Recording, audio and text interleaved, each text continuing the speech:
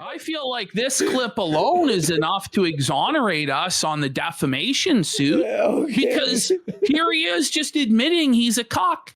How could I know he's not when he says that he is? Yeah. And chat, has anyone ever seen anything like this in all their time on the internet? Anyone? Honestly, can anyone in chat point out a situation you've seen like this? Because I can't. Oh, buddy. We're still here, motherfuckers. We're still here, Jeremy Hambly of Wisconsin. You cuckold bitch made flag bitch who got your fucking ass handed to you by a fucking not one fucking lick in, you coward. Oh, and by the way, you're a poopy pants, Jer. What do you think about that, buddy? You shit your fucking pants, Jeremy Hambly. You shot your fucking pants in Walmart, and the stink of your trail of smears went all the way from fucking produce to the goddamn bicycle aisle. Said by You think, motherfucker, they'll ever bow to you? You think they'll ever stop fucking with you, bitch? Send the fucking papers, cock. Fucking do it. You'll never do fucking shit. Do it, Take down this platform right now. You said that you had the connections. You said to Josh Moon in DMs that you were talking to Eddie from Kick and we would never stream again. Well, I'm still fucking here, bitch. What do you fucking think about that? You're gonna have to drag me out of this motherfucker with a crane because I'm fat as and I've had it with you. You will never, and I mean ever, silence me ever in your miserable fucking life. Do you understand me, boy? Do you understand me, you fucking cuckold? You will never, ever match my will. Do you understand? You will never break me. I will break you, Jeremy Hambly. I already have. I'm taking your sanity from you day by day by day. And let me tell you something, buddy. By the time this is all done, you're going to beg for mercy and none will come to you. Let's go! Ash, I 7 years ago up with coke and fucked up my life. I crawled out of the ashes, came back, built myself back up for this fat to try to take me down. You, Jer. We need a bigger bell for what Hambly thinks he's gonna do. We got you, motherfucker. I've been through worse, Jer. Your fat ass won't take me down, you bitch. You fucking piece of shit. You know, Jeremy, it's that over. You lost. It's over. When even Ethan Ralph is with me. Ethan Ralph is helping us out. He's backing us up. When even Dick Masterson knows that I'm in the right and is siding with me. When Matt Jarbo is siding with Kino Casino.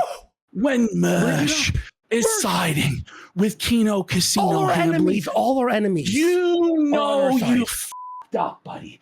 It's a giant f***ing bell alert, Jeremy. Buddy, Jeremy. Oh. Everyone knows who you are. The streets know who you are, Jeremy. You're the lowest of the low. You're the snitch. You're the traitor. You're the Randall Weems. Miss Finster! Ain't nobody have any respect for fucking snitches.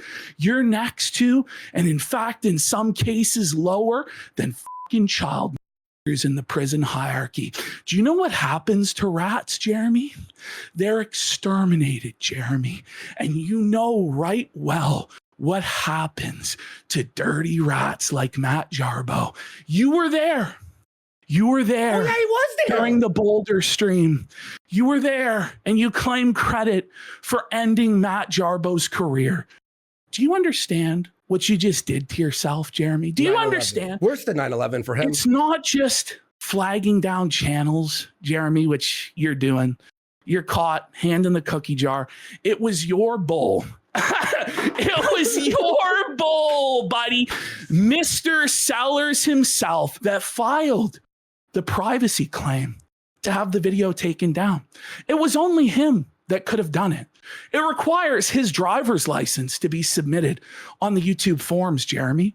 You guys are desperate to cover up the fact that you invite on a regular basis into your home a sex-swinging bull that has a history of domestic abuse, where even his own fucking family members don't want anything to do to him.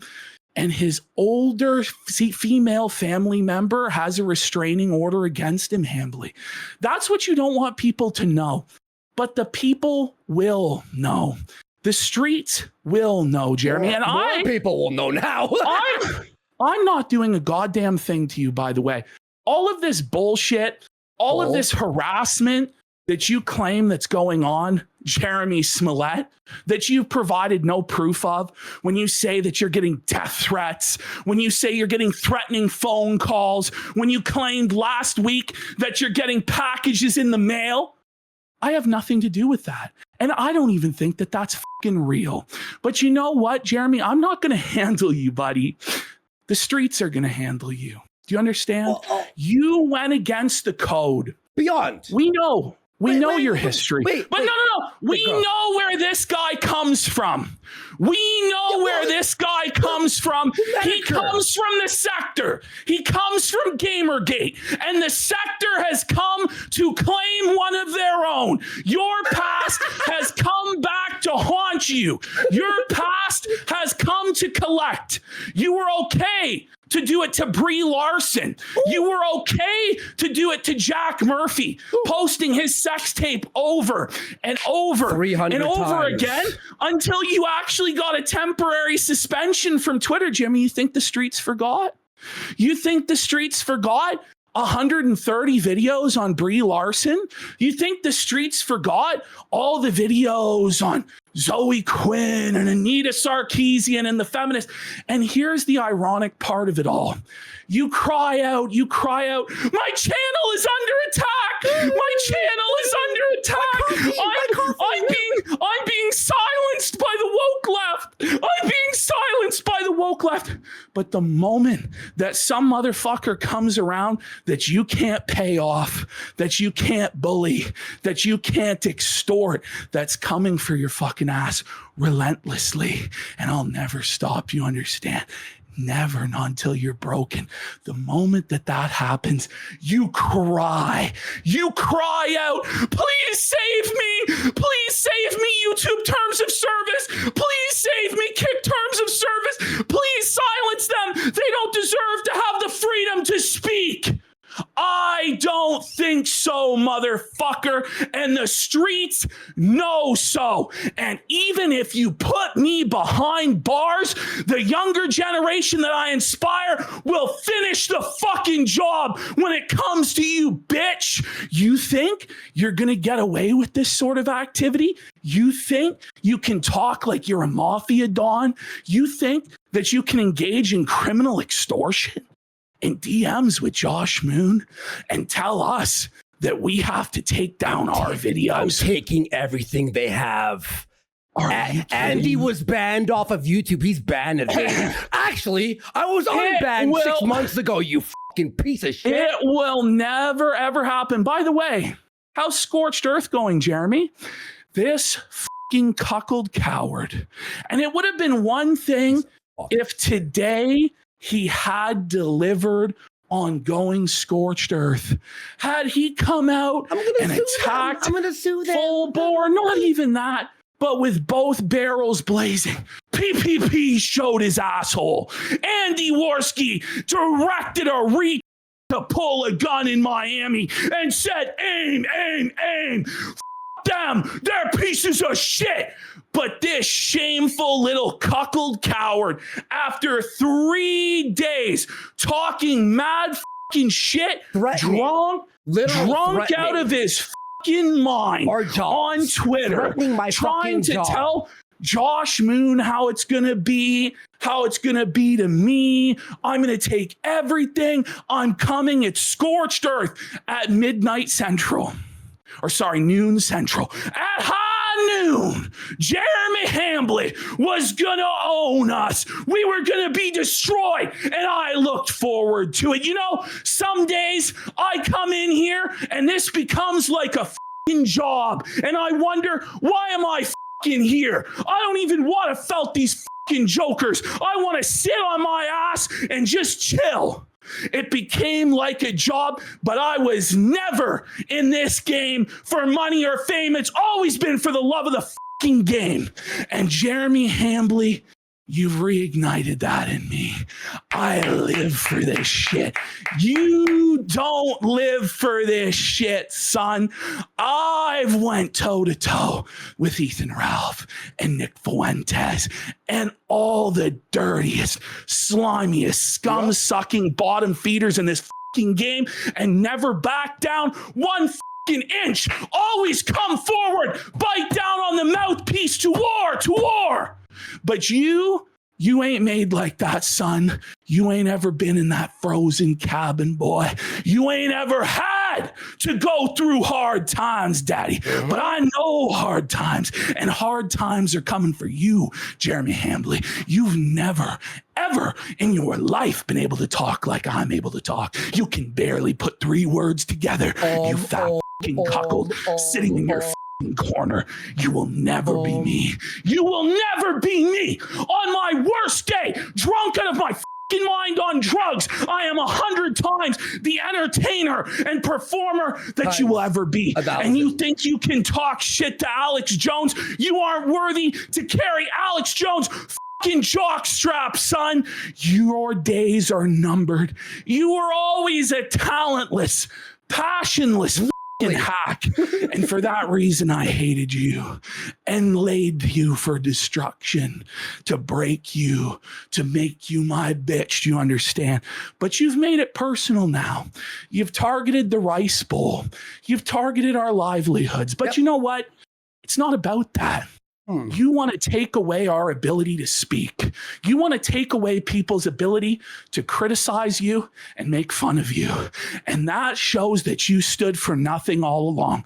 Because even if you were a basic bitch, fucking libertarian, you would have at least that commitment. But you fucking don't. Because when it comes time to you, when it comes time for you to be the fucking nail, you're a fucking bitch. And you go running to the cops, you go running to lawyers, you go running to the YouTube terms of service, you go running to Eddie to run this fucking site. Well, no, we tell fucking Eddie how it's gonna fucking be. Eddie comes here and he gifts 100 subs on Bended Knee because there ain't no motherfucker on kick.com who can do what we fucking do. Do you understand? Literally. And that's why you're fucking shook, Jeremy, because we're effective and we get the most flack when we're right over the target. And what you've done, Jeremy, by opening the floodgates, by crossing the fucking shit line, buddy, because that's what you did. You crossed the fucking shit line. And now your grift is hanging at the end of a fucking shit rope, Jeremy, hanging over the fucking shit abyss. And the harder you try and cling to that shit rope to save your grift, the quicker you'll slide down the greasy pole into the shit abyss of hell. And the only thing that will be there, Jeremy, is the mirror. And you can look in the mirror and see your own shortcomings of how you destroyed your own multi-million-dollar opportunity because 2 retarded pieces of shit from Canada, one a cokehead, the other one 400 pounds who showed his asshole, got you so fucking seething that you threatened to destroy their livelihoods and deplatform them, going against everything you ever stood for in your entire career. All of them, my channel's under attack. I just want to make money. I just want to be able to say what I want to say and think what I want to think. You flushed it all down the toilet. And for what? For your bull, Adam Sellers? Toilet. So that he can keep fucking your wife, the harder you try and push this, Jeremy Hambly, the worse it will be for you. And you understand, right? There's no going back. There's no putting the fucking toothpaste in the tube. You understand? You want to put us in jail. You want to take all of our money. You want to take our livelihoods away. You say there's no fucking rules? Well, Ethan Ralph said that. How's that working out for him? Okay. By the way, Jeremy, we've treated you with kid gloves. Okay. I don't say your fucking wife's name. You say your wife's name. Hannah Claire today actually had to tell you to stop doxing your wife's name on your own program because you're such a fucking reckless idiot. Or are you? Or is this another case of the same weaponized incompetence you use in your marriage to Heather to get away with being a lazy layabout oaf idiot? Is it? Because what I think is happening here, Jeremy, is you're using your wife as a human shield, you disgusting fucking piece of shit. You're using your wife and your family as human fucking shields, just like Review Tech USA does. What a low way to go, buddy. What a low way to go. And what you're actually doing by crying out about how you're being harassed without any proof of actually being harassed is you're inviting harassment on your family. You're inviting harassment on your wife, and you want your wife to be harassed. I don't want your wife to be harassed. Me either. I just want to be able to make videos saying that you're a fucking cuck and laugh at you and collect my fucking check. Do you understand? That's what I'm here for. Comedy. I'm here to have fun. This is a comedy program. I don't have these grand delusional aspirations you have of going to AmFest and rubbing shoulders with the elite to try and climb a greasy fucking pole of conservative media so you can go to degenerate sex parties where you watch your wife get by a higher caliber of criminal, one that wears a suit and tie instead of an orange jumpsuit like Adam Sellers fucking wears, buddy. That's you. I'm me. That's Andy. We do a comedy show that you've taken so seriously that you've crossed the line. Want to ruin my life and Ashton's life? You want to take everything? Not one person is with you other than Nick Rekieta, who, guess what, is a cock. And Vito. He's a swinger. And Vito, the pedophile. Literally. These are your associates. These are the people who stand with you, Mr. Hambly. And I'm just telling you, your behavior is starting to piss people off who aren't like me, because I'm not a nasty guy. Contrary to what people believe, I don't run gay ops. I don't dox. I don't SWAT. I don't do that fucking shit. You understand? That's gay shit for like you who run to report and to cry. And to DM people to destroy our lives. I'm going to ruin their life. But here's the extortion plan. If you continue the way you're going, and honestly, you've already gone too far now. Too far. Get down on your knees and beg for forgiveness. Apologize. Seriously, you can't just pretend that what you did yesterday didn't happen. Because I'm going to tell you something right now, Jeremy. I've seen the messages you sent to Josh. Do you want them to come out? Why don't you release them now and just get it over with? Yeah. Why don't you release the messages that you sent to Josh last night, Jeremy? Because I'm telling you right now, buddy, those messages are bad. In those messages, you admit that you are planning to do anything and everything to deplatform us. Anything and everything. And you undermine, in a lot of those messages, the entire legal case that you want to fucking make. So I don't know what to tell you, buddy, but you barked up the wrong fucking tree. You have sown the wind and you will reap the fucking whirlwind. Okay. You don't understand the version of Kino Casino that you've been getting for the last 6 or 7 months. Gone. We were just having fun. It's gone now. We were just now there's a mission. You don't understand. I live for a mission. I live for a righteous cause.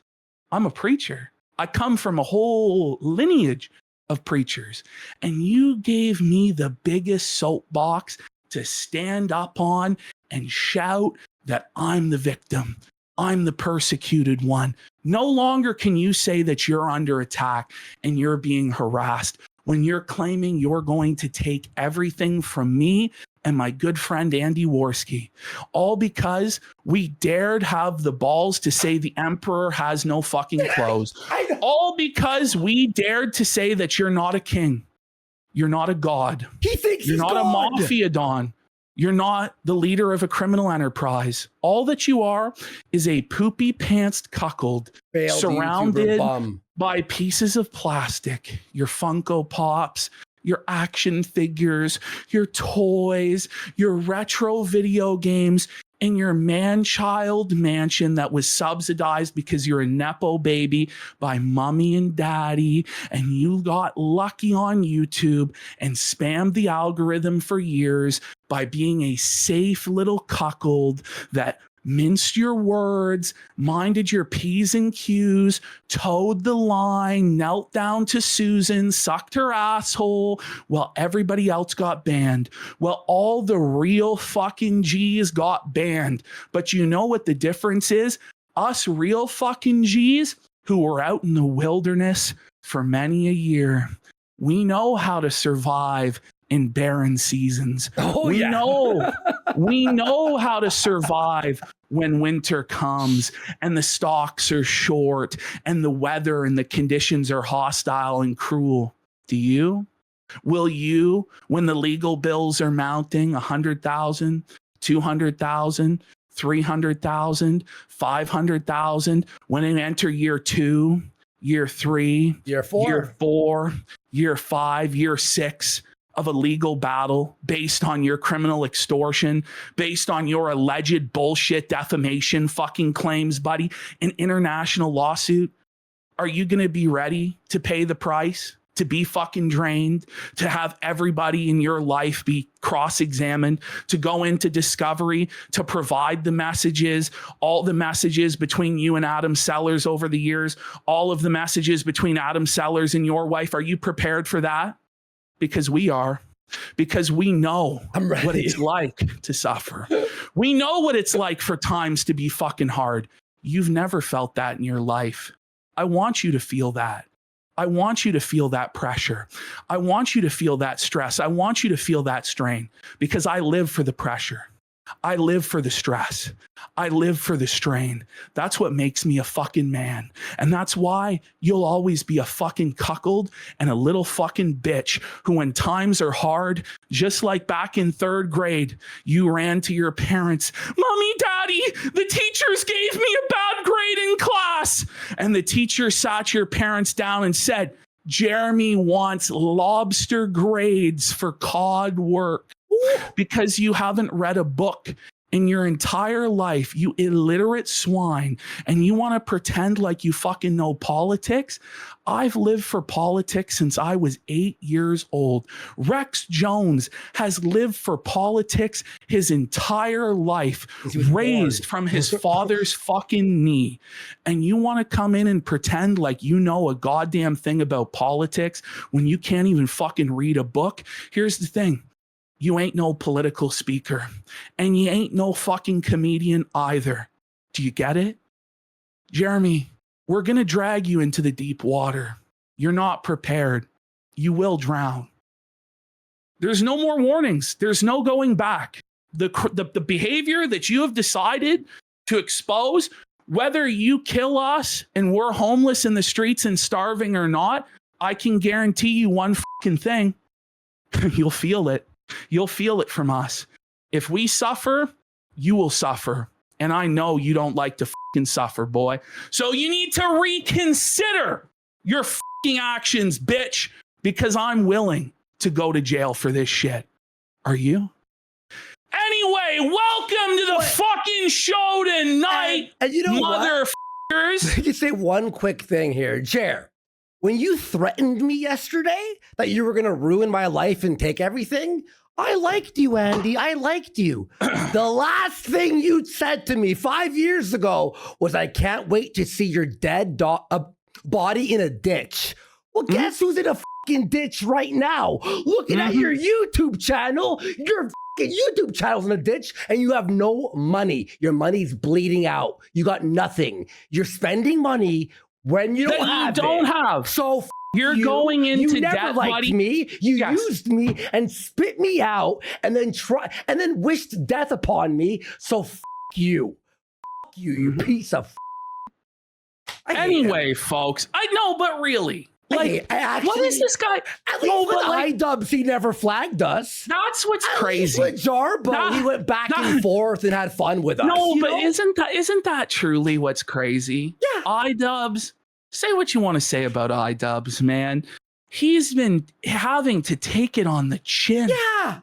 For 6 fucking years. Everybody and their mama calling him a cuck every fucking day. Thousands of times a fucking day, in fact. Absolutely destroyed by Sam Hyde.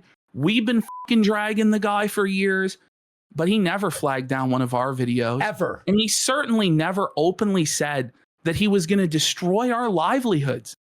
And that's a leftist. That's a legitimate cuckold leftist. A beyond leftist, like an extreme leftist.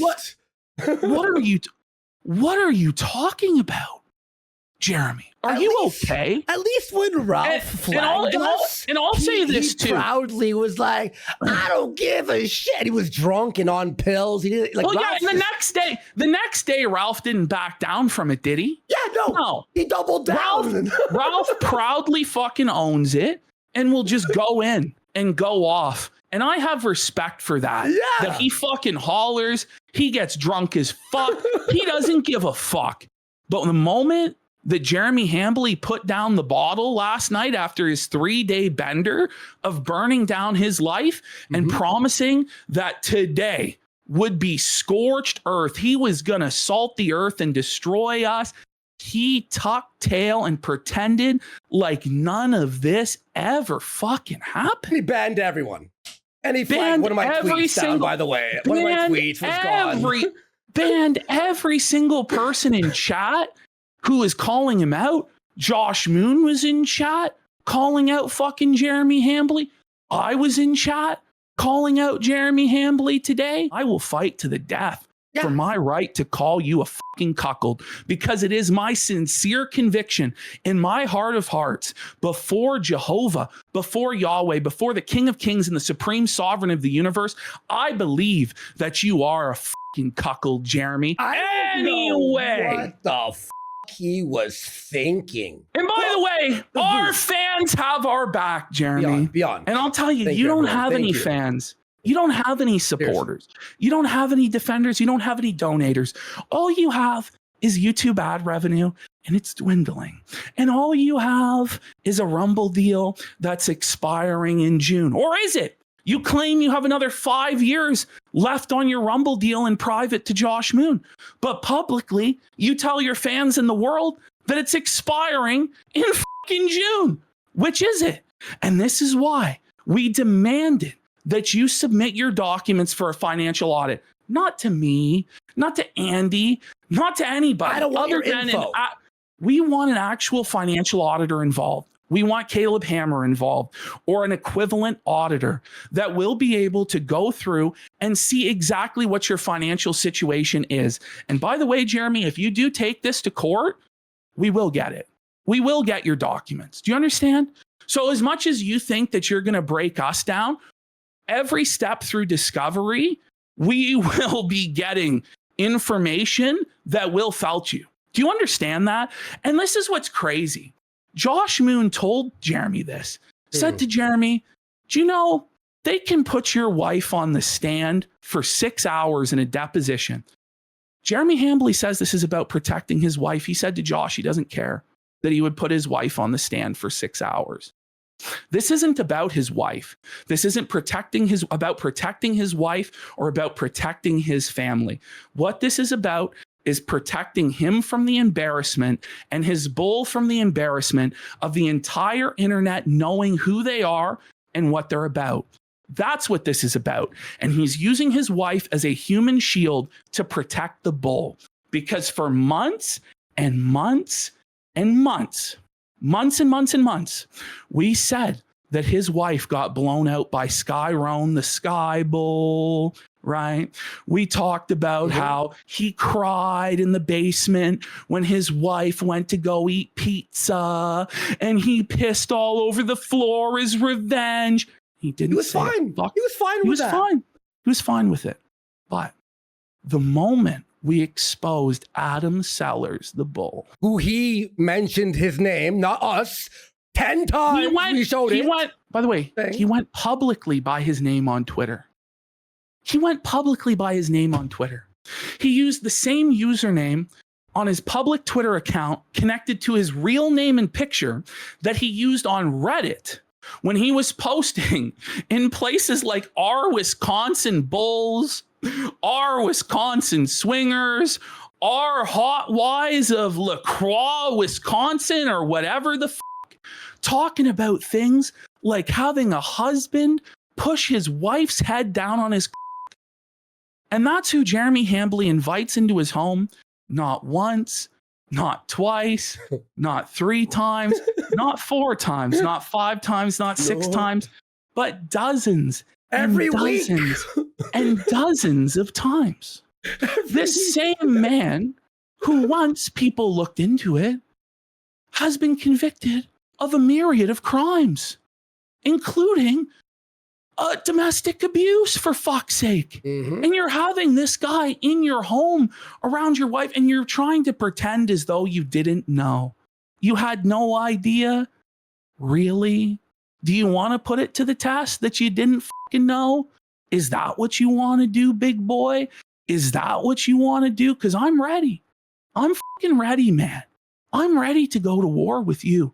You think that you can just do this shit and that nobody's ever going to call you on it? No, I'm calling your bluff. I call your bluff. I think that you're full of nothing but liquid courage. And when it comes down to your actual courage, when it comes down to your actual fucking convictions, you are lacking. You will measure up short. About the YouTube thing, he goes, I'm going to get them removed off of YouTube. Trust me, easy. But a human reviewed the video, and a human went, this is okay. They watched the full thing. We had to wait 6 hours, 6:30 a.m. on Easter. On Easter, well, we rode this is back what's crazy. What's crazy is this guy is doing this whole fucking spiral. Yeah. This whole meltdown on Easter Sunday of all days. And then next, it's just crazy. We waited for 4 hours really is. From 2 a.m. after the promo channel, the Cathedral channel was flagged. Flake stayed up all night with a bad feeling. He's like, he's gonna flag us. I bet you he'll flag us. 2:30 a.m. my time. It's flagged. He has to make up the entire appeal. He has to put all the timestamps, speak to a human, wait 4.5 hours, 6:38 a.m. By the way, messages me, it's back. Thank God. I'm like, thank God. Where are all of Jeremy's friends to speak up for him? Where's Nerdrotic at? Is Nerdrotic going to come to your defense? No, of course you not. burned him. You burned him. He doesn't agree with what you did. Other Jer, good Jer. Yeah. What about good Jer? Geeks and Gamers, is he coming to your defense? Oh. No. What about Sargon? Sargon coming to your defense? Sargon coming in on a white stallion after you were his lackey and attack boy for him for years and years? No. Sargon's not coming in to defend you. Where are your allies? Where are your friends that are co-signing this activity? There's not one that can be found other than fellow cucks and fucking pedophiles. Okay?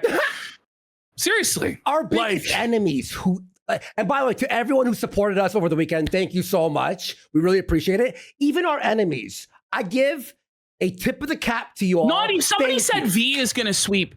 Not even V swept for you. V. Do you guys know? Do you guys know that V was one of the first ones when the news broke to shit on Jer's fucking head? Oh, really? A new video? It is awful. No, he did a whole live stream about how Jeremy Hambly is a cock, and the bull is coming. And he said, I'm not surprised.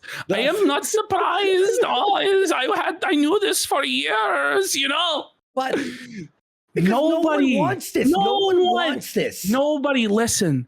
Every single creator that is out there, every single YouTuber, Rumble streamer, particularly the people on Rumble and Kick, particularly people on the right wing that were censored for years and years and years by bullshit reports on the left, have no sympathy for snitch flaggers like you, people who threaten to take down other people's videos and take down their livelihood. You have made such a horrendous tactical error. I don't understand how you could possibly think that this was the right call. I do, actually. You were drunk. You were drunk as fuck in a disgraceful fashion on Easter Sunday as you LARP as a Christian, but yet Jeremy Hambley complained that there were too many baptisms on Easter. Do you know this?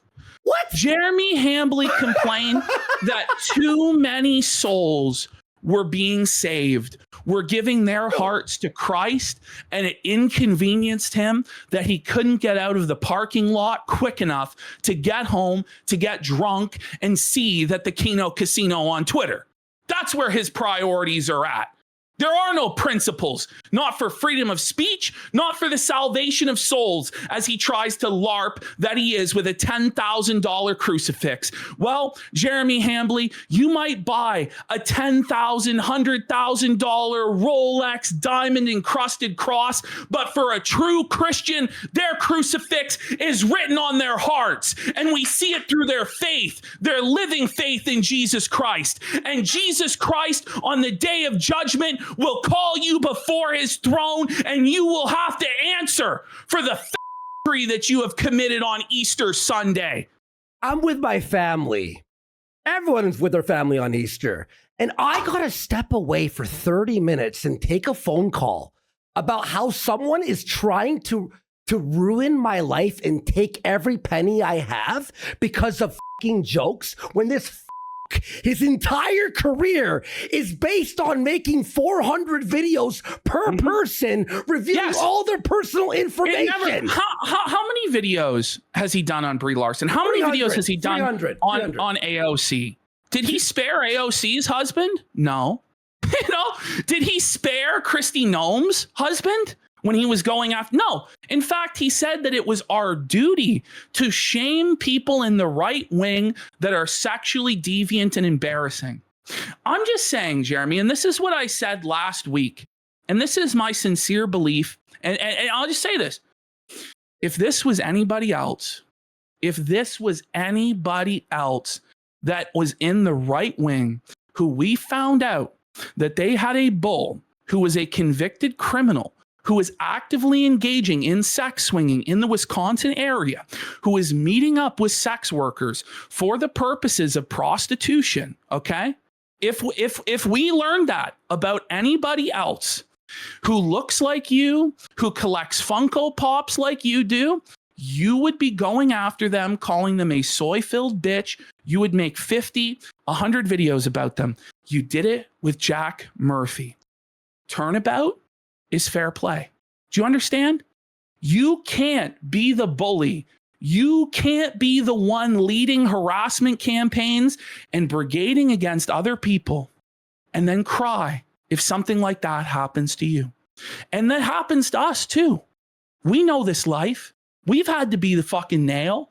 There's been a number of fucking days where we were just getting felted. Oh yeah, where we were just the last 4 years torn apart. The shit on me when I was knocked out. The world, the entire normies recognized me when I was getting internet, and he's like, "Hey, I know you. Are you the guy that was knocked out in 20 seconds?" And I'm just like, "Yeah." And I had to take it and laugh. I had to go, "Hi, I suck at boxing. I suck at fighting." You need to take your lumps like a fucking man. We all know how this works. We all know how this game works. And we're all so grateful and so lucky to be in it, to have audiences, to be able to make money doing the best and easiest fucking job in the entire world. And the fact that you're allowing us to jeopardize that for you is crazy. That you're willing to risk it all, and you said you would burn it all down, and you would be willing to lose everything in order to hurt us. What's wrong with you? exactly? Like, what is your major malfunction? I thought we were irrelevant, though. I thought we were nobodies. Well, I thought we had 10 people in chat. Remember when this all started, he said, these guys, and by the way, this guy was trying to say, I'm a random, I'm a nobody, as he begs and pleads to have a platform here. Please let me on. Please let me on. Please, PPP, please do a weight loss competition with me. Please do this with me. I want nothing to do with stinky cuckolds like you. Do you understand? I know what you did to Mr. Medicare back in the day. We're going to show it to everybody today. The bullshit that you did, the hoops that you tried to make Jim jump through. I'm making you jump through hoops. I'm treating you like you're a fucking nobody, like you're a fucking nothing, like you're a fucking worm, because you are. You are a fucking worm. You are a worthless bum that I have no respect for. And I'm going to make you dance. And I'm going to make you sing my fucking tune. I'm going to make you play my fucking reindeer games, buddy. I'm going to get you down in the mud with me, and you're going to wrestle with quite the fucking pig. We're both fat fucking pigs, but I'm much younger. I'm much better looking. You've lost a lot of weight, though. I'm much more charismatic. I appreciate you saying that. You have. And when I see him in real life, I'm like, whoa, he actually has changed. Like, it's crazy. It's actually crazy because you actually work for it, Ash. You work for it. Not only with that, but also you put on a show. You know how happy I am here? I could produce and do whatever. And I could just enjoy listening. Do you want to know why? Andy fake laughs. I don't fake laugh. You want to know why? Because I'm with the funniest motherfucker on the internet right now.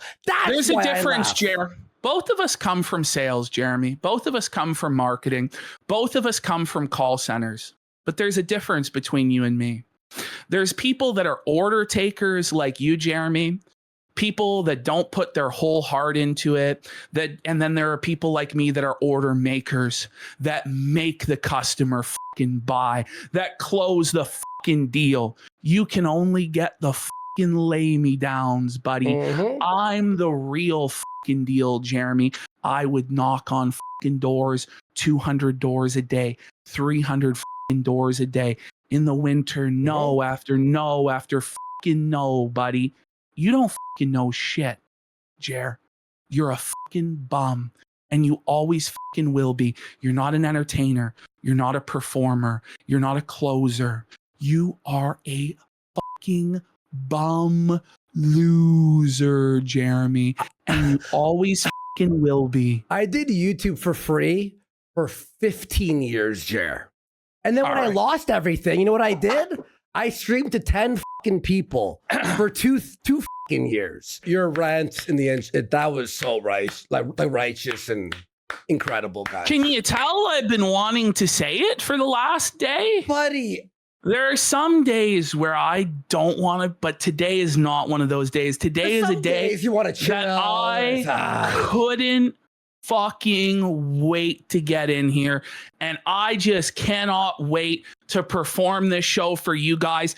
And as long as we have your support, you out there, the viewer at home, as long as you are entertained by this show and we have you laughing, it doesn't matter if we're on Kick, it doesn't matter if we're on YouTube, it doesn't matter if we're on Rumble, it doesn't matter if we're on Party, it doesn't matter if we have to go to Robot fucking Streamer, we will still be here doing shows the way we have always wanted to do shows, and no fat cuckold from Wisconsin will ever, and I mean ever, be able to end the house, because the house always wins. Guys, and I'm aware, I'm hearing what you're hearing, that Noel dropped the DMs. So I don't know, Jer. Well, or wait for us to read them. We'll read them tonight. We'll get there. We'll read them tonight. We'll get there, but there's a lot. There's a lot to talk about, folks. 8 hours of quartering. I'll watch every quartering video from day one. Well, and that might honestly be what happens, you know? Yeah. If Jer really does put us in this fucking bind, it may be that we're doing shows 7 days a week, and we will A-log every quartering video that's ever been produced from the fucking beginning of time. Yeah. I really don't fucking care. I will stream 24/7, 365 every fucking day to fund the war chest against Jer. And I I hope that every single one of you is prepared to make the commitment that we are going to total war with fucking Jeremy Hambley. The streets are going to war with Jeremy Hambley, and it's all his own fault. So let's pick up where we last left off on Friday. How did it escalate like this? I don't know. How did it get so retarded? Well, Jeremy was drinking, but so when last we left off, everything was going hunky-dory. It looked like we were going to have the conclusion to this arc that we always wanted, because from the beginning, this entire arc has been about getting to the bottom of whether Jeremy Hambley is actually rich and a multimillionaire, or if he's actually fucking broke and in debt and leveraged up to the gills, because it's constantly changing. Jeremy Hambley did a series of fundraisers where he scammed his audience. Let's just call it what it is. He asked for $50,000 for a coffee facial exfoliation cream. It's been years. It's not been delivered on. He took their money and scammed them. He did. He raised the money. Yep. And he scammed them. Just didn't deliver on the exfoliation cream. He asked $100,000 to build a brand new studio. Scammed it. Raised the money, didn't deliver, just scammed his audience completely. Instead, he has a studio office, but he promised something along the lines of what Tim Pool had, didn't deliver on it. It's just a basement apartment with 4 desks. 4 desks and a couple of Pokemon in the background. Wow. Jeremy Hambley told everybody that he was in serious trouble with his coffee company, that he had put $300,000 on his personal credit cards to purchase equipment for his coffee factory that doesn't exist, that there's no proof exists. There's no proof that any of this equipment exists. What actually happened, in my opinion, is Jeremy Hambley way over-ordered coffee for Mother's Day and wasn't able to sell it and didn't want to take a loss. So he lied to all of you and told you he had to sell his personal possessions. He had to sell his Neo Geo collection in order to survive, and that he needed you to buy that coffee. He really, really did, or he was going to go under. And his fans bought that coffee, and they bailed him out of that spot. Jeremy Hambley, instead of delivering on any of his promises, instead, what Jeremy Hambley did was he purchased a bunch of Rolex watches. He purchased a saltwater aquarium for himself, that he hired a fish tank guy to monitor, the same fish tank guy who is the saltwater fish tank aquarium guy for a member of the Milwaukee Bucks. Okay. He purchased an RC car track in his home for $10,000, a shipping $16,000 RC track. I think it was like a $50,000 saltwater aquarium. He bought a watch, a luxury watch, that the tariffs alone were $7,000, according to him. This guy is planning on building like all these, like a new garage, a car wash on his property, an orange orchard, all this stuff. And then this guy had the balls to ask for $10,000 to go to AmFest when he's supposedly a multimillionaire. He told everybody that he had already purchased all of the equipment, all of the travel, all of the airfare, all of the hotels, all of this shit. Right? That's no, but he kept mixing it up, remember? Yes, every day he kept mixing it up. I had whether it was going to be ordered, whether it was not going to be ordered. Yeah. And then ultimately he claims that he received, I think, like $7,000 to put him over the top from 2 Jewish Canadians. And by the way, he promised a Christmas card signed by the whole Quartering crew, that he would sign it, Melanie Mack would sign it, Hannah Claire would sign it, Luke Rudkowski would sign it. He never delivered the Christmas card. It was like 11 of them or 14? He scammed them. Yeah, it was something like that. 11 or 14 Christmas cards, didn't deliver it. Instead, he sent out a Valentine's Day card months late. I don't even think he got there for Valentine's Day. Signed by only him. Signed by none of the other cast and crew. Okay. So we've been trying to find out, is this guy actually rich? Is this guy actually poor? And I've been saying from the beginning that my dream for this is to have Jeremy Hambley go on Caleb Hammer and do a financial audit. I didn't want his financial information for me. I personally didn't want anything to do with it, because Jeremy Hambley is a slimy, stinky, cuckold liar that I just don't want to deal with. Because as you're going to see in his interactions with Keemstar and Mr. Medicare from in the past and Rex Jones from just this last week, this guy is the most disingenuous, slimy, lying liar that lies as he breathes that we have ever fucking seen. And so I just wanted him to submit his actual finances in, and let's find out, where is all of his fans' money going? What is going on? Seriously. Yeah. Like, what is actually going on? Now, he could have told us to pound fucking sand. Yeah. He could have said, I don't need to submit my financial documentation. Fuck you. You guys are blowing smoke. You're ducking. Instead, he agreed. He said he would send all of the financial information. Yeah. He said that he would send it all out. He agreed. And then he backtracked on it. Not only backtracked, but then erased everything and then acted as if Ashton was forcing him to. We said, if you want to be on the show, we have to make sure their fucking records are real. That's all we said. If you want to come in, because fine. If not, then bye. He wanted to just be able to come on and just show whatever bullshit and pass it off. Yeah. And it's we're liars. No. Oh, look, I showed you the screenshot of a fucking I showed fake. You that I'm worth $50 million bazillion dollars, and I showed you this and I showed you that. I'm like, no, I want somebody who actually knows. That, you know what I mean? I'm not an accountant. I'm not an auditor. I don't know what I'm fucking looking at. I didn't want his documents. I wanted it sent to a neutral third party that would handle it. And if he wanted to be on a call with us, fine. But I would have rather not have been on the call, to tell you the truth about it, or not had anything to do with it. That's what this has been about from the very fucking beginning, is about getting transparency in regards to this guy's grifting, because he cries broke, cries the victim, cries that he's under attack. He can't afford to pay his staff. He's going to have to fire his staff, guys. I don't know how I'm...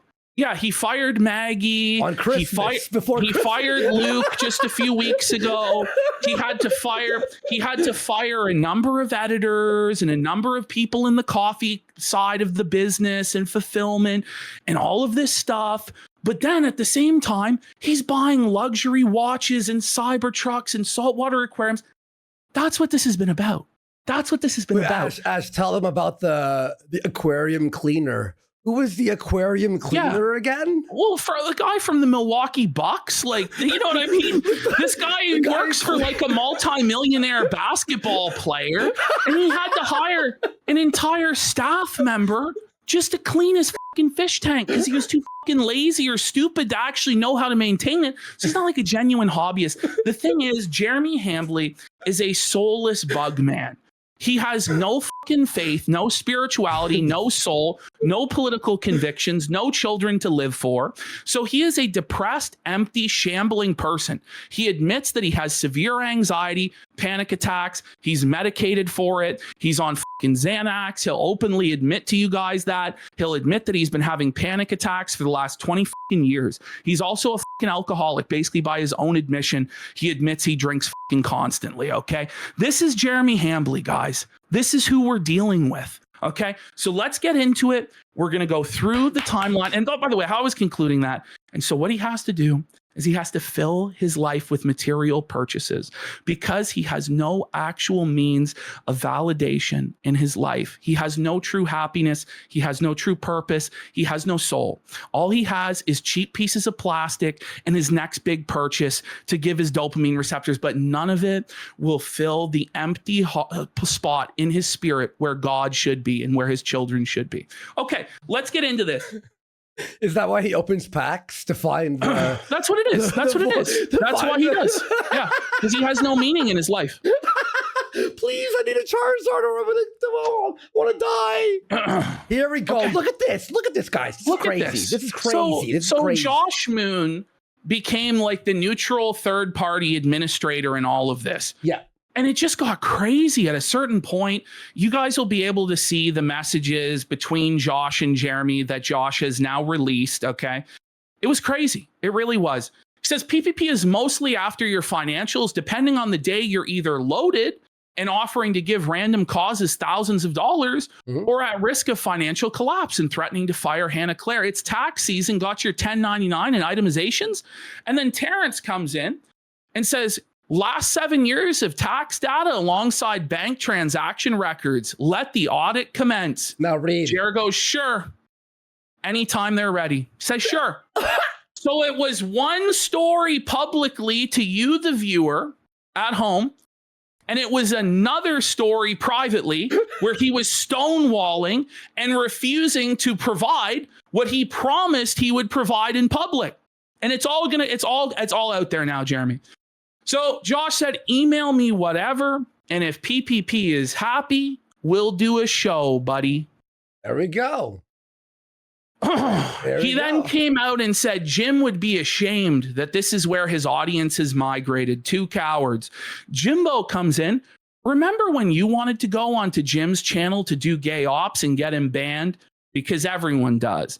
And that's why no one will let you do whatever gay ops your drunk ass wants to now. If you have no issues sharing your financials, go ahead and post them, pussy. Jared says it never happened. And he made a sarcastic remark. That's all it was. We're about to fact check this. We're about to fact check it right now. So let's bring you guys back 6-7 years now. I think this is like maybe 8 years ago now.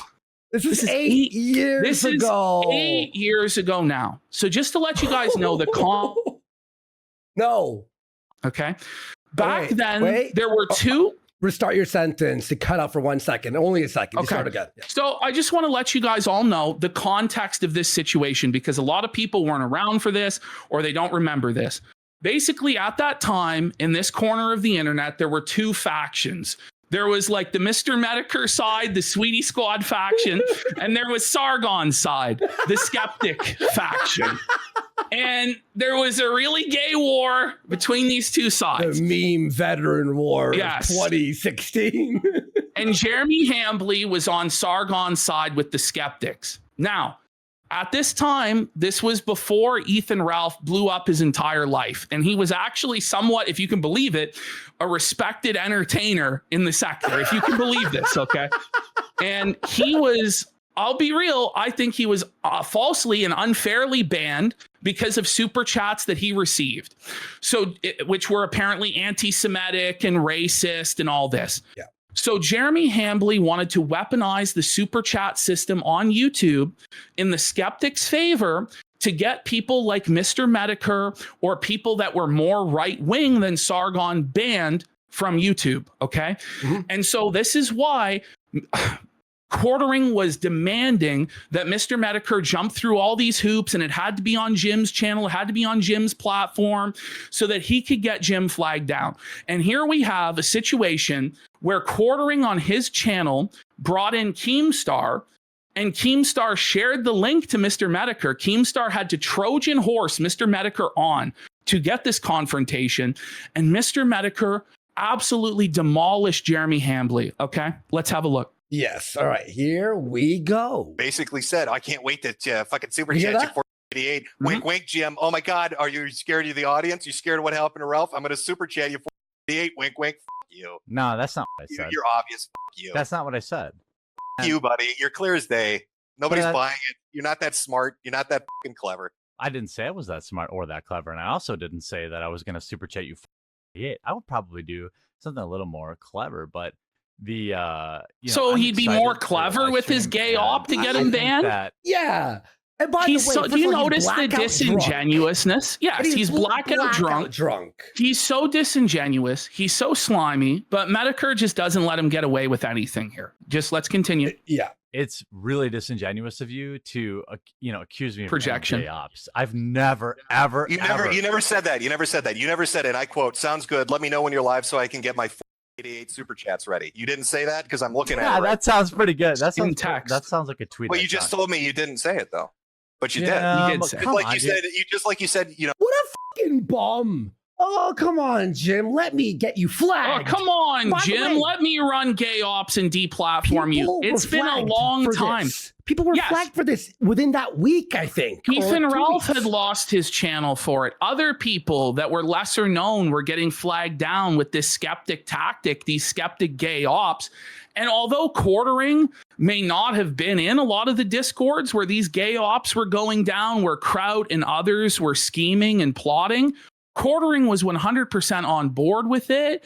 And this was part of him supporting it and pushing that agenda of deplatforming more right-wing leaning voices from the platform. That's seriously what this was. And that's part of the reason why I will never, ever give this guy a platform until he jumps through my hoops and sings my tune, because he tried to do this shit to Jim. So I'm going to make him fucking play my fucking reindeer games. Okay. So let's continue. I didn't invite Jim on, but you did, because I have it clipped and it's on my channel. You say one thing and you backpedal away from it because you're a pussy. Oh, Jim, don't say that about me.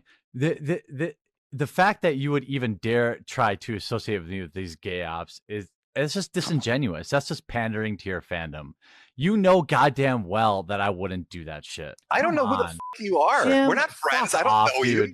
I talked to you on one stream. Oh, 2 streams. That's how I know you. Not many. Why are you acting like I would know? Wait, you don't have a reputation that precedes you. You're just some fucking guy on YouTube like everybody else. So then why do you assume I would flag your shit? Actually, he kind of does have a reputation. Like, pretty much everybody hates him. And now... Keemstar from the top rope. Keemstar came in clutch. And it may be towards the end of the night that we watch this full fucking thing if people want to see it. Yeah, but this is the most relevant section, in my opinion, and this shows you guys the sort of character that Quartering is. And I saved this piece of material. I've been well aware of this for years, since it happened, actually. The reason I saved this particular piece of material for right now is because I knew this day would come, and I knew that it needed to be presented right now. Okay. I'm starting to figure out why. Everybody does hate me. That's right, Keem. My channel's fucking sinking. You do have that rap. They all hate me. I mean, a lot of people hate me too, but everyone knows why, right? I'm a fucking aggressive asshole, right? But you're just a beta. That's why they don't like you. You talk shit, and then when you get confronted with them, you're like, "Oh, I love you. I love your channel. I can't wait to watch it." And that's what he tried to do, by the way, in the DMs with Josh. I love Andy. I love Andy. No, you didn't. You wished Andy to die. You wished Andy dead years ago when Andy was at a low point, simply because Andy mocked you for wearing a Meme War Veterans hat, which was cringe. That's it. It was cringe, though, right? Like, was I in the wrong, folks, for calling? But this is what he does. He will try and talk all this fucking shit, and then as soon as he gets called on it and brought on, he starts sucking the person's ass immediately. Super beta, super pathetic. So after we did the show on Friday, exposing Jeremy Hambley's bull, Adam Sellers, and his criminal activity, suddenly the next morning I wake up. The first thing I see on my phone, I roll out of bed. I got a strike on my Kino Cathedral channel for this promo video. I go, it's obviously Jeremy Hambley. The thing is, we never have problems with these promo videos. Like, they never go down. So obviously some gay ops were afoot, but I'm like, all right, it, maybe it wasn't him. Maybe it was.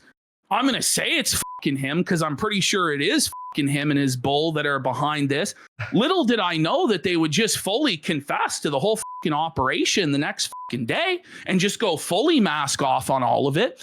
But let's continue. And I said it's 100% him. I have no doubt in my mind. Like, we had no proof technically, right? No. But don't worry, we'll get there. So he starts deleting all of his tweets as well, deleting his request to go on Caleb Hammer's show. All this is completely backtracking because he was drunk the last night and he was regretting his promises that he was going to provide this information and do auditing and all this stuff. Let's continue.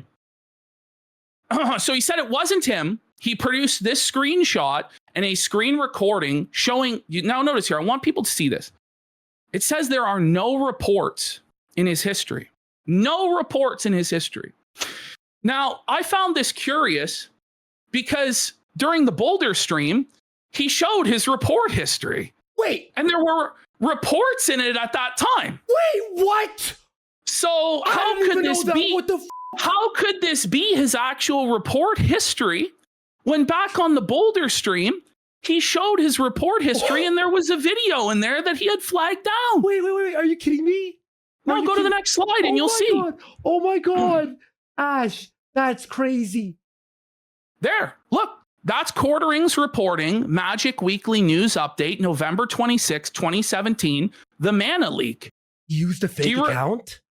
to show I don't know what account he showed us. And the thing is, too, Jeremy Hambley has a lot of accounts, and he has like at least more actually that we know of. And I think there's multiple that are verified. So just showing one account's report history. Yeah. And by the way, Jeremy Hambley, when asked if it was the bull, said maybe it is the bull. He didn't deny it. So either Hambley did this on one of his alts, is my strong conviction, or it was the bull that did it. Moving along, just to continue my skepticism about this, here we have Jeremy Hambley. First, we're going to hear him talk some shit about Jim, Mr. Medicare here. Okay. And then we're going to hear him admit to his reporting history. So here it is from his own mouth, admitting that he reported videos. Okay, so don't just take that screenshot's proof. Listen to him. Oh my God. Jim, on the other hand, is a coward who is afraid of his own super chats. So Jim is welcome to. He's afraid to get banned. I'm happy to talk to Jim, but on his channel, Reputation, I have in fact shown in 10 years on YouTube, I have submitted one strike ever. It wasn't even a copyright strike. One strike. Community guidelines. But yet, when he does the screen record and shows us, there's nothing in the history. But we're liars. Now, maybe it's some glitch on YouTube's end, or maybe they go away after a certain time. But I'm just skeptical about that. Ultimately, it's neither here nor there at this point, because the guy has already admitted to doing the shit. The guy's already admitting he wants to take us down, just admitting that he's talking to the CEO of Kick. Okay. Continue. Okay. Wow. And here he is. Nuts. Here he is. And I believe this is the exact moment in time when he brigaded to flag down a video. Now, I think the video that he was brigading to flag down here probably was in violation of the terms of service. But you know what? Nobody likes a fucking snitch, Jer. And once a snitch, always a snitch, fucking bitch rat, buddy. Is it still up because he's calling for violence? Yep, I would be flagging this. No comments. Likes and dislikes are disabled. I'd be flagging this for hate speech. Flagging for hate speech. What a fucking loser. Our free speech hero here endorses flagging for hate speech. I'm sure conservatives love that. The right wing loves it when guys who look like that, surrounded by children's toys, tell us to flag things down for hate speech, right, guys? I don't think so, Rat. I don't think so, Snitch. The streets don't forget, Hambley. The streets don't forget, and the reckoning is here, pal. The reckoning is here. Target. If I can find the timestamp, I highly recommend flagging this video down. By the way, not even flagging it yourself. Everyone else, could you flag it for me? Could you flag it for me? What a bitch. And by the way, this is a pastor, it looks like. We got to find the timestamp, though. I honestly thought it was against YouTube terms of service to fucking, tell people to flag, but you can't do it. So they then say, come on, Quartering says, come on, dude, you guys have 1,000 videos roasting me. I don't care. Right. I hope you win your appeal. Right. He tags Team YouTube. The next day, it would go full on mask off, and you'll see in the messages with Josh Moon just how mask off it is. Now, other people started to weigh in. Highly respected conservative commentator, Ghost Politics. Love him. Jeremy likes to pretend that all the people who dislike him are from the woke left, that they're all left-wing communist SJWs. No, actually, a lot of real OGs have a problem with fucking Hambley. Here comes Ghost Politics. Come on, Quartering. This is just investigative journalism. Just admit you're a fat, limp dick cuck whose face looks like a camel's ass. Couldn't have said it better myself, Ghost. Love Ghost. Shout out. Now, this fellow, Beep, he says, not sure why you're even doing this. They aren't going to believe you. So no matter what they post, Jeremy, you are dealing with a cult. And he says, yup, I'm done responding. Was he? That was on Saturday. we're now on Monday, and he's still responding. Okay. Oh, no. So, Andy here says Quartering tried showing his report in his main to say he didn't flag. He has 20 channels with tons of subs. His other channels have the power to flag down YouTube videos easy. He was also in a drunken rampage last night attacking a scum. But we didn't even need this. Ultimately, he just admits to all this shit later I on. never believed that he was innocent for a millisecond. I'm like, this scumbag. I didn't know he would tell us. I didn't know. I was like, Ashton, is he admitting it right now? And you're like, I think he is. To be honest, he went beyond that. Like, he's gone beyond just reporting on YouTube. He then says, to be clear, I mean, if I was flagging videos for making fun of me, that would be a full-time job. Well, it's going to be now. You think it's just going to end with us now? Is that what you think? Was it your and then bull? Jesus asks, was it your bull? And Jeremy says, maybe. Could you maybe? It's the bull. Could you? Now, we know it's the bull who flagged the second video because it was a privacy report. Yeah. Okay. It was a privacy claim. And in order to do a privacy claim on YouTube, you have to submit your ID to YouTube. So the only person who could have taken there's three people, actually really only two. It could be either Jeremy Hambley submitted the privacy report or his bull, Adam Sellers, submitted the privacy report. And Jeremy, I think here is playing dumb and disingenuous and knows right well that it was his bull that's doing this shit, that's flagging on his behalf so he can maintain plausible deniability, which somehow he threw away the next day in a drunken rampage anyway. Just the worst handling of this I've ever seen, to be honest. I've never compared to worse than Jarbo. Worse than Jarbo. Continuing. At least Jarbo hung his head in shame and went, I was in a bad headspace. This guy quadrupled down. So now Quartering goes, PPP, a random Canadian. Jeremy, you have been begging to debate me now for months. You begged me in DMs to do a weight loss competition with me. So I don't think I'm a random. I think that you're very desperate to get me to stop felting you. Only considered to stop spreading slanderous lies about my wife, my friends, and my family. So just think about this. I have never mentioned a single member of Jeremy Hambley's extended family on this show. I don't know their names. I don't know their addresses. I don't know anything about them. I don't want to know anything about them. We don't care. Nor would I ever go after his extended family. You understand? His wife, he brings up on a near constant basis on his own show, to the point where on today's edition of the program, his own employee, Hannah Claire Brimelow, told him to stop doxing his wife by her full name. He doxes his own wife and talks about her activities on that show constantly. She was also a part of his content for years. Nearly every claw machine video also featured his wife. And Jeremy Hambley has never, ever respected that spouses of public figures are off limits. Like I said, just last week, Kristi Noem's husband was caught cross-dressing. Did Jeremy Hambley say that should be off limits? No. He covered it and said it was all our duty to mock sexual degenerates on the right wing. AOC's husband, Jeremy Hambley, has targeted a number of times. Jack Murphy's wife, Jeremy Hambley, has targeted relentlessly. Jeremy Hambley has a history of targeting women exclusively. Brie Larson, various feminist women on the left. In fact, Jeremy Hambley is known for almost exclusively targeting women. And so I don't really call Jeremy's wife by her name. In most of these videos, she is referred to as Quartering's wife. In fact, I would wager a bet that if you were to go through and count the amount of times that Jeremy referred to his wife as Heather versus us, Jeremy in our videos would have said his wife's name more times. Now, beyond. I don't know how Jeremy Hambley can go around bullying other people, talking all the shit that he wants, making hundreds of videos endlessly about other people, and then cry when it happens to him. You just can't. You can't do that. And he says I would only consider stopping spreading slanderous lies if he gave me 7 years worth of tax forms. Again, I never asked for that. I asked for you to submit your tax forms to Caleb Hammer or a neutral third-party auditor that would handle it. I don't want your information. Understand? I don't want that. I just want transparency for your own audience that you scam on a constant basis.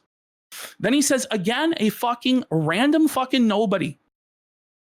You're really getting worked up over a random nobody, aren't you? Really getting worked up over a random nobody.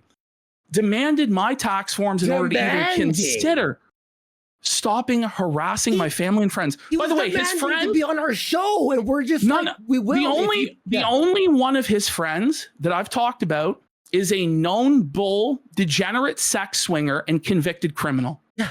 So if those are your friends, I feel like they deserve to be mocked, Mr. Hambly. That's what I believe.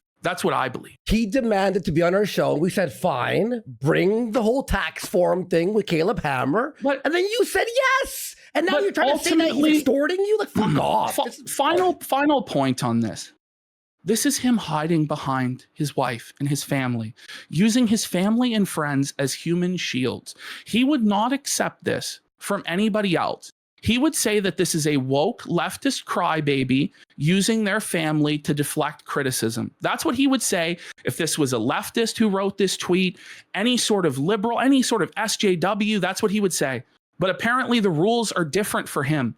He is a deity class. He is a king and a god that's beyond mockery and criticism. That's what he believes. I don't believe that. And we'll see in the DMs later exactly what he said about that. Mm-hmm. So it's then crazy. he says, Ashton Joel Parks of Canada, as though I'm going to be intimidated. Name? Yeah, as though I'm going to be intimidated and shrink away and bow down from him because he's using my full name and he doesn't even know, like, the country that I live in.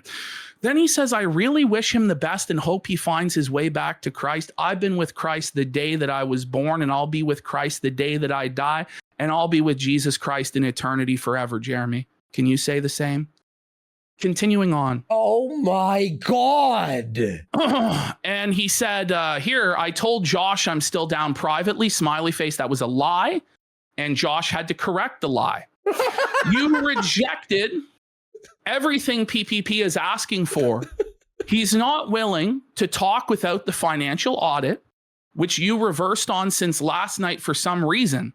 The only reason I'm even responding to this is that you said last night that you would do it. That's wild, bro. That's wild. So Josh says, yes. So this is in response to Quartering saying I'm a random nobody. Yes, that one. The one you keep wanting to talk to and keep offering to talk to in different venues. PPP has completely dismissed any interest in this without the financial audit, and you know this. Then Jeremy Hambly says about me, who he just said above is a random nobody. He can come in person. I'll cover all travel and accommodations. Who would cover the travel and accommodations and meet in person? Some random nobody. He contradicts his own narrative. He's drunk out of his mind. He is asking for my tax documents. No, I'm asking for you to provide to a financial auditor like Caleb Hammer your documentation. Okay? That's what I'm asking for. And I feel like the whole internet should demand this. I feel like everybody right now should be hounding Caleb Hammer and Jeremy, the Quartering, to do this. Because we need to get to the truth of what's actually money. And listen, every day. I'll say this. Money.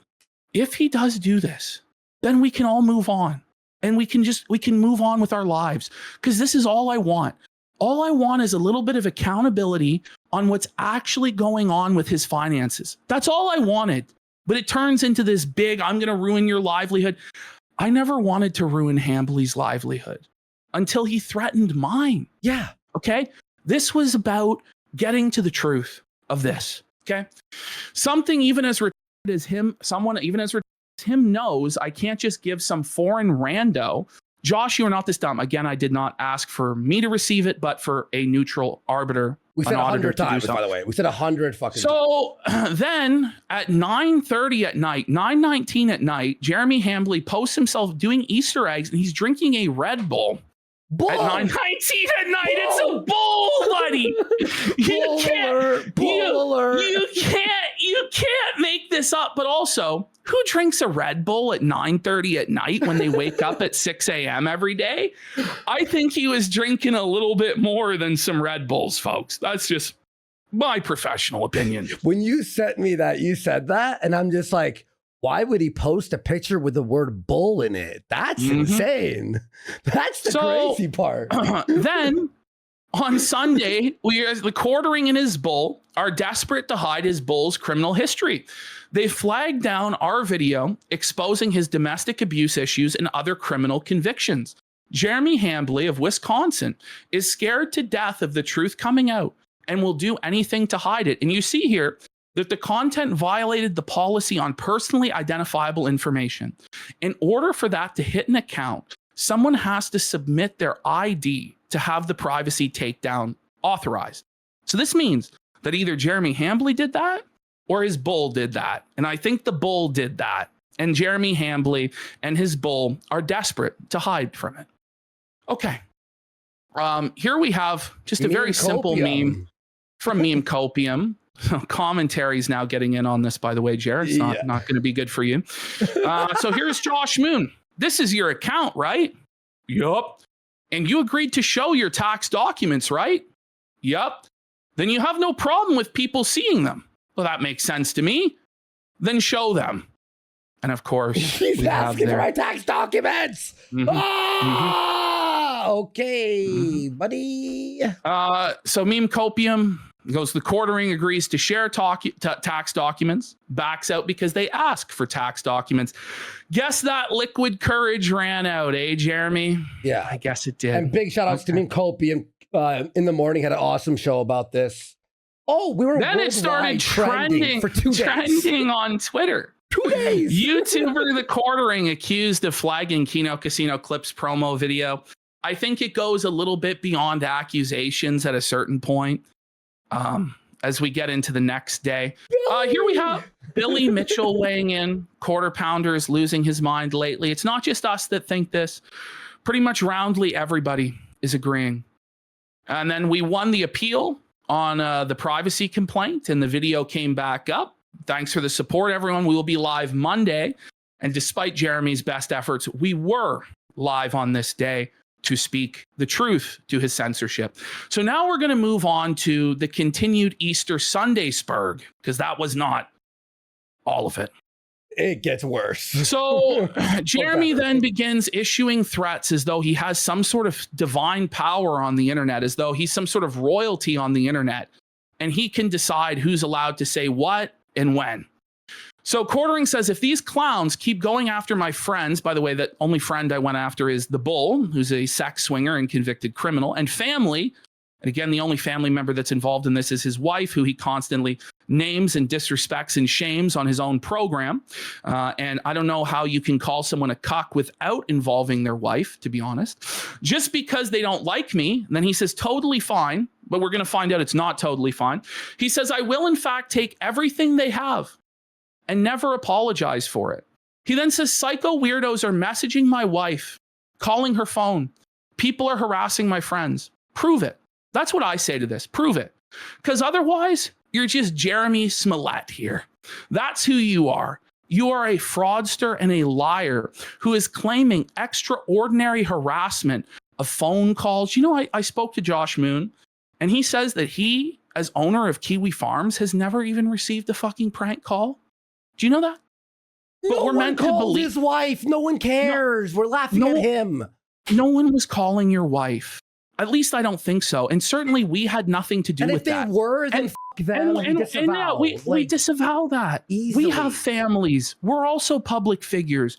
We don't want anyone f***ing with your family or with our family. But I reserve the right to be able to make fun of you for being a cuck online. He says, roast me, fine. Well, if you were okay with being roasted, you wouldn't be spiraling right now and threatening to take everything that we have. Buddy, that was where I got rattled, where it's like, I'm going to take everything they have. I'm like, yeah, you are? Okay. Okay. Then he claims they're used to me align, not be aligned, but he says me align. So he's obviously drunk. And I really think that he needs to close down his Twitter account, because he obviously can't be trusted with it, because every weekend he's getting blackout and acting a fool. He says there used to be a line. Who are you to decide what the line is and isn't, Jeremy? Especially when the same thing that we're doing to you you've done to other people mercilessly. Last week. When he's been asked to stop, he doesn't stop. He never stops. As soon as he sees something in the algorithm that's working for him, he rides that to the bitter end. But when we do that to him, suddenly that's a problem. I don't think that's how that works. He says, these psychos are harassing my family, my wife, and my friends. How? Bullshit. By making comedy videos dressed as the Easter Bunny, saying you're a fucking cuckold? I was a carrot. He says, I was a carrot. He says, they have no rules, and starting today, neither do I. No rules? Jeremy, are you okay? Like, there's another guy named Ethan Ralph who said that there were no rules. His life became a living hell. Do you really want to go by no rules, no holds barred? Because to be honest, we've been pulling a lot of punches. There are people that we've gone after way harder than you in the past, my friend. Like Ralph. Like Ralph. Like in all seriousness, bro, you don't want that smoke. You just don't, man. You have panic attacks and anxiety attacks, and the stress of going through what you want to go through and what you claim you're going to go through is not something you are going to be able to handle. And I know that for a fact that you are going to break. He says, and this is how I know too, listen to this. I never wanted to do any of this, period, without a space between the next sentence. You can tell he's drunk. Yeah. I begged these guys to just chill, again, period, with no space, and only make fun of me. They refused, period, no space. And so, space, comma, space, now I have no choice. No, you do have a choice. You have a choice to be a big boy and take your felting like a man and take the criticism and mockery like a man. Like you told Jack Murphy to take it, like you told Brie Larson to take it, like you've told so many other people over the years. But when it comes to your doorstep, suddenly you're in favor of censorship. Suddenly you're in favor of deplatforming. Suddenly you're in favor of lawfare. It's just not how it's going to work on these streets, my friend. Not how it's ever going to work. And by the way, the last thing we made fun of his wife for, it was her building all the furniture. So she builds all the furniture. It was to make fun of him. Exactly. We didn't make fun of her at all. I'm going to be real. I'm going to be real. I'm going to keep it real. I actually have a lot of respect for his wife. Me too. Yeah. I think that she's a long-suffering woman who got married to her high school sweetheart. She kept herself in shape all these years while he became a 400-pound grotesque fucking monster. She reads apparently 4 books a week. Well, Jeremy hasn't read a book in the last 4 fucking decades by his own admission. Okay. She has a variety of hobbies. She's an airline pilot. She is in the book club. She does knitting. She has a sewing circle, all this stuff. Jeremy, on the other hand, sits inside all day, drinking, collecting Funko Pops, opening Pokemon cards, and crying on the internet when he starts shit and then gets hit. And jacking off. He jacks off a lot. Actually, if anything, our segments paint your wife as a long-suffering angel and you as a slobbish oaf. It's true, actually. When your wife comes up on our show, it's not to victimize her. It's not to humiliate her. It's to humiliate you, the public figure. Open your fucking eyes and ears, bud. You just don't like getting humiliated. And so instead, you're putting your wife in the middle of this and trying to make us attack her more. And I don't really want to do that. Do you want to know why? Because I'm not a piece of shit like you. You understand? So yeah, the last time we made fun of him was because she built all the furniture.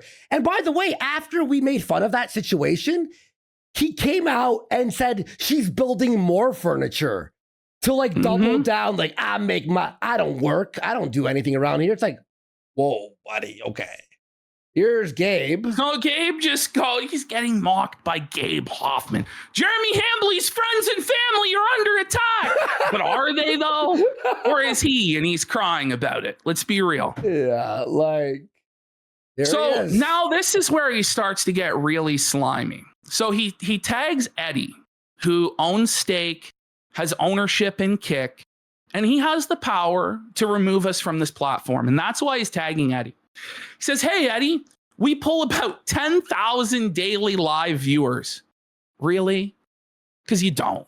Because it's botted to the viewership counts on Rumble. We all know are rotten. Okay. But he goes, we haven't missed a stream in 4 years. I would love to talk to you about some stuff.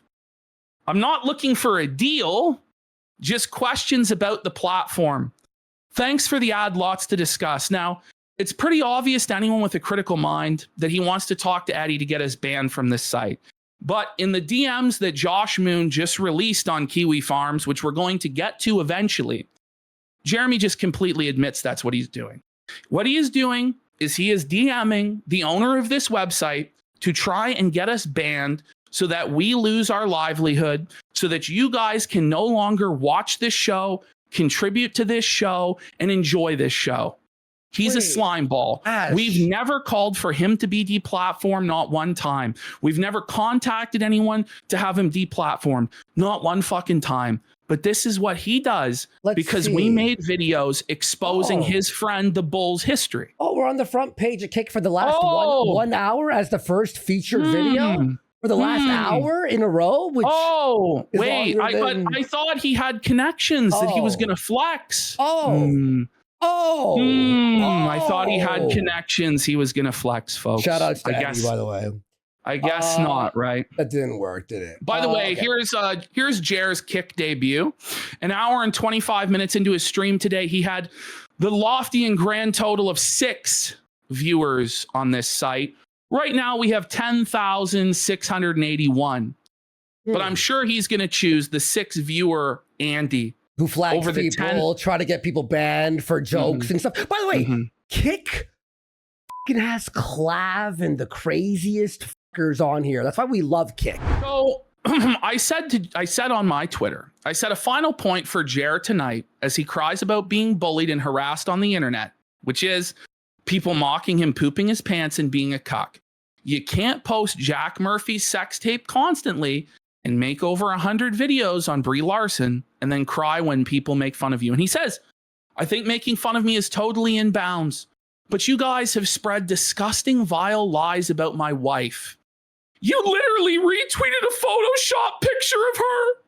Someone who's not on the internet. She is. Jeremy Hambley, she is on the internet. She is on the internet. She was a part of your Claw Machine channel. You talk about her every day on your show with her full legal name. I'm sorry, buddy, but she is not immune from mockery, and neither are you, okay? We're going to show this meme later. It is the most poorly done basic bitch meme for this guy to get triggered about and act as though they're in fear for their lives because him and his wife's heads were photoshopped with 6 black men surrounding them. I'm sorry, but when you become a public figure online, and not just a public figure, but a public figure who is a culture warrior, who throws stones at other people, who actively engages in drama, and let's be real, Jeremy has not just engaged in drama, but in doxing and gay ops as well over the years. Do not be surprised when it comes back to your own doorstep, and it's come back to our doorstep a number of times as well. This is the life that we all chose, but there's a code, and you're a snitch, and you're a bitch, and the streets know it, and you will pay.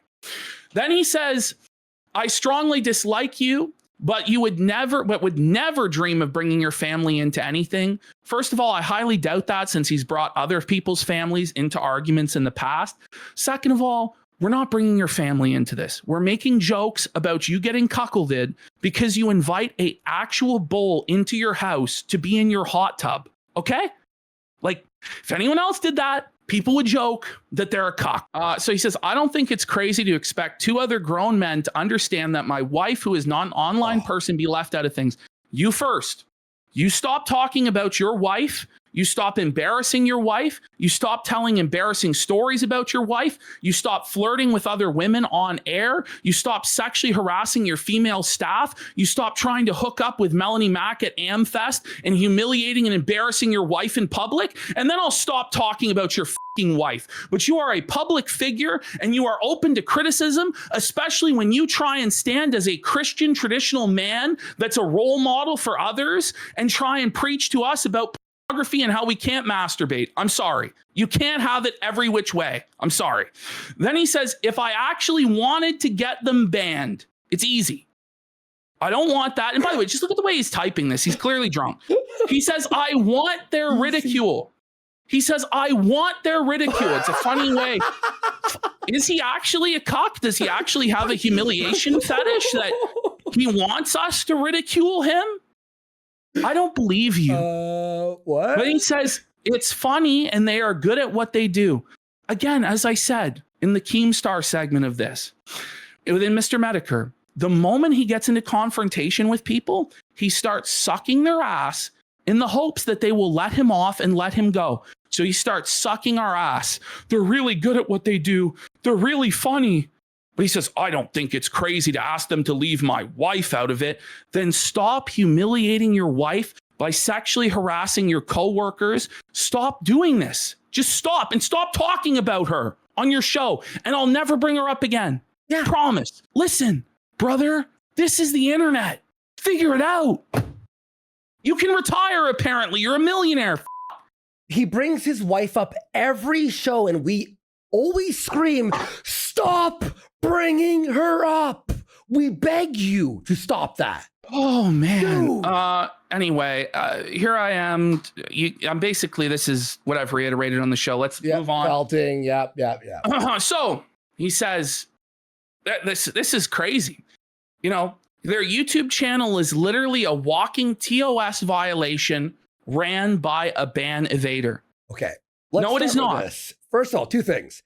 First of all, it's not run by us. It's our editor's channel. Mm-hmm. Secondly, I was unbanned off of YouTube. I tweeted out my channel. The Warski channel is back up. It's on my Twitter. You can check it out. It has like 10 videos on it. But I was unbanned 6 months ago or so. We all were. And then, we all were. Josh Moon was as well. Everyone was. So he said it again, that I'm a fucking ban evader. And then I had to retweet, no, look, here's my Twitter account. I'm not banned. And secondly, it's not my fucking channel anyway. Okay? So, like, snitch fucking loser bum. It is. What a snitch bum. Anyway. He gets even more mask off later on. So then he says, if these clowns keep going after my friends and family, I will in fact take everything they have. We read this earlier. Let's move on. Next slide. And Gabe Hoffman here, Jeremy Hambly has just locked his comments where Jeremy, after seething and melting down, and by the way, you guys don't even know the full extent of the meltdown unless you're on Kiwi Farms right now reading Josh Moon's DMs, because Josh Moon was receiving shower text after shower text after shower text from Jeremy Hambly that were completely fucking insane. Okay. So this public meltdown wasn't even the full extent of the meltdown, but he tries to play it off in this tweet and on his show today as he just had an amazing Easter. We went to church. We did shed hunting for 2 hours and had a killer dinner. Can't wait to get back to work tomorrow. Okay. Yeah. Now free blocked everyone. He was in blocking the world. Everybody. You on know. The show today too. Everyone. Okay. Moving on. This is another repeat. Yep. You know, I never wanted to do any of this. I begged these guys to just chill and only make fun of me, and they refused. And so now I have no choice. You always have a choice. You always have a choice to actually be a man and stand instead of being a pussy snitch bitch. But he chose the tragic latter course, didn't he? Yep. He's like, I have shown unrefuted video evidence. Well, I, introduced some doubt to this unrefuted video evidence later on that I have in fact not flagged you. Now that you have continued to lie about me, Andy, I'll go ahead and take everything you have.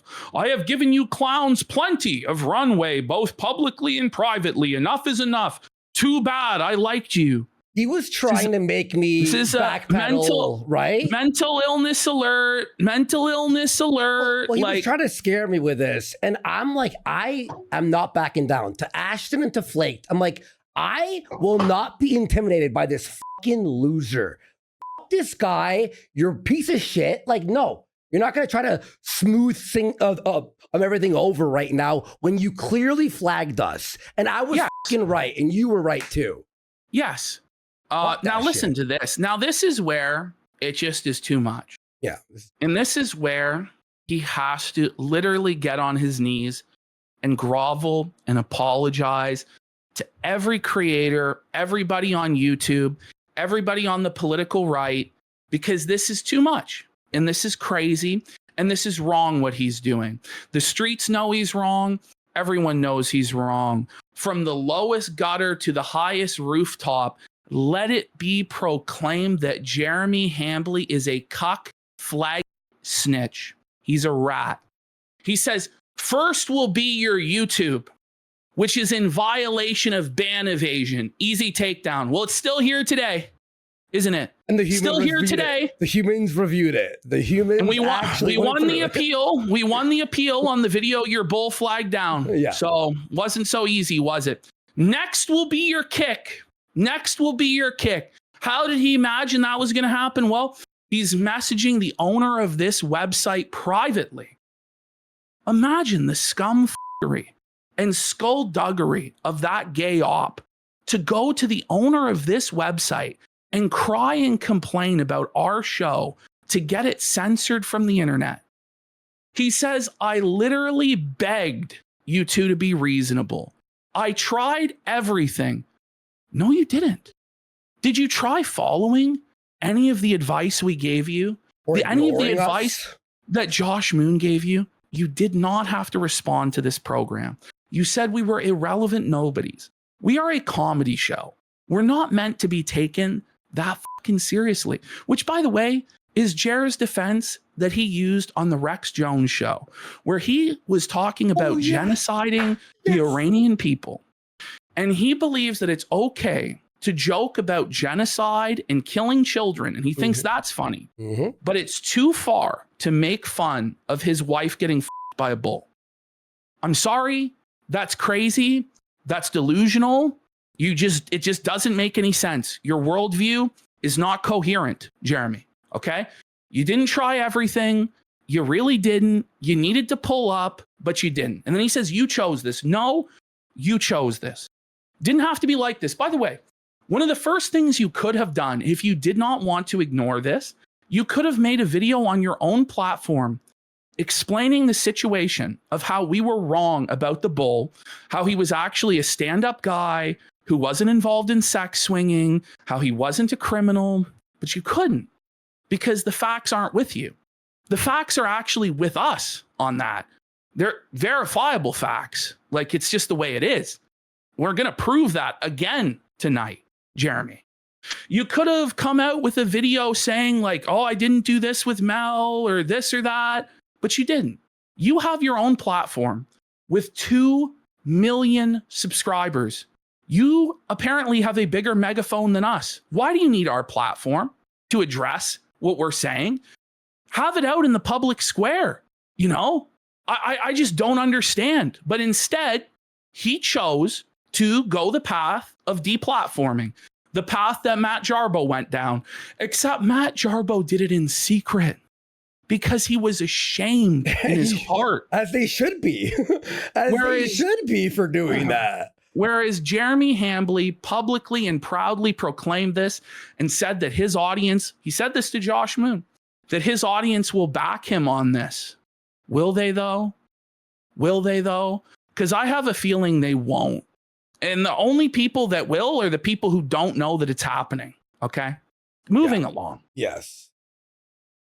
I said this, even Jarbo wasn't this shameless. I will now never ever stop felting you, Jeremy. You genuinely have no power anywhere. You're a cuckold. You won't be doing shit. You're ruining your career and reputation in real time in a drunken spiral. Sober up and seek Christ, buddy. And that's my advice still. Yeah. Sober up, quit drinking, drop the weight, stop letting bulls into your fucking house, and actually go to your church and actually listen to the message that's going on. And don't cry that there's too many baptisms at church. Because, you know, that's actually the whole point of the church is to seek and save the lost. Acts 2:38. What shall we do to be saved? Repent, every one of you, and be baptized for the remission of sins. That happened at Pentecost. Jared doesn't know that, though, because Jared's a fraud and a phony. I've said this a million times, bro. When I quit doing drugs and being a retard and drinking and all that, it changed my life. I've said this a million times. Sober the up. Honestly, I don't want to deal with a drunken retard who's threatening my livelihood when we make jokes, when we do the exact same thing that you have been doing for 7 years as your career. Mm-hmm. Okay. Piece of shit. So there you are, letting him know your YouTube wasn't banned. Here's the link to your channel, so there's no violation at all. Yep. So he goes, I have reached out privately to both him and PPP. I have reached out via intermediary. All I asked is they leave my family alone.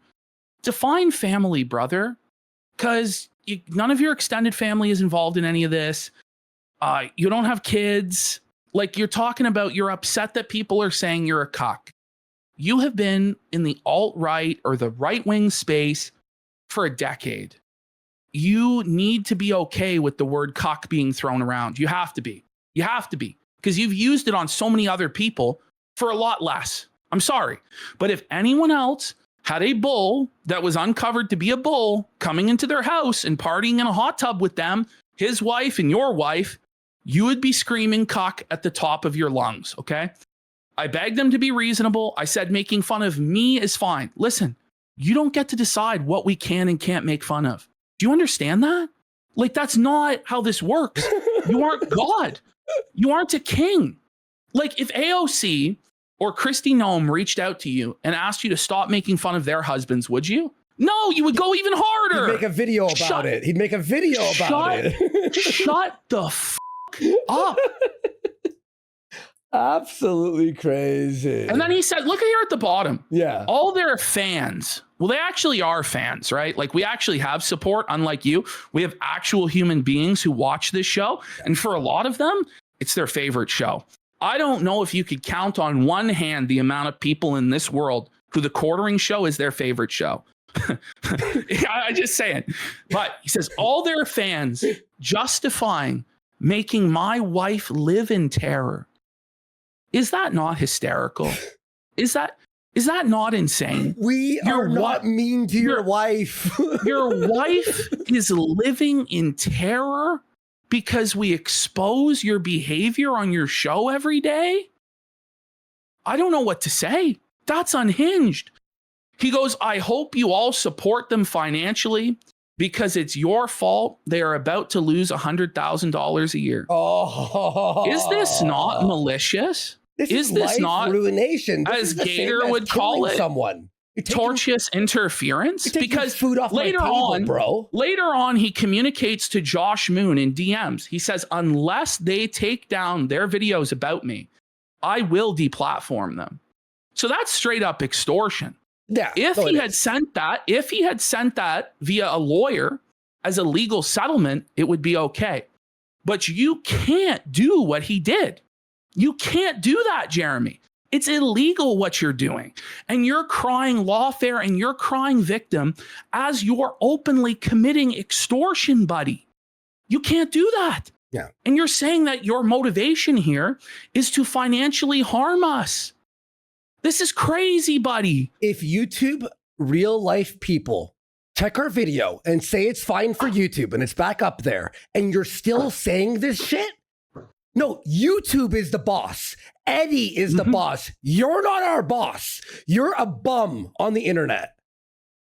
Oh, $100K a year? Yeah, you take food off my freaking table, man. Now, yeah. And this is what I said. And I don't think he realizes this.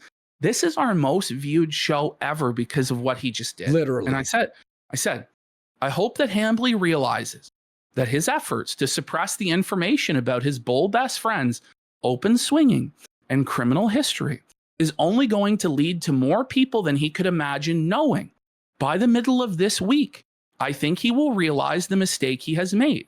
He is now an open flag, a dirty snitch, who is going to the CEO of Kick's DMs, by his own admission, to cry about being called a cuck. He is threatening life ruination over mean words online. He is burning it all down online right now because we are right and he is a cuck. Cry, Jer. That's what I think. I think that we got too close to the truth and that's why he's panicking. And if it's not the truth, he's a real fool because he's making it look like the truth. He is so desperate to cover this up and it makes him look guilty as sin. If one of your buddies had a bull over constantly and his wife came over and he was like, I want to see your wife's big tits. And wouldn't you go? You guys will see it. You guys are going to see it next in the presentation. Jarbo, so now bring it up, it's Jarbo Dub. It's come to this, guys. The quartering who was there for Matt Jarbo's ultimate downfall, the Boulder stream, where Jarbo admitted he was a soy-filled bitch that flagged Dame Pesos and others. Me too. Is now being dunked on by Matt Jarbo. Remember that time you got really sad about Gina Carano having a boyfriend and you were talking about how you'd gladly be her cuck? My point is that no one believes you'll do anything but cry about it in your basement. And when Jeremy Hambley promised scorched earth, as we're going to see, he promised scorched earth today, he didn't do fucking shit. He cowered away like a bitch, just like Jarbo said he would. Well, the whole Next extortion slide. thing was probably a bad idea, you know. Now, the simple question is asked here, who watches a horror movie while his wife is living in terror? Is literally the next tweet after saying his wife is living in terror. He's saying, watching Five Nights at Freddy's. I never played the video games, but I'm so thirsty for good horror and thriller, low expectations. If you were actually in fear for your life and you were living in terror, wouldn't you flee your fucking house? Wouldn't you not say a fucking word, actually? You would contact the police, wouldn't you? You would contact the police and you would get out of Dodge. But no, he's sitting there comfy cozy, watching Five Nights at Freddy's. Well, he was saying that to act like the victim and make us look like the bad guys and all that yada, yada, yada bullshit. So I decided to put this out because Quartering asked for Josh to share this DM with me. And so he did. And just so people are aware, these are the Mafia Don extortion tactics that Quartering is now using in private DMs with Josh Moon. You are not a king, Hambley. You need to accept that I can call you a cuck on the internet. You have a bull in your house. Pound sand. So here's what he demanded. First of all, Josh says to him, and you guys will see the full context of this later on in the program when we go through all of these DMs. Because Quartering before this was saying how he's going to have all of our stuff taken down, how he's talking to Eddie, how Eddie will listen to him and he's going to flex his connect, all this stuff, right? He goes, yeah, I know. Nobody likes a Randall, though. I still don't think they cross any red lines in modern era Kick or even YouTube. I'm just curious, why this now? Because they've been saying a lot about your relationship and behavior with Melanie Mac and Hannah Claire for months. And I'll add to that, we've said a lot about his wife and Sky Roan and the Sky Bull before. What happened in the last week to cause a crisis? And I'll answer that. It was talking about the bull. The bull is what's making him panic. And we'll speculate about that more later. But Jer said, yeah, it's never been an issue until people started spamming my wife. He's provided no proof that that's happened, by the way. So it's another Jussie Smollett situation. He says, That's amazing. He says, I literally don't care that they make fun of me. Like her family has seen this shit. Whose fault is that? Who chose to be a public figure again? Her family. Other people. Are they laughing? They probably agree with us, to be honest. Listen, is that what happened? Is over Easter, the family confronted you about how you're embarrassing their daughter by basically openly flirting with other women on your show? Is that what it comes down to? I don't know. Whoa, I don't know. Buddy. So continuing, he says, I offer an unofficial truce. They delete the videos attacking our marriage. I never mention them again. The more they do it, the more I want to flex my connections to bury them. Okay, do I play the Godfather theme song right now? That's how Vito Corleone or Tony Soprano handles situations. That's not how somebody who's a pop culture commentator on the internet should be handling situations. This is a one-time offer. They can meme on anyone else they want. See how cowardly this is? He doesn't have a problem with any of our tactics. He doesn't have a problem with us mocking people, being relentless, going after anybody else. He doesn't have a moral or principled stand, even a facade of one like Darkside Phil has. He's okay with it happening to anyone else but him. Then he says, I don't care if they meme on my friend, who apparently has a questionable past, but this is an exploding offer. What? I don't know what. That's like it will blow up by the end, like it's like a timer, like Inspector Gadget fucking notes. If they want to go to war, I will win. He says, I assume all these messages will be public, but I like Andy. Just get rid of the videos claiming I let some f my wife, and they continue to make $10,000 a month on YouTube and move on. But they continue to spread disgusting lies about my family, and I have no choice but to react. It's time for them to make a business decision. It's not personal, it's business. Do you understand? Business decision. Either your signature or your channel's brains will be on the contract. You can decide. He says this is win-win. This is textbook tortious interference. This is textbook tortious interference. This is textbook extortion. If this was communicated by a lawyer in a settlement offer, that's one thing. But you can't do this, Jeremy. Yeah. You know you can't do this. This is illegal what you're doing. You're saying that we have to do what you say or you'll burn down our business. You'll burn down our livelihood. Ruin our lives. You know what I mean? I'm sorry, you're not Vito Corleone. Like, I don't have to fear you like this. And by the way, we are still on the front page, so as the main feature. So Eddie obviously likes us, and our YouTube is still there. Huh? Interesting. They're the boss, not you. Fucking bum. Oh, here we go. He says, I can burn it all down. LOL. I have 5 years guaranteed. Misspelled. He's drunk. Salary at Rumble. Now, publicly, he's told his fans, his viewers, and everyone that his Rumble contract is up in June. It's been covered to a great extent on this show. So either he's lying in public to scam his fans for more donations, or he's lying privately here to make his position seem stronger than it actually is. And this is part of the reason why we've asked for a financial auditor to be involved in this situation, so we can actually know the truth of what's going on, so he can no longer pull fast ones and scams over his fans. If they balk, that's not on you. And I still support Kiwi Farms. I'm sure you do, buddy. He talks all these grandiose promises of all the money he's going to give to Josh. And the thing is, it feels like he's trying to bribe Josh. It's a bribe. It's literally a bribe. It's what it really is. It's basically, listen, if he really supported Kiwi Farms, he would support Kiwi Farms. But what he actually wants is for Josh Moon to sweep things up for him in exchange for payment. And he believes that he can buy anybody. He believes he can buy Josh. He believes he can buy me. He can buy Andy, but he can't. And that's why he's so seething.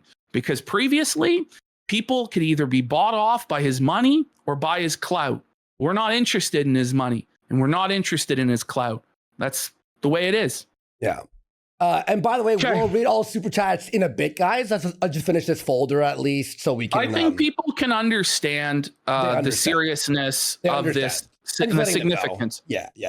All right, here we go. Let's continue. He goes, I don't know why they would accept that, though. If someone made the same offer to you, would you take it? That's the thing. If Zoe Quinn or Brie Larson or anyone came to Jeremy and said, either take down these videos about us or we're going to sue you into the Stone Age, do you think he would take them down? Do you think he would say, no, fuck you, and rally the troops and rally the wagons and say my channel's under attack and I need money for legal fees and da-da-da-da? But he expects us to bend the knee to these limp-wristed fucking threats. I don't think so. Yeah. Fuck you. Pound sand. He says, good. yeah, there's people, somebody here and she says, bro, this is the shit Gamergate was fought over. No, say when I was talking to you on the phone, I'm like, I hate to say this, but our channel is actually under attack. And you and I are like laughing like, this is ridiculous. Like, what are we doing here? So he says, hey, that's cool. It's not your job to broker it. He says, any reach who has been as banned as much as both of them would if they're smart. Jeremy, there are some things that are more valuable than being allowed to stay on a platform. And you don't understand that because the thing that matters to you the most is money.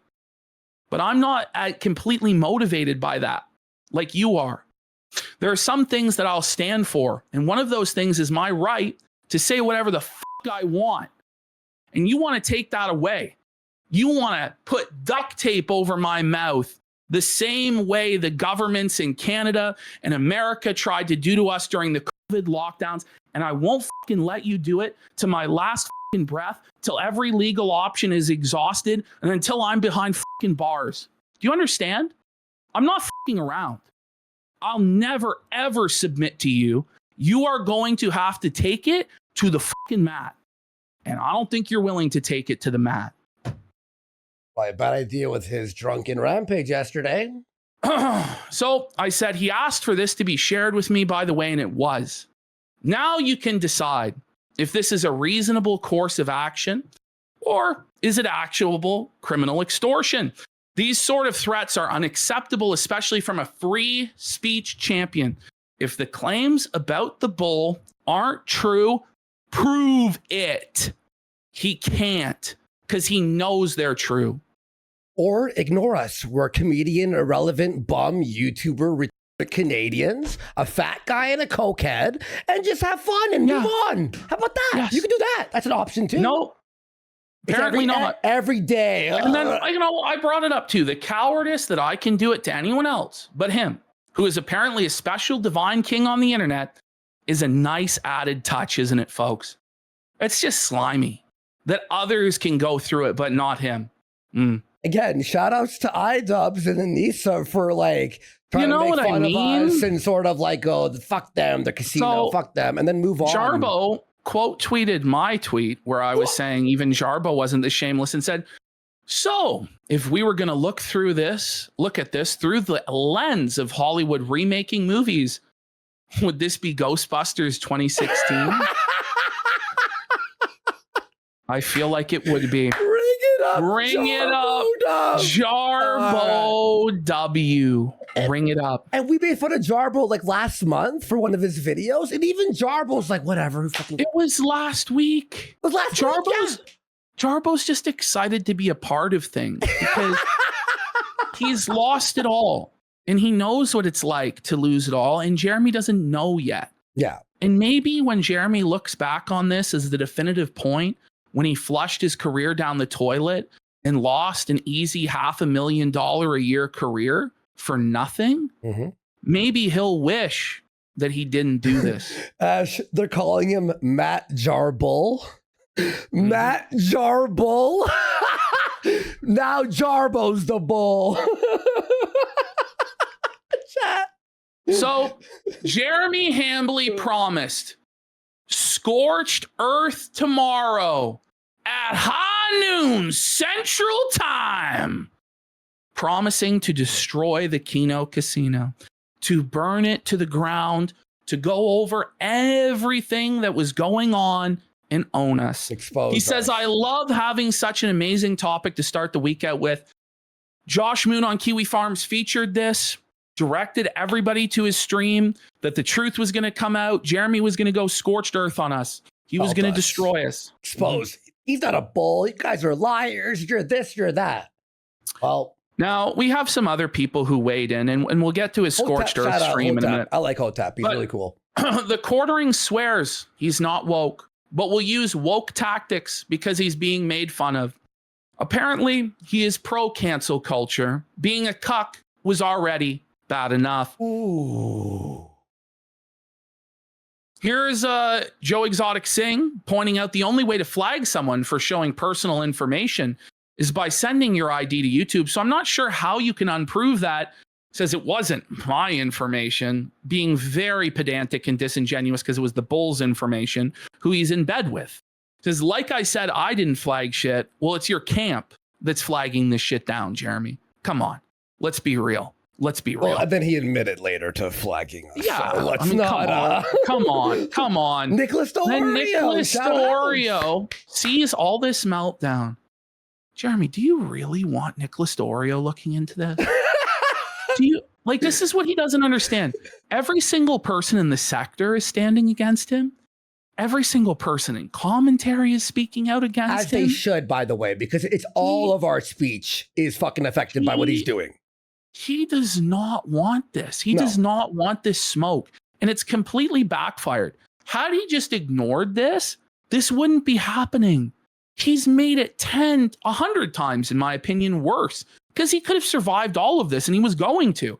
Now, I really don't know what's going to happen to Jeremy Hambley. And, you know, it is what it is. I'll say this, too. If someone flagged the quartering, as much as I hate him, Ash and I would go after that person for being a snitch bitch. We'd be like, you can't flag the quartering. Like, what the fuck? When people say, flag DSP, we're like, why would you do that? This is the thing. If, He's like, the content. If Alyssa Mercante was flagging down quartering and threatening to sue quartering, we would defend quartering's right to make fun of Alyssa Mercante. The whole time.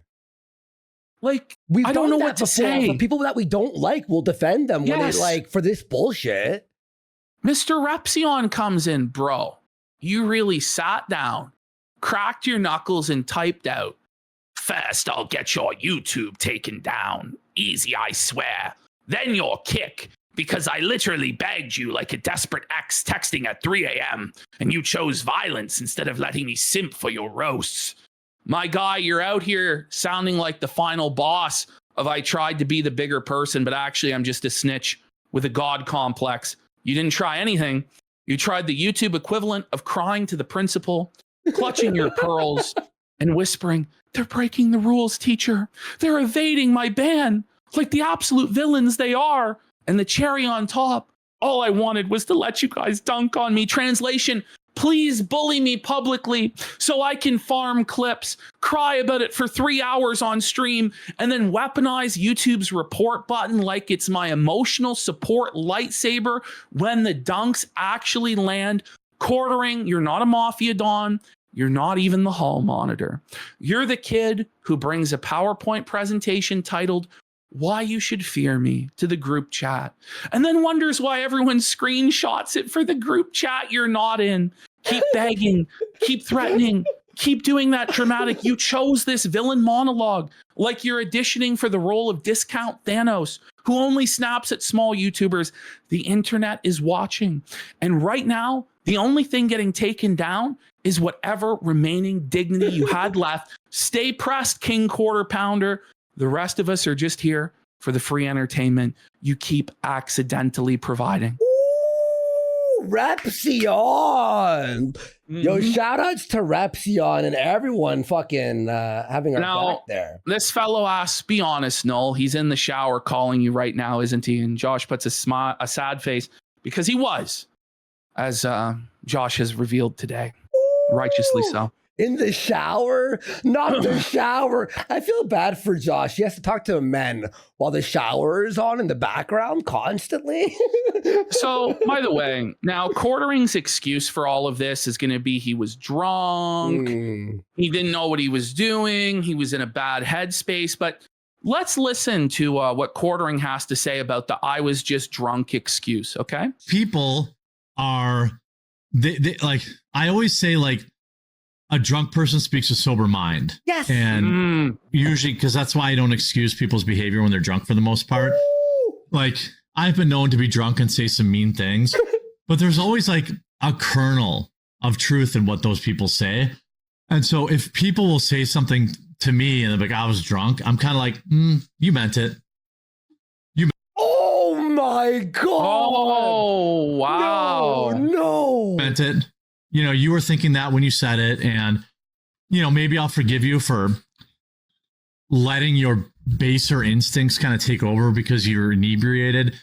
Like if somebody says heinous shit when they're drunk, they mean it. If people say this shit in private, they mean it. And they're thinking, like Luke said, way worse shit.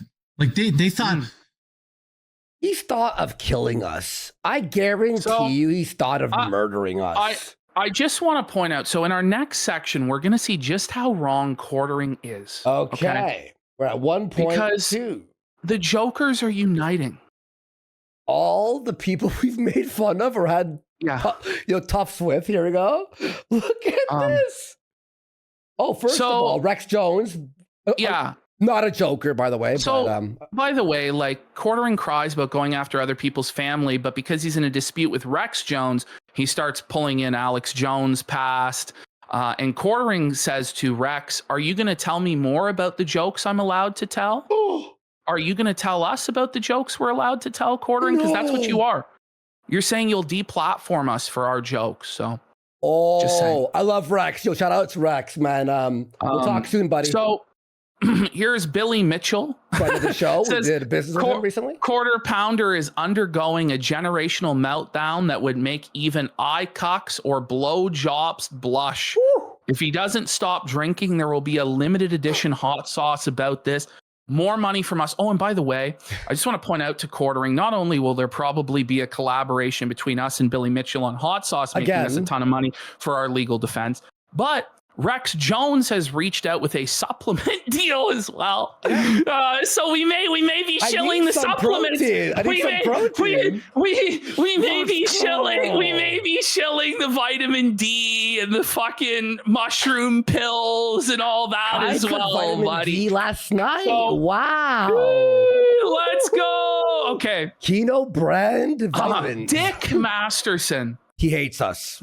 Dick Masterson hates me. He hates you more than anyone in the world. I blew up. That was where I got my first big break, was battling with Dick Masterson.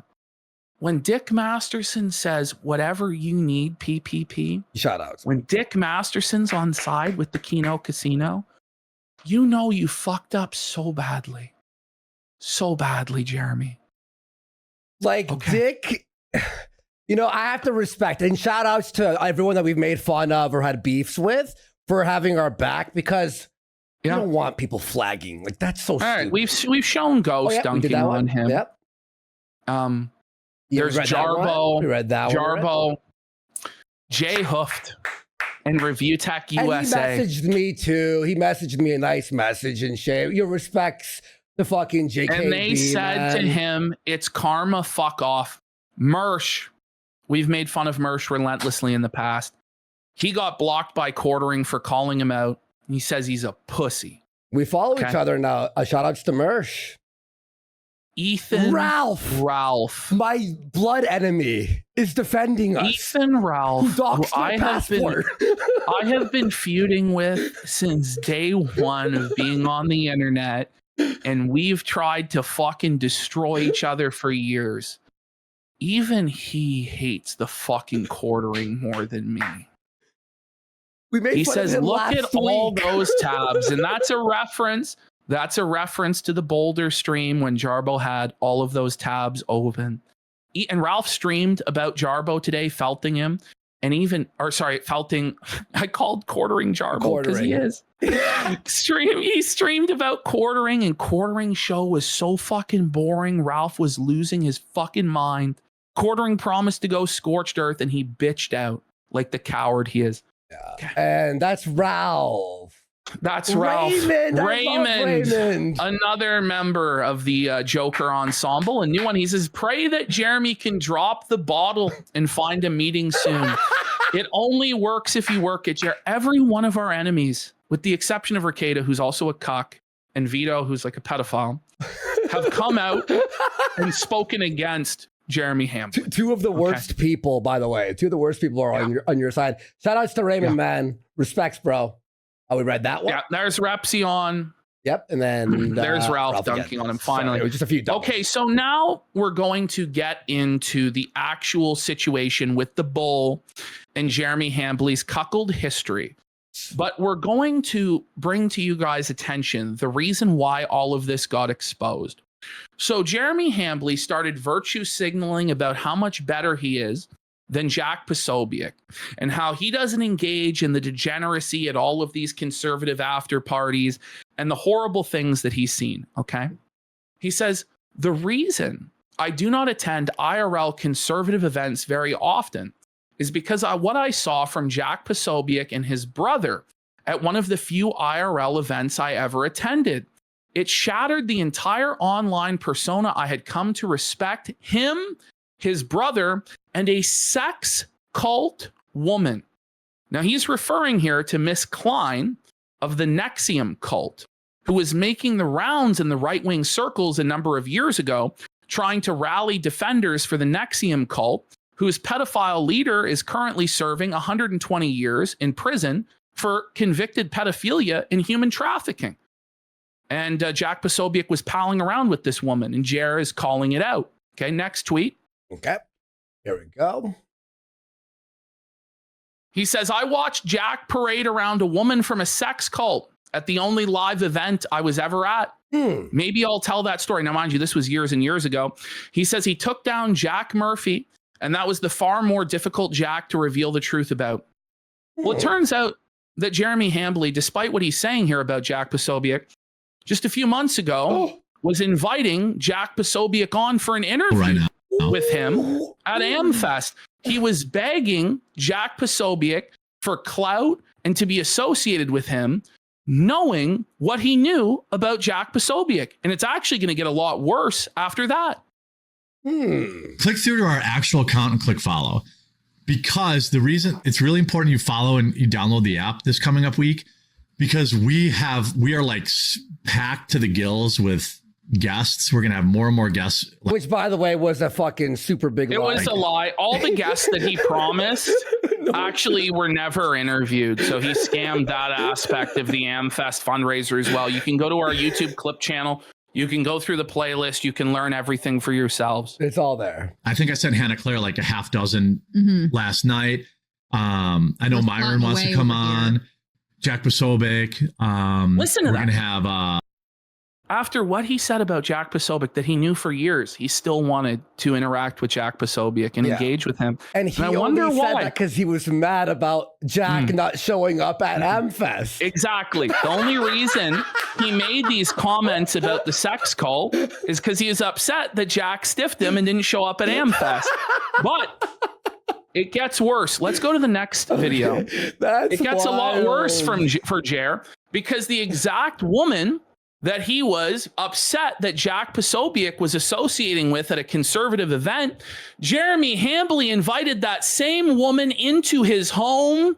This was the number 2 woman in the organization, the Nexium cult. You can learn all about them in the HBO documentary, The Vow. But not only did he invite this sex cult woman into his home, but he will call her in this clip a good friend. I wonder why he wants to shut down, folks. I wonder why. And by the way, we had a more thorough version of this on last week's clip channel, so you can find it there about the Nexium cult and all that stuff. So we had like a 3-hour show about it. Watching a documentary or a video that's out right now on the Nexium cult, the NXIV or whatever. And I know 2 of the people that were in that. Really? Who said? I know people in the kidnapping sex cult. Why would you smile while saying that? It should be like, I know too. Yeah, okay, I interviewed one of them. One of them's been to my house. They've been to your house. I didn't dabble in the cult, but I know all about it from the inside. Right. Oh, so you masqueraded as a dabbler. I respect that even more. I became good friends with the number 2 lady.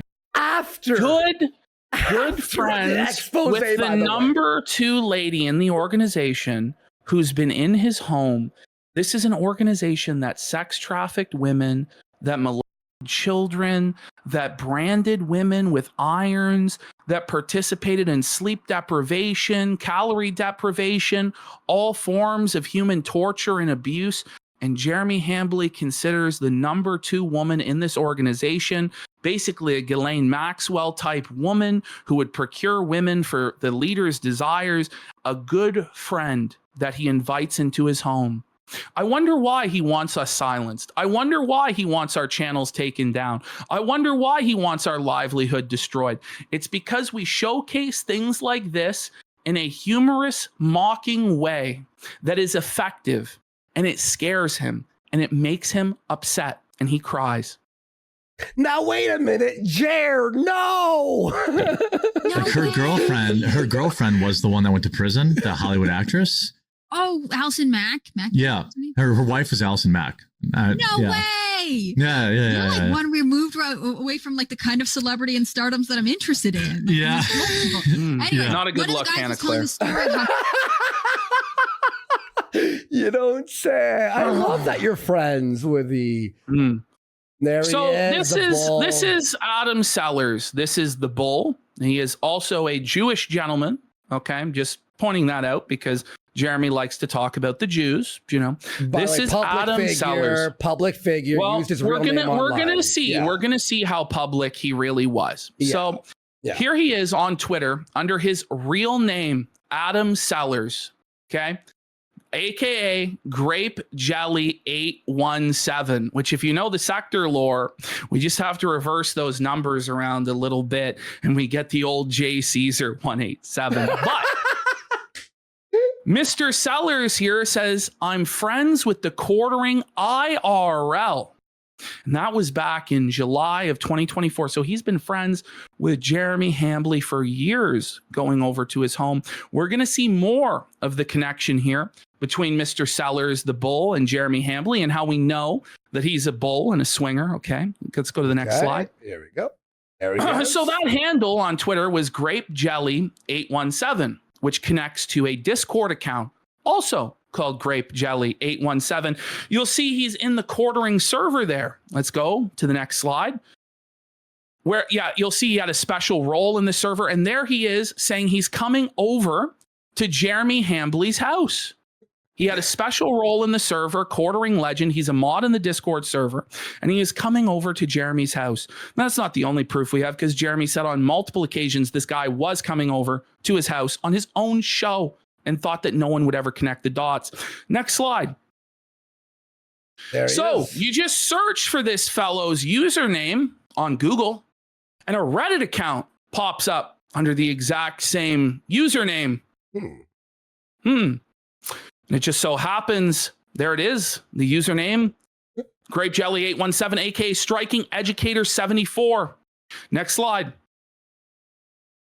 Oh, there he is in the Discord server. Quartering legend. The quartering legend. So he's a mod. He has a role that no one else has. The quartering bull role for some reason. Here we have this fellow, Striking Educator 74, aka Grape Jelly. He's in our Midwest Hot Wives posting in MILF Monday. I thoroughly enjoyed your husband pushing your head down on my this weekend. There he is, engaging and swinging, bragging about it. And you have to add there that he deleted all these messages, but there was a glitch on Reddit allowing people to actually read the replies for a day. And that's how this was all got. And look at that. Okay. Fresh and There's clean. our Midwest Hot Wives, fresh and clean. And here he is asking, where have you been? Where have you been, my dear? All right. Let me just exit those now. There we go. There's even more. There's more and more and more evidence that this guy is a bull. It's all connected to his username. Let's go to this next slide here. Here we go. We can see Sucking Saturday. Oh, you have another one. Sucking, there's more.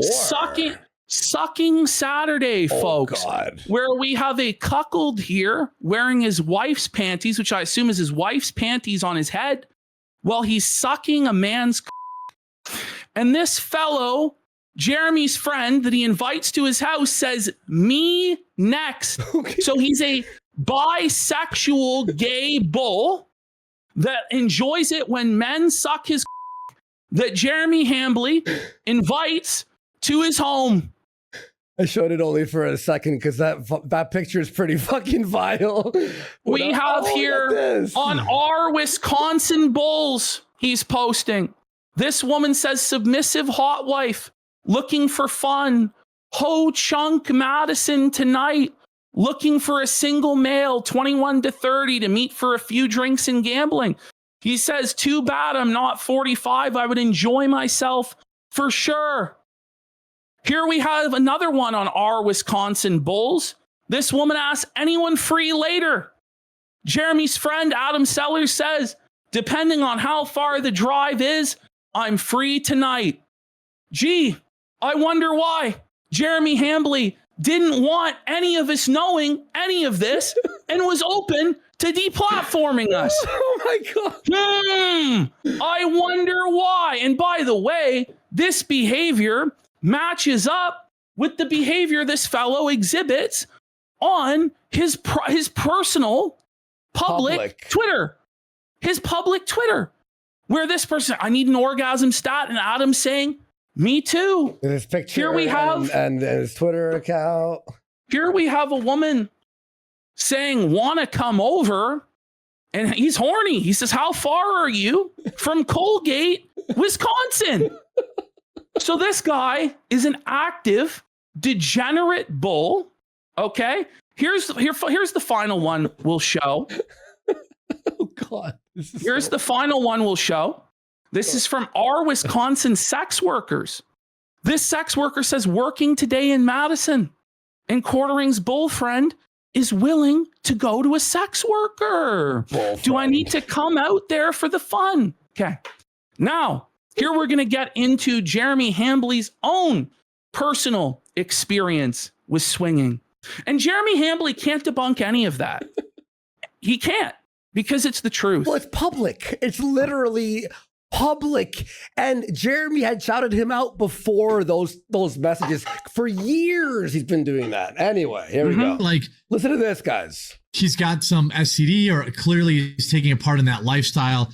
You know, in my experience. What? Whose experience? In his experience in the swinging community. Excuse me? I've never taken part in this lifestyle, but I know I have friends who have, and then obviously he has friends who have. So when Jeremy Hambley tries to say to Josh Moon in the DMs that I never knew, then what other friend did you have that was a bull, Jeremy? What other friend did you have that was swinging? You have many swinger friends, or do you want to cop to the fact that you knew this guy was a bull? Jeremy? Care to explain? People who have swingers, they always end up messed up. Oh yeah. They fool themselves. Like I always watch like those trash. Listen, they always end up messed up, but then you called them like last week on the card show or last month on the card opening packs. Remember? Adam, come over. Yeah. And Adam went, "Are you live?" Remember? TV shows like they probably started messed up, and that's how they start messed up. Anyway. They convince themselves, "Oh, it's saving my marriage." By the way, and the media he thinks that he can reveal all of this stuff in public, and that no one will ever call him on it. It's crazy. Well, he'll flag us. And that's the thing. He'll threaten lawfare. He'll threaten flagging, life ruination, anything and everything to silence people who make fun of him. Even if you silence us, if you strike us down, the message will become more powerful than you can possibly imagine, because there will be 20 other channels ready to milk you until the end of time, bud. So just be careful. Just be careful, because it's not just us. It's escape containment now. There's nothing you can do now. Yep. Tries to push this thing. They call it, instead of cucking now, they call it hot wifing, which is literally just letting he knows every phrase, by the way. He knows all the terminology, all the fetishes. What was the one with the spicy something? And we're like, what? If bone other dudes. Yeah.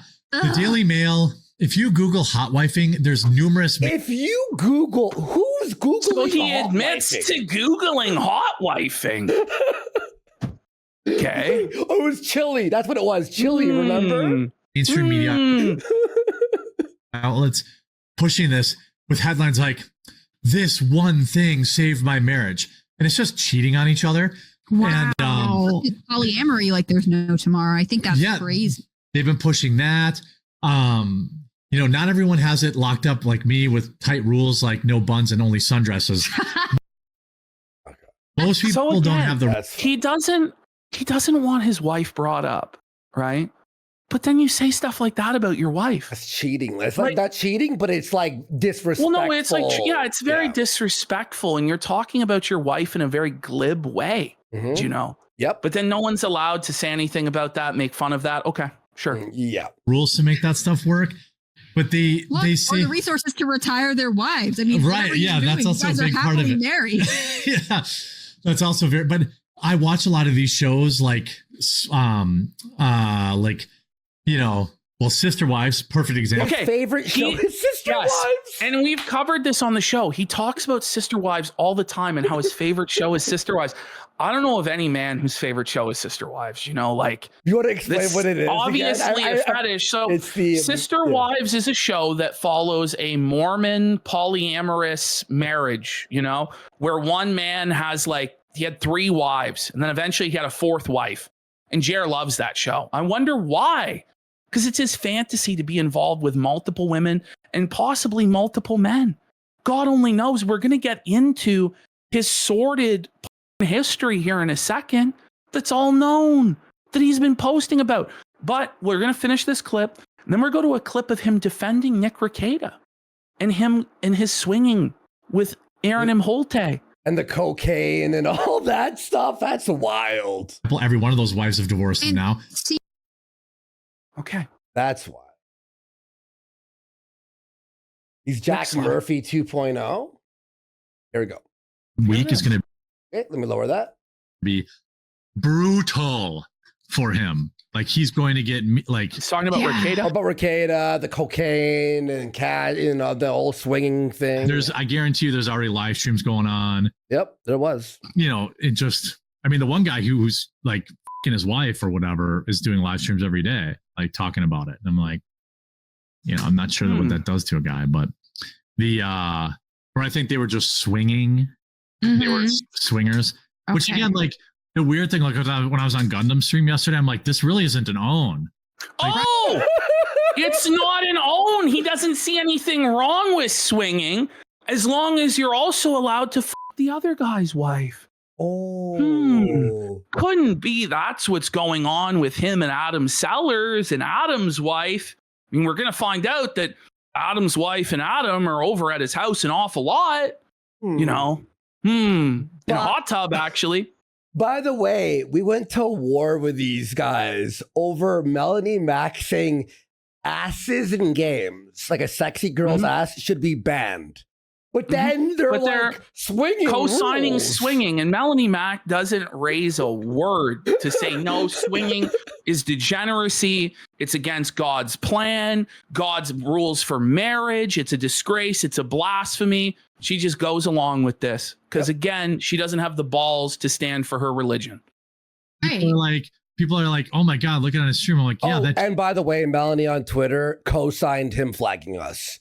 She laughed about it. She quote tweeted it and she laughed about it. She said, it's so funny, and quote tweeted that. So he's getting a on stream. He wasn't jerking off, and this isn't really an own.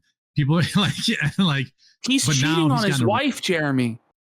Like he's an adulterer, and he's also his wife is sucking another man's bud. Like, and it was Aaron M. Holte. Like, whoa, this is crazy. How could we make fun of that? This? I don't know. He went after Jack Murphy for like fucking a year and a half. 2 years. Yeah. Well, no, the thing is, Jeremy believes that we need to have a tape of him sitting in the corner watching the bull fuck his wife to be able to make jokes about him being a cuck. That's crazy. Yeah, it's ridiculous. And I don't know how that with lawyers. I don't know if that matters. Right. But, you know, the firearm thing, the drugs. I don't think he's actually ever prosecuted. I don't think. He was prosecuted and he's doing 5 years of probation, you know. Okay, here is Jeremy admitting that he has a cuck profile on another phone. Strange. Okay. So I decided I just created a second profile on that phone. And and I called it my cuck profile. We can't call him a cuck as a joke. No, And we should be banned into oblivion and lose all our fucking finances. Yeah.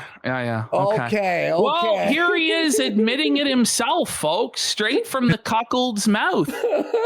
I feel like this clip alone is enough to exonerate us on the defamation suit, because here he is just admitting he's a cuck. How could I know he's not when he says that he is? It's like, okay, fine, I'm a cuck. Next question. Oh, there it is. What? Wait, what? Hold on. That needs to be on the soundboard. It's like, okay, fine, I'm a cuck. Next question. You know what I mean? Like, yeah, we do know what you mean. Literally, we know what you mean because Adam's at your house. What's this? Here is Jeremy Hambley's history. Reddit forced cream pie. Now, for those of you who've lived in blissful ignorance as to what a forced cream pie is, this is a submissive fetish where a man gets dominated by a woman who forces the man to come in her, like by holding him down. She rides him until he... Yes, and a lot of the time, these forced cream pie sequences end up with the man cleaning up his there. So sucking, felching, as they say. And felching. Look at his face. Mm-hmm. That's a felcher right there, dudes. So Jeremy Hambley also has a history of posting pornography from the Black New World Order on the internet.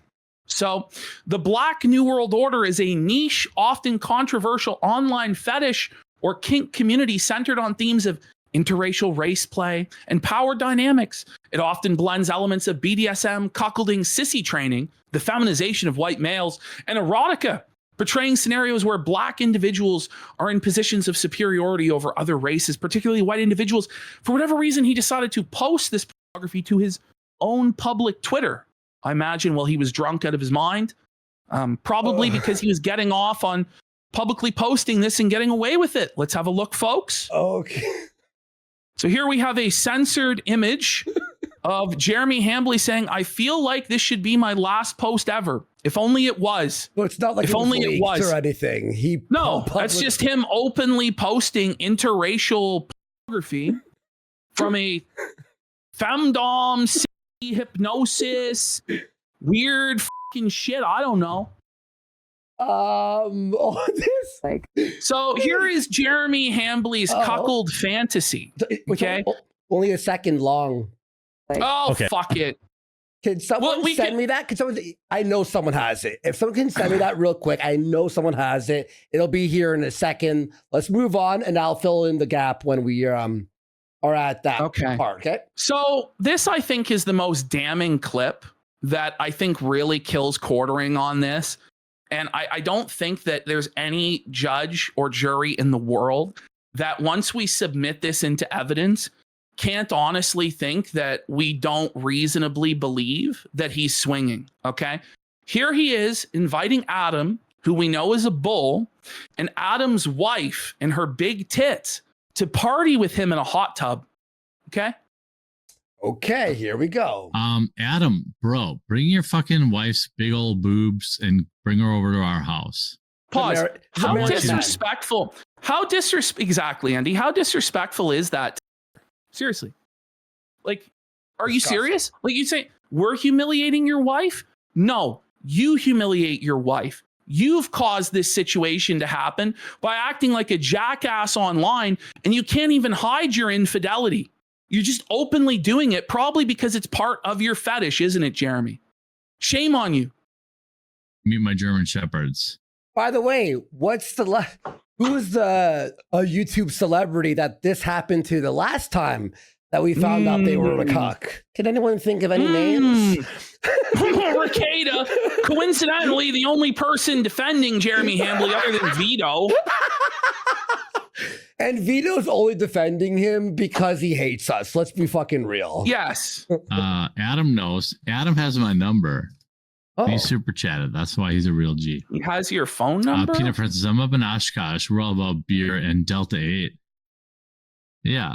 Adam Sellers, it's 920. There's the full name. There's his full We didn't name. dox. He's In done it. Jeremy's Yeah. own content. But now we're concerned about private information.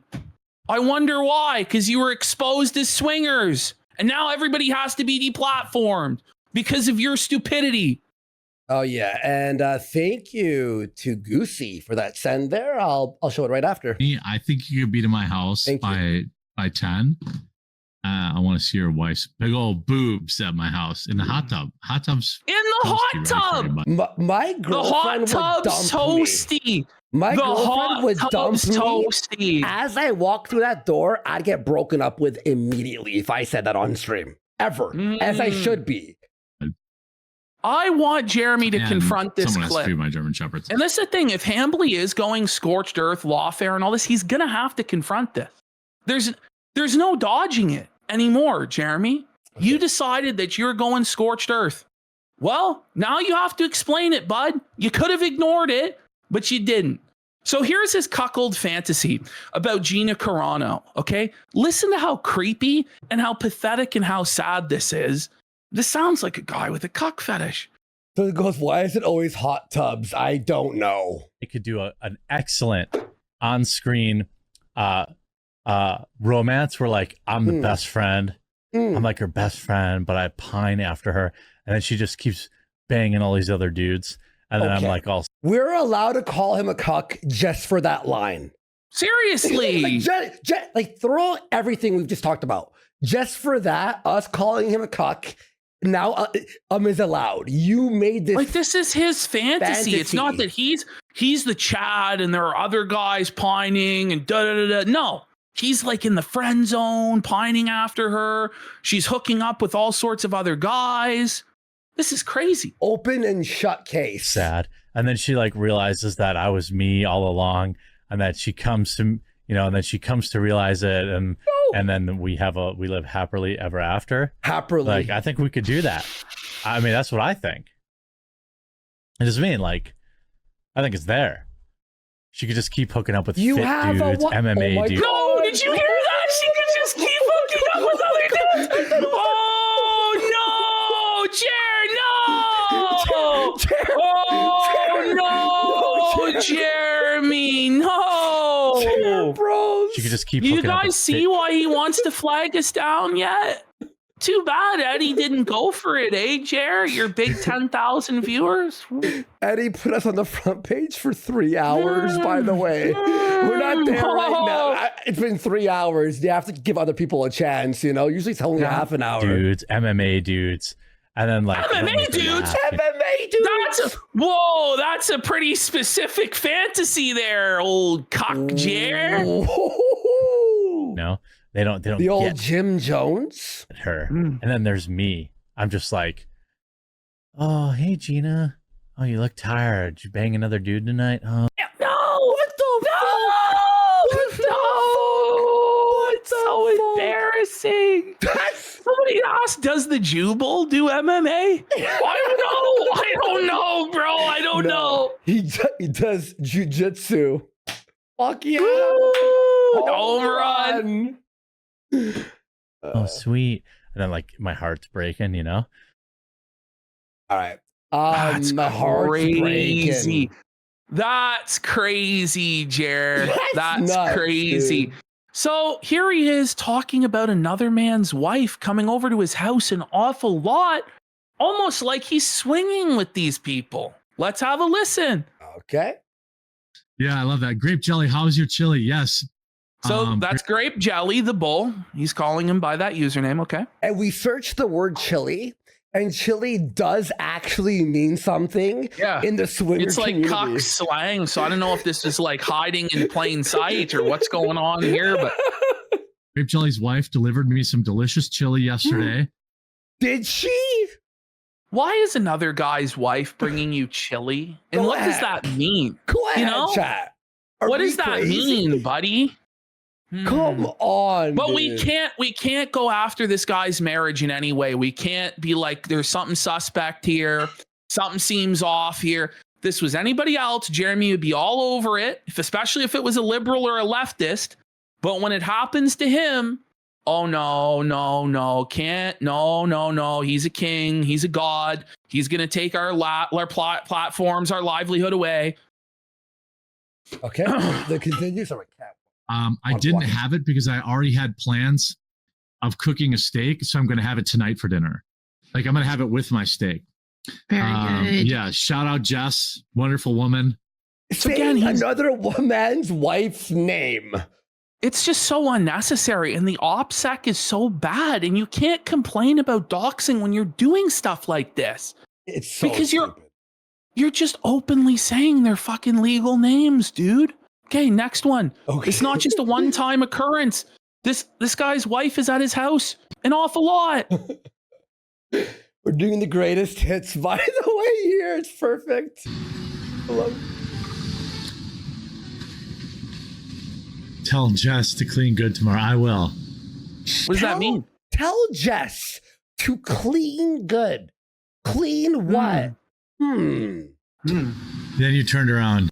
By the way, he's got another. Could it be a cream pie? Could it be a cream pie that his wife's having to clean up? I don't know. Well, it's interesting, right? Because you have this man's wife. This man's a millionaire.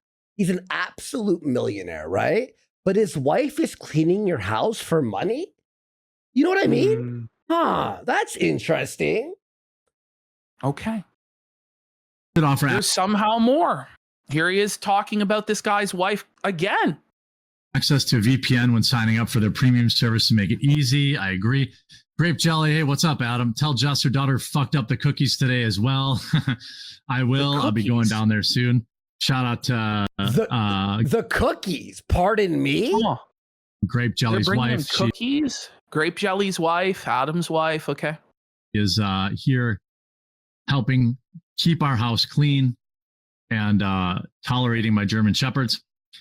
She keeps your house clean, but but Adam's a millionaire. But by the way, yeah, like both of these guys are millionaires. Like, why is this millionaire's wife coming over to your house to clean? Should be a Mexican. It's just like, listen, we don't have 4K drone footage of Jeremy's wife fucking other men. But I'm sorry, there's enough here to think that there's something weird going on and that this guy is a cuck. I'm sorry. And we just said, is. Allegedly, in our opinion, about 100,000 times. Well, it's not enough. Apparently, his wife is living in terror. Well, maybe his wife should put her foot down and say, you need to stop talking like this on the internet and acting like this on the internet. Seriously. I think he should have to rehab for his alcoholism personally, because he obviously, whenever he's drunk, does the stupidest shit. So, talk about what's going on, Adam? Is your wife coming over tomorrow? What do you mean? What do you mean? But he specifically asked that we take down videos questioning his marriage. But why can't we? Why can't we exactly question it? You are a public figure. Why do you believe you're above scrutiny? Why do you believe that you're above mockery? Why do you believe that you're entitled to everything that we've worked for because you got made fun of on the internet? You're twisted. I haven't heard from her. I haven't heard from her. Like she should be coming over tomorrow. Whoa! Imagine being that upset. Are we supposed to cover our eyes? Like, are we supposed to cover our ears? Oh no, Emperor, your clothes are so fabulous and mighty, sire. Your toilet bowl is so clean and not stained with poo. Look, come on. Slow-mo. I want to slow-mo his face. This expression needs to be studied. Okay, watch this. What? Oh. What? You're that upset? Okay. Okay. By the way, Ash, if she was a cleaner, right? If this woman was a cleaner and he paid her, wouldn't she have to be there the next day? You'd think, right? You know what I mean? I just thought of that. Like, what is he? There is this. Now, this one's weird. Adam sends Jer $100 and then immediately is invited over to Bud's house. Like, is Jer paying for? Is Adam paying for services or something? Or like, what's going on here exactly? You know? Stop being a fuddy-duddy. Whoa, grape jelly. I manifested it. There's $100 from grape jelly. Wow. Thank you, Adam. Fuck. You Jews are all right. Wow. He's a Jew. By Jeremy's own admission. Let's go. Come on over right now. If you don't want to, we'll see you Monday. Why? Well, that's so strange. Come over The now guy on is Monday? over. He's so familiar with you and over at your house so often that if he's not there right now, you'll definitely see him Monday. His wife's over at your house all the time. Hot tub parties, but there's nothing to see here, guys. Someone's saying What do you- wife swap? Is he doing wife swap? Huh. Wife swap alert. Wife swap alert. But we're not allowed to ask these questions without our livelihoods being threatened. And you just have to ask yourself what sort of chilling effect you want for your YouTube. Do you want commentary not to be able to question people like this? Do you want drama channels not to be able to cover people like this for fear of being taken down by pieces of shit like this? To ask yourself, if Jeremy Hambley is allowed to openly and brazenly get away with intimidating and silencing us, it's not a very good YouTube landscape, is it? It's not a very good landscape for content creation, especially when it looks like he actually does have something to hide here. Just saying. All right, here we go. Maybe so alternate. Okay. It's been a while. The dogs are going to bark soon because I have one of my many ladies stopping over here. There's many ladies now? Bit. Huh. Oh, okay, I got you. Yeah, okay, shoot Thursday or we'll shoot Thursday or Friday. I think Thursday. Thursday's the day he wanted to shoot. I said we could go shoot at I won't say it out loud, but it's a place in between us. I don't know if you've been there before, but if you just come now where you moved, it's close for us. It's closer than Whiskey's to us, and it's much closer. So this is for like him. a regular bar that they frequent, him and Adam, Whiskey's. Okay. This is his drinking buddy. Yeah. This is a close friend. This isn't just some guy that he knew in passing. So this is how Return of the Mac and Cheese summed it up. And this is what we covered, and this is what we're being threatened for. Okay. I don't know, man. You tell me. It's only speculative. And then we said this. We read this verbatim. It's only speculative that something is going on there between Jer and Adam and their wives. But the interactions seem odd to me. Like there's subtext between the lines at times that the audience is not meant to pick up on.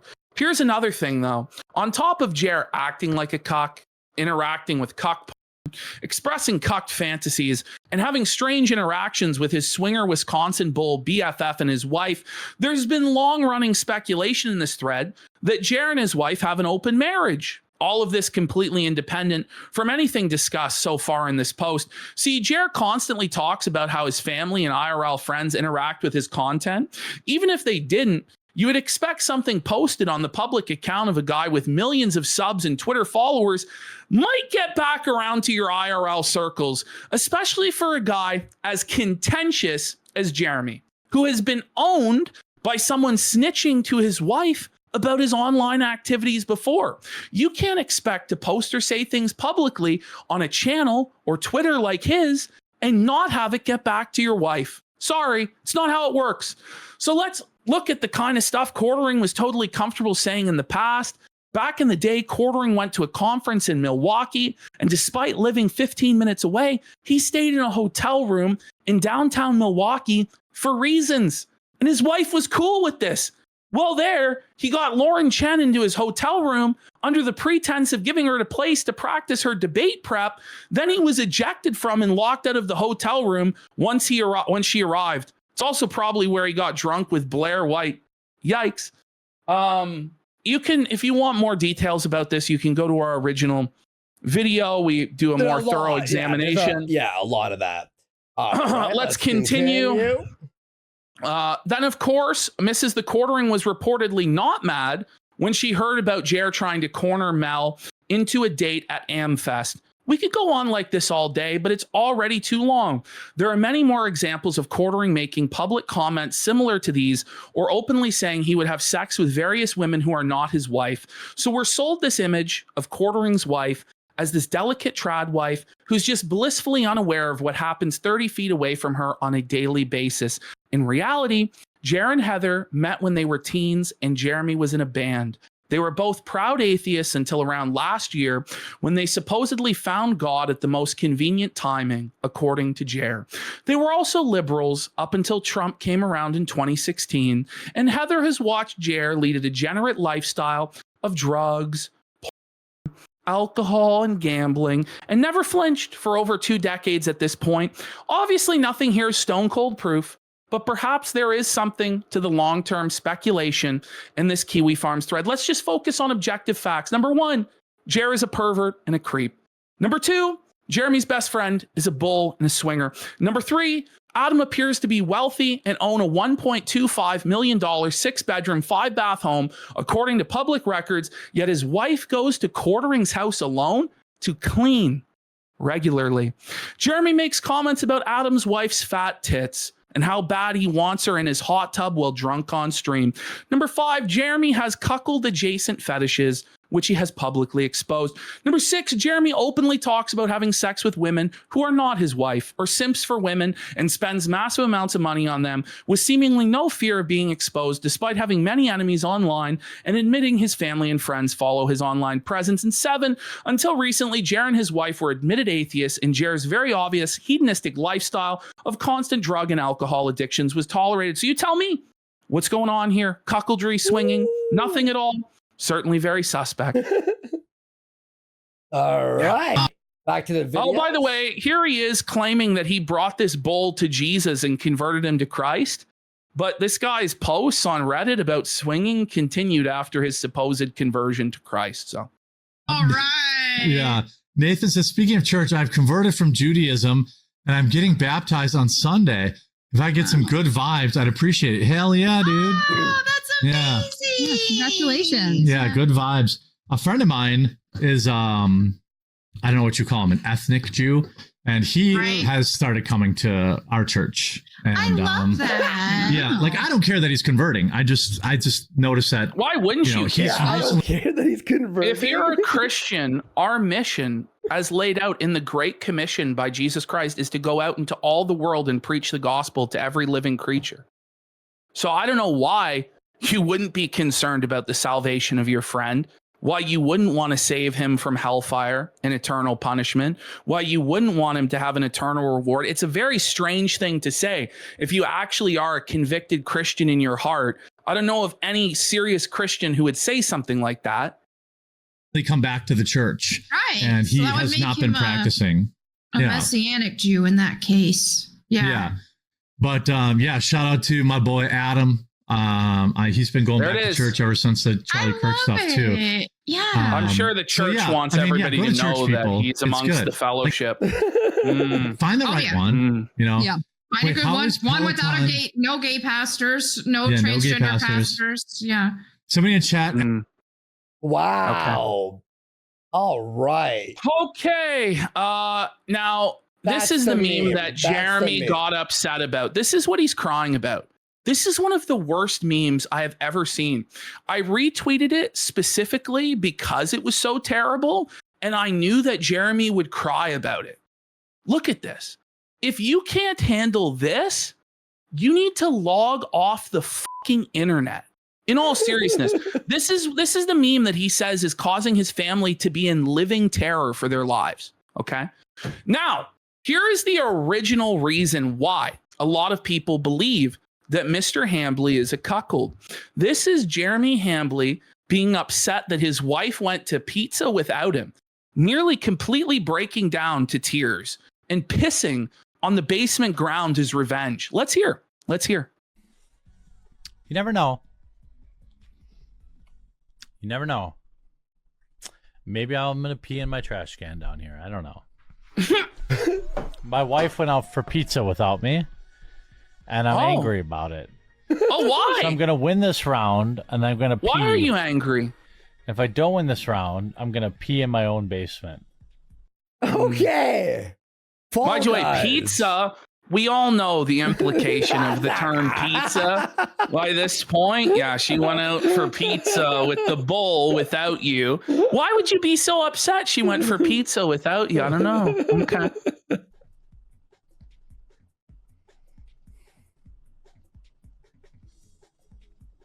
Look at him. What do we think about that? What do I think about that? I don't have a bathroom down here. Oh, we made it. Whose wife goes out for pizza alone at 2 a.m.? Yeah, that's weird. That's weird. I don't have a toilet down here. All I have is a drain in the floor. There we go, folks. Buddy, walk upstairs, you degenerate. I feel like we're gonna have to use it though. You know, for like 7 years, this was the only thing people made fun of him for. Oh, it turned out there was a rich treasure trove, you know, and it more and more lore is being uncovered every single day thanks to this guy lashing out. And I'm sure we're going to learn even more about Mr. Hambly as this process drags on for months and years and decades, because this really isn't going to end until we're dead, really, because Jeremy wants us dead. He wants us to have no money. He wants us in the gutter. He wants everything taken away from us. So, you know, I don't know what to tell him. I guess this is going to go until one of us is dead. It's great. I gotta pee so bad. I gotta pee so bad. I gotta pee so bad. I gotta pee so bad. I gotta pee so bad. I'll never survive this round. This is below 144p. I know. This was a last minute fucking addition. If somebody has a higher quality version, please send. Please send. We've got like 69 pixels.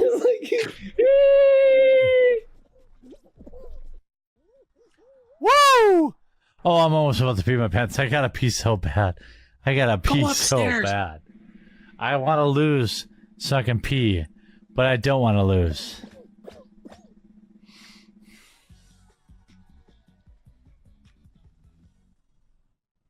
I have to pee so bad. I have to pee so bad. By the way, this is his weird, like, exhibitionist fetish around bowel movements and, like, using the washroom. So if you're a regular viewer of our show, which some of you are and some of you are not tonight, but if you are, you know that Jeremy Hambly loves to talk to his female co-hosts about his bowel movements and using the washroom and like the disgusting stories he tells of pooing his pants or diarrhea, anxiety diarrhea, as he calls it. So again, this is another example of him like publicly flaunting his bodily fluids, which to me is more circumstantial evidence that he is some sort of sexual degenerate. Don't you dare talk about water. Come on!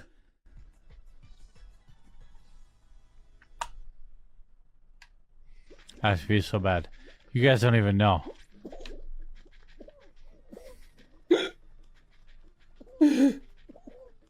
This is literally the top of the iceberg. If there was an iceberg video, still, this is the pee. This is the first thing. What to say. Peeing on the floor. Don't talk about water. Don't talk about water. Don't talk about it. Don't talk about it. Don't talk about it. I made the final round. Somebody owes me 10 subs. Somebody owes me 10 subs. I made it the final round. Oh my god. Well, he's such a man-child that he can't even get up from his video game intended for children to use the bathroom. How angry my bladder is. You guys don't know. It's going to explode. My bladder's going to blow. This is further proof that he just gets drunk all the time and just makes a public fool of himself all the time. I suggest sobriety for him. Just saying. Nobody's been eliminated either. Get up! What's more embarrassing? Get up! That he has to pee on the floor, or is he playing Fall Guys? What's more embarrassing? I'm just kidding. Here we go. Listen. Listen.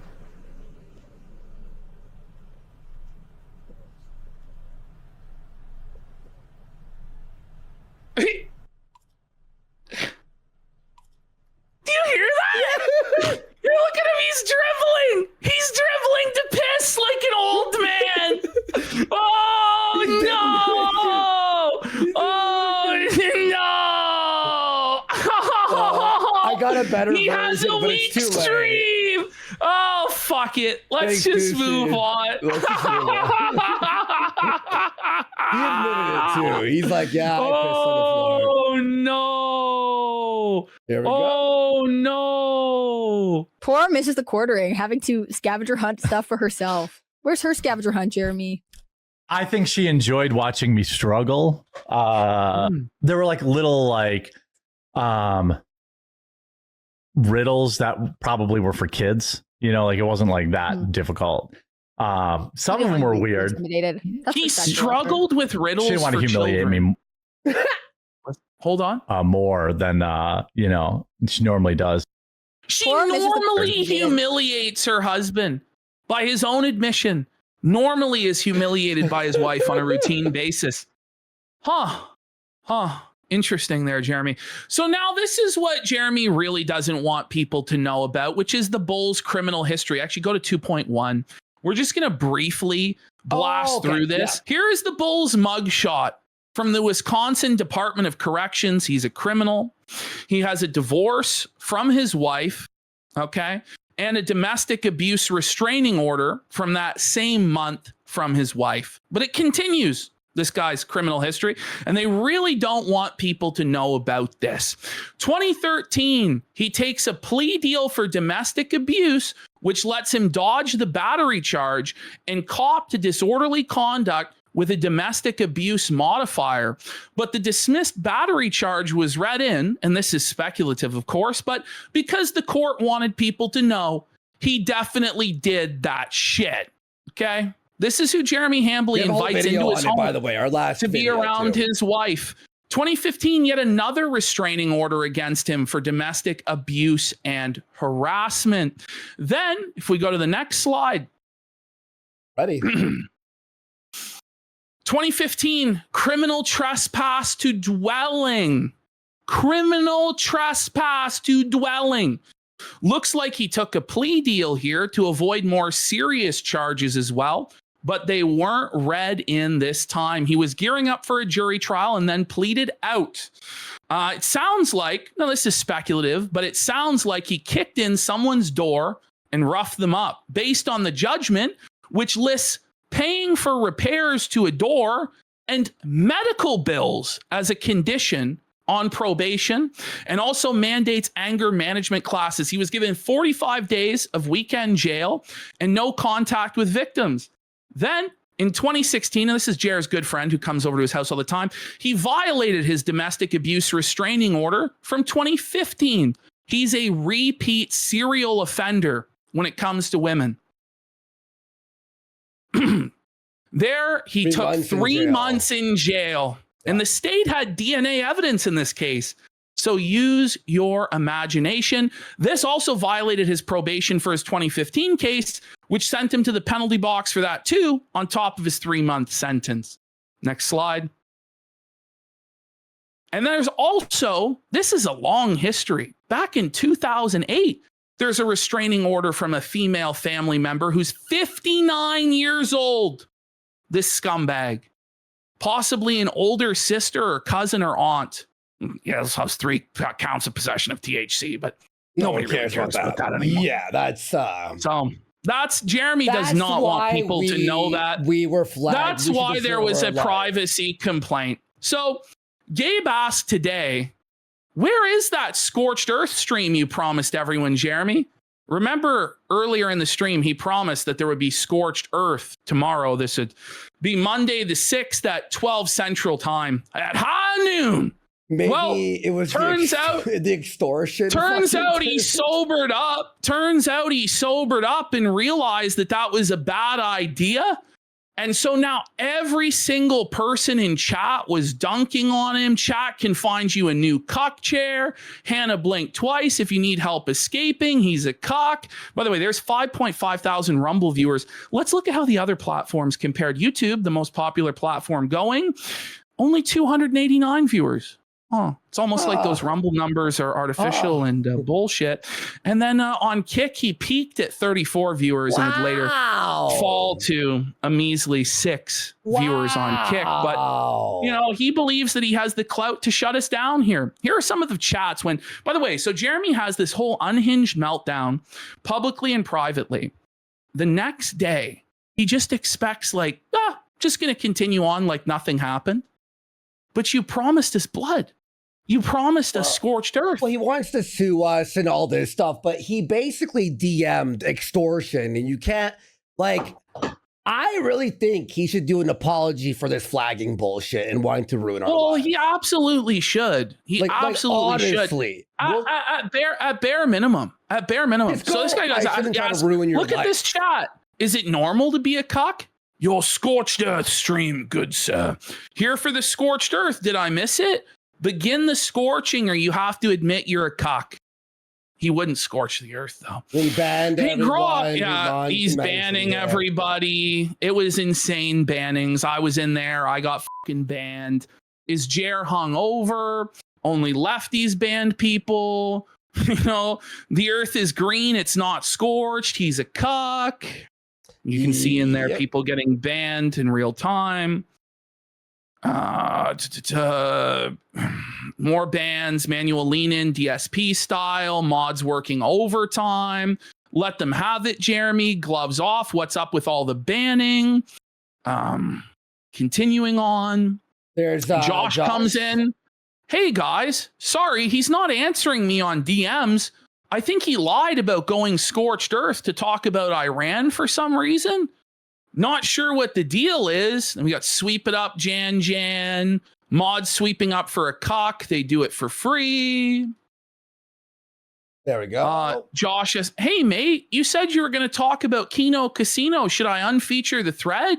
Did you change your mind? We lied about everything, right? So here is the supposed scorched earth stream where he was going to expose us and destroy us and ruin our lives and debunk all the things that we were saying. So here he goes, right? Here he goes. I'm going to lose everything. Here's the scorched earth stream. It's like a pre-work meeting when you do this. It's a little time for us to like warm up. I forgot to hit start stream again. Oh, man. So for those of you who aren't regular viewers of Quartering or our coverage of Quartering, I can't blame you. Pretty much every day he forgets to hit start stream. So him and his staff are streaming for like 5 minutes without anyone even knowing, and then he has to come on and apologize for failing. This is not like a rare thing. It's been like, I think twice, like in the last 2 weeks. And then before that, it was like 3 more times. This is how the scorched earth stream began. There we go. Okay. I forgot to hit start stream again. We were just fire it up and go, listen, guys, my connections are going to ruin your life. Here's you know what how you're wrong, blah, blah, blah. What we're doing here. Maybe we should just be a pre-record. I told them to stop drinking like 4 times. I know. I think about that all the time because it would probably work better with my schedule to do it. But then like, I like to interact with the chat, although today I'm sure is going to be a total mess. I think he should delete Twitter. To that. Hey, listen, bring it back. Okay. He goes, I like to interact with the chat, although today I'm sure is going to be a total mess.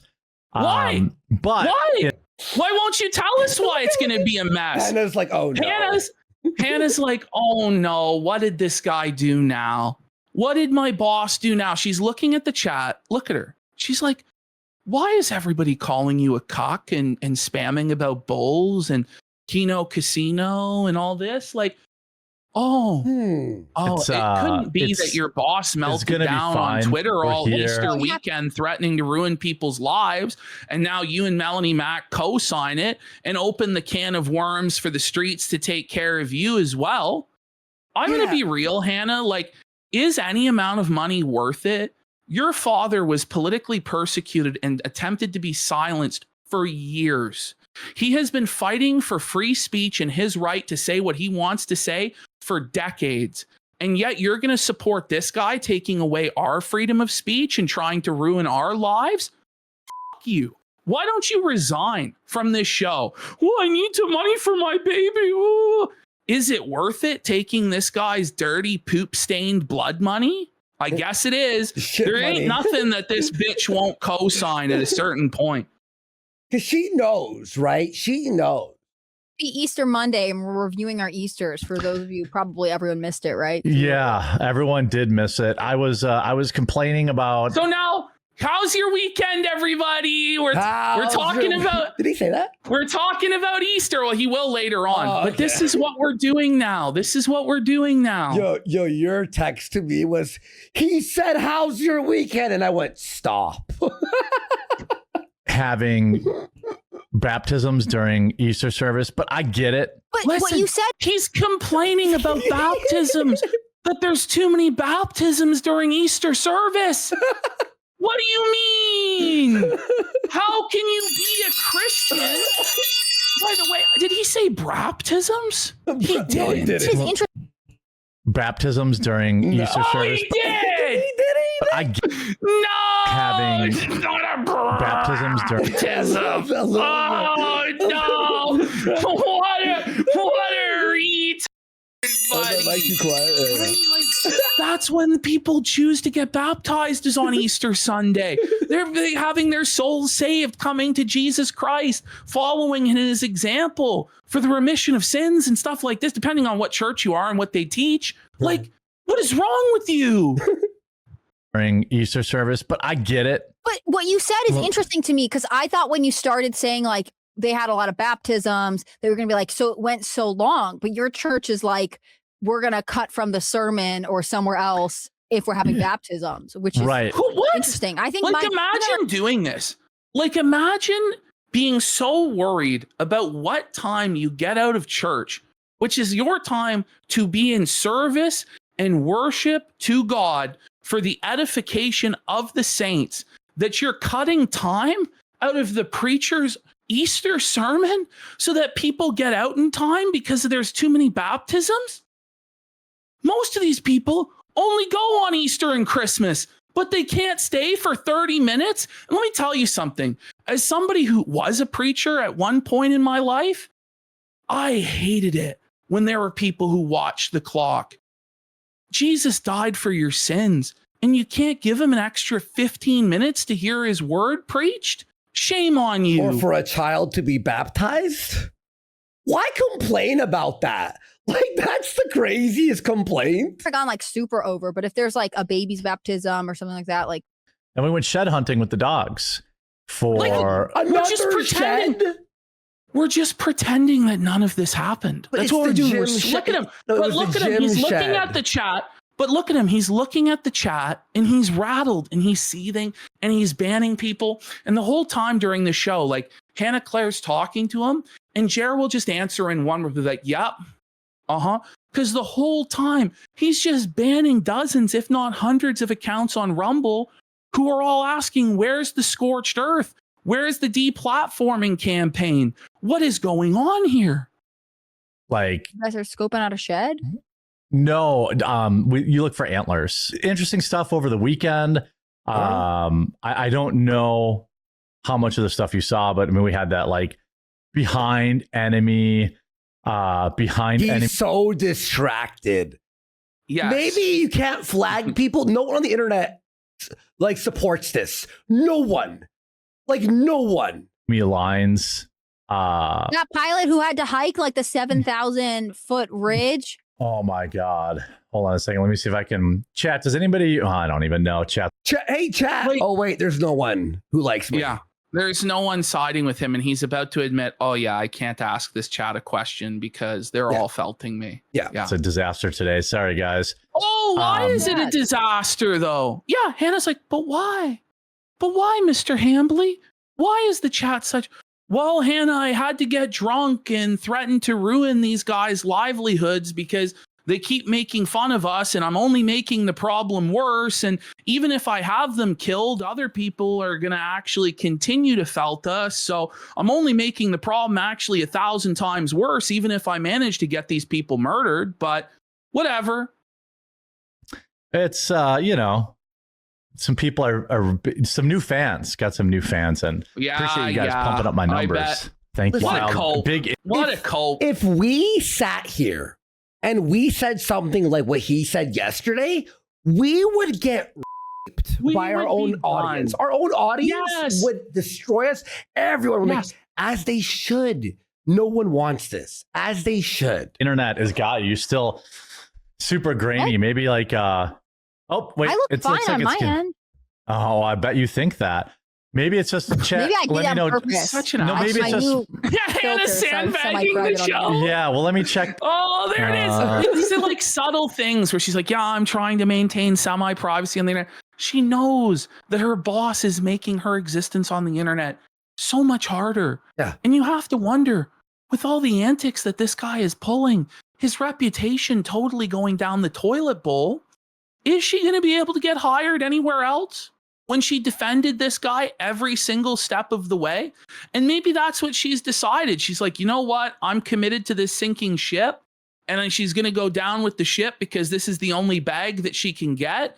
But I don't really think that deep down in her heart of hearts, she would co-sign the statements that Jeremy made on Easter Sunday to the effect of where he would ruin our lives and take down our channels. And for Melanie Mack to have co-signed it when she says again and again and again and has been banned and persecuted for speaking against homosexuality, but apparently we can't speak against the bisexual bull who wants other men to suck his dick.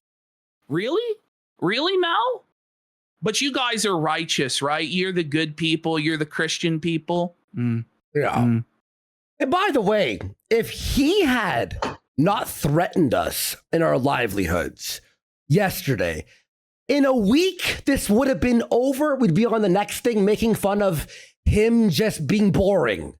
You know what I mean? Yes. Like every time. Well, I'm going to be real. 99% of segments we do on this guy are relatively harmless. Where comedy, we make silly. fun of the technical errors that are going on and the way that Jeremy is treating his staff and like he's a piece of shit or whatever. But as soon as we did the segment about the bull, there's like this marked shift where it's like, oh, well, you can't do that. I'm a god. It's like, what? Like, is it true? Like, is him saying, I'm going to contact, he's like, I'm going to contact Eddie. It's like, if any of us did that to anyone, like leftists do that to fucking right wingers at their job all the time. No one likes that. Well, to be honest, Jeremy's in favor of doing it to other people. He likes to do it to liberals. So I'm not surprised he does it to his own side, you know, but he's not on our side and he never has been. He's always been a poser and a fraud. He's always been a Johnny-come-lately grifter who says whatever he needs to say in order to become accepted. That's why he's shifted from this libertarianism to now this traditional Christian LARP, even though it doesn't suit him at all, even though it completely contradicts everything he's ever done, and clearly he hasn't changed at all. He is just a shape-shifting chameleon snake. He's a reptile. All he cares about is money. That's it. Yeah. Let's go. All right. Let's see. We can. Yeah, I mean, it looks like it could be on my end too. It looks like a little bit laggy. It could be. Well, I told you this the other night too, or last night, and flaked this. I was like, the moment he sobers up and realizes what he said, he's going to be like, if he at least tweeted, I fucked up last night, I was blackout drunk, I'm sorry, I'm going to move on, I would be at least somewhat like, okay, but you tried ruining our lives, but okay. But there's not even a mention of last night. Never happened, never threatened your life. Let's see here. Doobie doobie doo. You can't doobie doobie doo after yesterday. I'm sorry. There's no doobie doobie doo. You can see in his eyes, he's just completely dead. Because he knows he's wrong. That's why. It's not only that he hates us. His career is over. But he knows he's wrong and he fucked up. But sometimes you have to man up and be like, I fucked up. It's even this. Like this zoom is crazy. into his eyes. Like zoom into his eyes. Like this is crazy, Jeremy. Look at you, man. You're dead inside. You're soulless. If he went, I'm sorry, I'm checking into rehab. I'll never do that again. I would have some empathy. I would. I wouldn't because the thing he is, try killing us. He gets away with this every single time because people are either too bored to continue with him, or he just like begs off in this pathetic fashion and like does humiliation rituals like he did when Matt Walsh cornered him, and that's why he posted that disgusting picture of his foot, or like when he was doxing or something like this woman on Twitter and she got a bunch of harassment. Jeremy ate that disgusting canned hamburger as a result of that as a humiliation ritual. Like, I don't know. This guy needs to go through the ringer. And by the way, like, he wanted an out for Jarbo during the Boulder stream. Do you remember? He's like, oh, yeah, Daddy Jim, there has to be some way for Jarbo to come back, Daddy Jim. Do you remember this shit? Where he wanted mercy for Jarbo? Like, I'm pretty sure that actually did happen. And it's like, I gotta listen to that again. I'll listen to that again. That's crazy. Holy shit. Yeah, I think just like everything's kind of. I don't think anything's updating. Let me see if Blizzard is sending another 40 gigabyte upload of. What? No, it's not even open. Epic Games, nothing. So it's there. his internet that's completely broke the show. He has like an update happening. Yeah, I guess his game is updating on Steam. So now the entire live stream has just ground to a halt in complete dead air. Mind you, this is mostly what we joke about on this show when we cover Jeremy, are his various mishaps and errors during the show. You know, it's moment that we fun. The moment that we bring up the bull, though, the bull's criminal history, suddenly shit gets real, shit gets serious, and I wonder why. Well, you brought that up because he attacked the right wing for no reason. Like not for no reason, but for Jack, and it was like, wait a second, hang on, and then. Return of the Mac and Cheese. That's why Return of the Mac and Cheese brought up that post. Yeah, let's continue. No, I think we should be okay. It could be. Should coming back, yeah. Let's see. Shout out to Ken Rose with the thumbs up to the Easter Bunny. Never happened. Yeah, that looks better. Okay. Yeah. Better, not perfect. Not as good as it has been, but better. How are we still on this I guess with his connections? I don't understand. Just come back tonight. By the way, guys, coming up, I know this is kind of boring, but the point is to show you guys, this guy was so fired up, spiraling. I'm going to destroy these guys. And then this is the stream that he puts out. Just pure fucking ambient, just garbage, dead air. This guy has no passion. Compare my opening monologue on this show it's not to comparable. what this is. It's not. It's on a different level. Keemstar said this to him many, many years ago.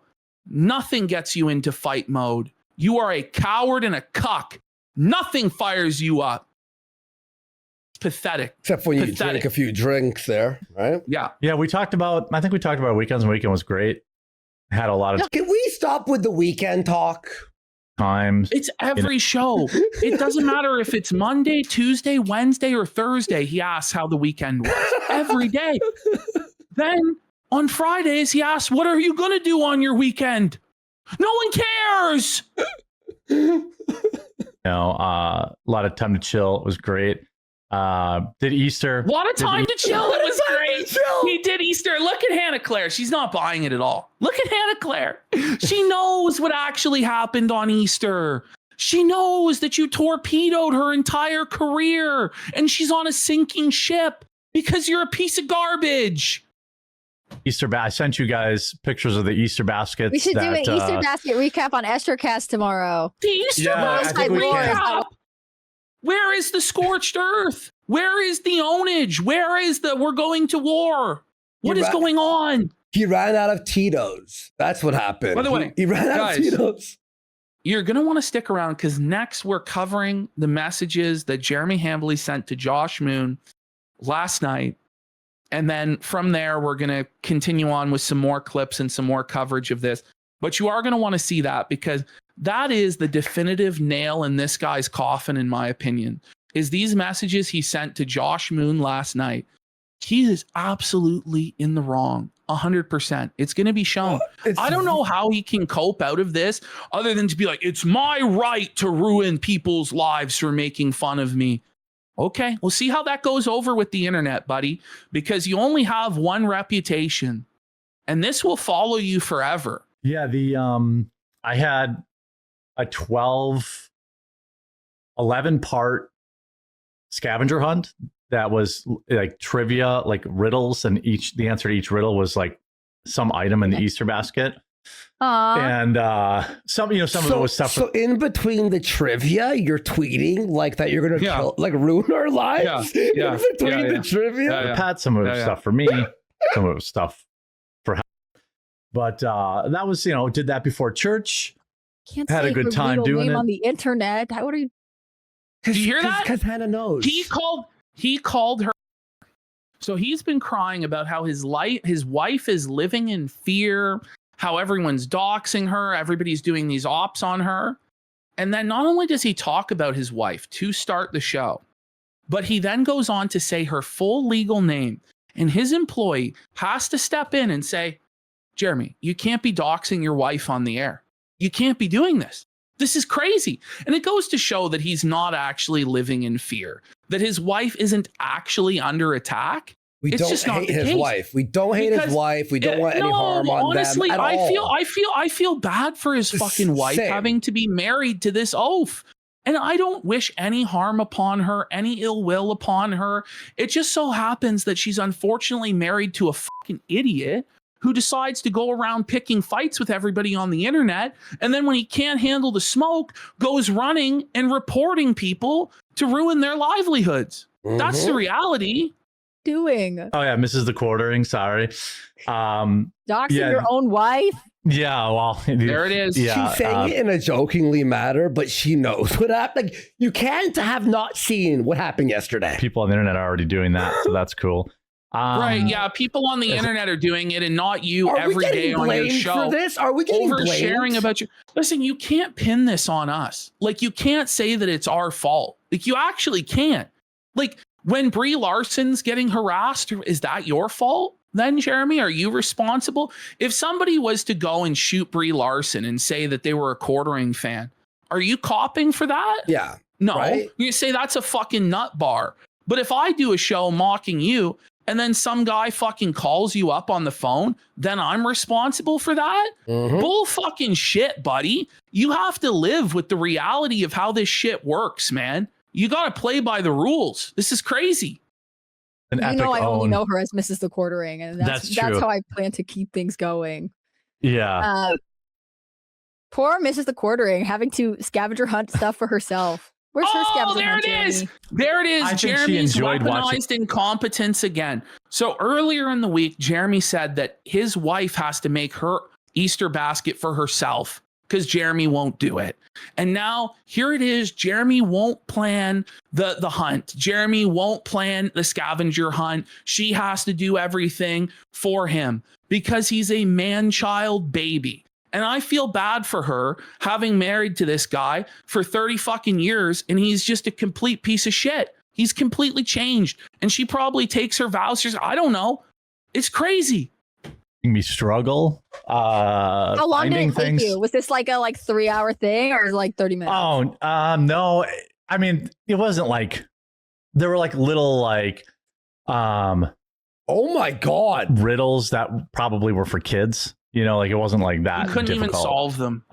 Some of them were weird. Intimidated. That's respectful of her. She didn't want to humiliate me more than she normally does, but. So and it takes much longer. Are you like a anti? If you guys want to be drunk, take a shot whenever he says, you'll die. And fun kind of guy. You will die. Well, kind of, I guess. But I mean, I think that says to hide Hannah Claire into my chair and dogs. What? And I don't have any control of when the stream goes live, guys. I'm just here for the fun. Like if I show up late, that is on me. But if the stream's not live, I'm just saying. Well, to be fair, like we were streaming. I just forgot to turn it on in the conference room. But then the person who called the meeting doesn't show up until it's late. Like, are you late or is the meeting late? You know what I'm saying? I feel like business meeting that's argument pointed very directly at me every day. But we're not allowed to point out the obvious tension and weird workplace dynamics that happen on this guy's show. Apparently, that's making his family live in fear. Okay, it's crazy. I'm not saying it's pointed at anyone. This could be a chat. Maybe they're late. Well, you guys ever think about that? We were already talking, fair, and you guys were here. This isn't Andy's fucking fault. I ended up raising the volume because it was so fucking low. Because Jer fucked it. Yeah, that wasn't my fault. I just lowered it again. So then I cranked the volume and editing. Anyway. It's all good. Yeah, that's what I mean. That's what's like so funny about it is the show was just going on time. I ran the pre-show, the countdown, and I was like, bam, 1 o'clock, we're on time. And like, I never pressed start. I managed to scrape together at least one segment. That's one thing, but he only planned one segment for the entire show. This is the only segment they did. Okay, but Ash, if he only planned one segment. The rest of the show was business meetings and dead air. Ash, like I swear, wouldn't it be so nice to do news for a living? All you have to do is go to Top Stories and read out the news and then give your thoughts on it. You just read the news and then regurgitate the general consensus. Yes. It's literally the easiest grift of all time. Review Tech did it for a decade. Quartering's done it for a decade. These talentless hacks have somehow survived off simply regurgitating 5 news articles a day. And they think that entitles them to unlimited wealth, success, and protection. And no one can talk about them online. It's crazy. Yeah. I'll let him finish here. I can't hear anything. Oh, you can't hear it? What a disaster, man. I love his tech issues, bro. They're so funny. Did you say? I can't hear. Hang on. It's one segment. That's one thing, but hang on. I'll let him finish here. We can't even hear it. He's not even sharing it to the audience. No, he's not even sharing it to the audience, right? I can't hear anything. So low effort and so lazy every single day. But he really thinks he's going to win this war. He really thinks that his low energy, uncharismatic ass is going to win in the court of public opinion. I think he realizes it's over and he has to move on. No. He's going to double down on this. He's going to send the legal papers. I'm sure of it. Because he has no other option now. What can he do? What can he do but escalate further now? It's crazy. Got our stuff in order. Oh, you can't hear it? Did you say? I can't hear anything. I don't know if you're playing it. Oh, weird. Like maybe the stream's fine and my end's just messed up. I'll reshare it here. Not a great start for a clip, but here we go. How about now? Easter Monday. Nice show day for a Monday after Easter. Almost at 10K right now, but 9,500 people. Yeah, definitely for sure. The chat was so slow. 9,500. He banned everybody in chat, right? And then somehow his viewership was like going up by like 4,000 as there was like 20% messages from peak in chat. Like it didn't make any sense at all. Buddy, you saw we have 9,000 still watching, but when we had almost 11,000, our chat was unusable. It's still kind of unusable. It's still unusable. Well, right now it's a lower energy segment. Exactly. Look at Hannah though. Everyone's Look at Hannah. Look at how depressed she is having to be a part of this right now. And Jeremy refused to read the super chats today. He scammed the super chats. Yep. Also, and they're going to be called out on it here in a sec. Read the super chats. We'll read all of yours very soon, guys. Thanks for waiting. Be the case, but. We're doing well on a Monday, on a slow news Monday. What do you make of? By the way, I'm going to try to get John Doyle for Wednesday and Razor I wonder Fist for if next that's Wednesday. Going to work out. I'm sure Groomer Fist will join on because he hates us. Well, I don't know if John Doyle's touching this fucking shit. And in full transparency, I've reached out to Mr. Doyle and I've said, Mr. Doyle, Jeremy Hambly right now is trying to get our entire presence on the internet removed. So I don't know if you agree with this or not, but I'm just letting you know before you agree to be this guy's co-host. And I don't think that Mr. Doyle, if he does know, maybe he won't read my message. Hopefully people inform him of what's going on, because I don't think he would agree with the deplatforming that Mr. Hambly is attempting to do. I'm liking the guest thing on like a legitimate reason to bring him in, but I don't know enough about it. what this. I'm reminded of this again. Everything this. goes back to American Dad We're for now me. showing her American Dad. Like this is your right-wing political talk show, sir. Here's your American Dad clip. I decided to promote Lorraine to be my new assistant. So there's a documentary crew filming. Now we'll need a new receptionist, so I'm going through resumes. But I'll be honest, the only ones we've gotten are from... Why are we watching American Dad? Why is he showing her this? Because he's just doing it. It reminded him of something in the news, so here we are. Chinese spies trying to infiltrate us. Silly Chinese, even with their Incredible ninja magic, scorched they could earth never stream, pass sorry. for one of us. They Look at mastered him. art She's of the like, noodle, what the but not fuck are we doing? What are we art of the doing? skies. Jer's not even laughing. No. This clip is from 2011? Is it? Good one, Butch. But seriously, anyone know anything about any launch codes? My name is Butch Johnson from 5 Green Lane, Plymouth, Hannah's looking for Indiana. a way out. Look at her zoom in here, dude. Like, she hasn't actually laughed one time at this. Like, she forces herself to smile, and there, like, she can't even really force it. Zip 46563. Yeah, this is what Rumble gave him $1 million a year for, to watch American You think Dad. they feel like they've been scammed? I wonder why the contract's supposedly ending in June. Or should we believe his DMs with Noel, where he says they've extended it for 5 years? By the way, do you think Rumble agrees with Jeremy Hambly going around trying to deplatform people when their whole expressed goal is free speech on the internet? Like, literally, they allow anything. You know? They allow the craziest shit. Like, I mean, there's That's a way where you could construe this. Is Jeremy Hambly going around trying to get people banned on Rumble's behalf to force them to move to Rumble? ooh. Is that what's going on? I don't know. Is that what Rumble has directed him to do in his contract? I don't know. Do you Could think be. that we'd have over 100K watching if we were on Rumble? We would I have bet you. we would have 1 million viewers live. Like this is I feel like we're hiring all people like this. I immediately thought of Howard Wolowitz from Big Bang Theory, because he like installed the toilet in the International Space Station on the. What are we talking about? So this guy's a Big Bang Theory fan? Whoa, dude. And he's combining Big Bang Theory with toilets, his two favorite. Bazinga! No doubt he's a cuckold. I rest my case. Holy. Bazinga. Show. Oh, really? Yeah. People are like, it's a war crime. Wow, war crimes. Yeah, I don't care if he does it. Like, but now he's created this deadline where if they don't have a deal done, he has to do it.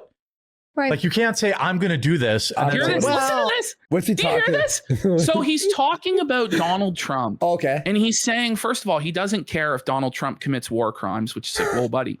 But then what he says applies so strongly to himself. Bring it back. Okay. And listen to this. Listen to this through the perspective of the threats of scorched earth that Jeremy Hambly has just made. The advice that he's giving to the president. Bazinga. I'm deal done. He does it. Like, but now he's created this deadline where if they don't have a deal done, he has to do it. Right. Like, you can't say, I'm going to do this and then say, well, I'm all powerful. I'm going to just let it kind of. So, no. Are you going to sue us or what? Yeah.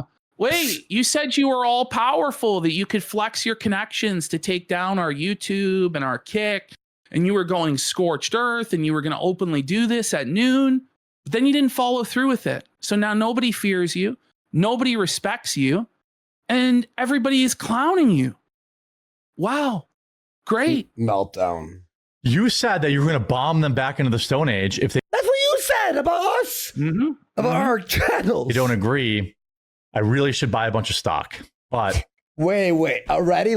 More money? More spending? Yeah, here we go. Here we go. I couldn't handle it. Every time Elon would tweet, I would lose money. I couldn't do it. Oh, the Like, it was- Dogecoin? The Dogecoin when he put like the a way million? this guy like is telling us like how financially successful he is, but he's admitting that he owns no stock. Okay. That's crazy, yeah. Continue. just not good. And year to date, this is what I should have done. I should have just bought the indexes and not bought individual So- stocks. He doesn't own indexes either, by his own admission. Now, look at Hannah Claire. She's He's like, "What the fuck?" stockless. But he's oversharing again. None of us Hang need on. to actually know about your financial situation. Let me go I should have back. just What's bought the crazy is when indexes you and not. constantly talk about your financial situation, then we're like, well, what the fuck is the financial situation? Because I've clipped on this show him before saying that all of his money is in index stocks. But now he's saying that it isn't. Well, which is it? I'm tired, It's crazy. boss. I'm tired, boss. Individual stocks. But yeah, and looks like He always does this. If we all bought Pokemon cards when we were 12, 1,000 packs and kept them sealed, we'd all be rich right now. Yeah, I know. Yeah. I wish I had Bitcoin when it was fucking a penny. I'll be on InfoWars Oh, shortly shit. here. Alex Jones is texting me. So he's claiming he's going to be on InfoWars shortly. Alex Wait, Jones is The texting band him. guy, the band man who hates when But- people are deplatformed? I don't think that he actually got on InfoWars today. Does anybody know? He was supposed to debate Alex Jones. I don't know if Jeremy ducked that because he was scared or what, but I don't know. We're going to get into his debate with Rex Jones pretty soon, actually.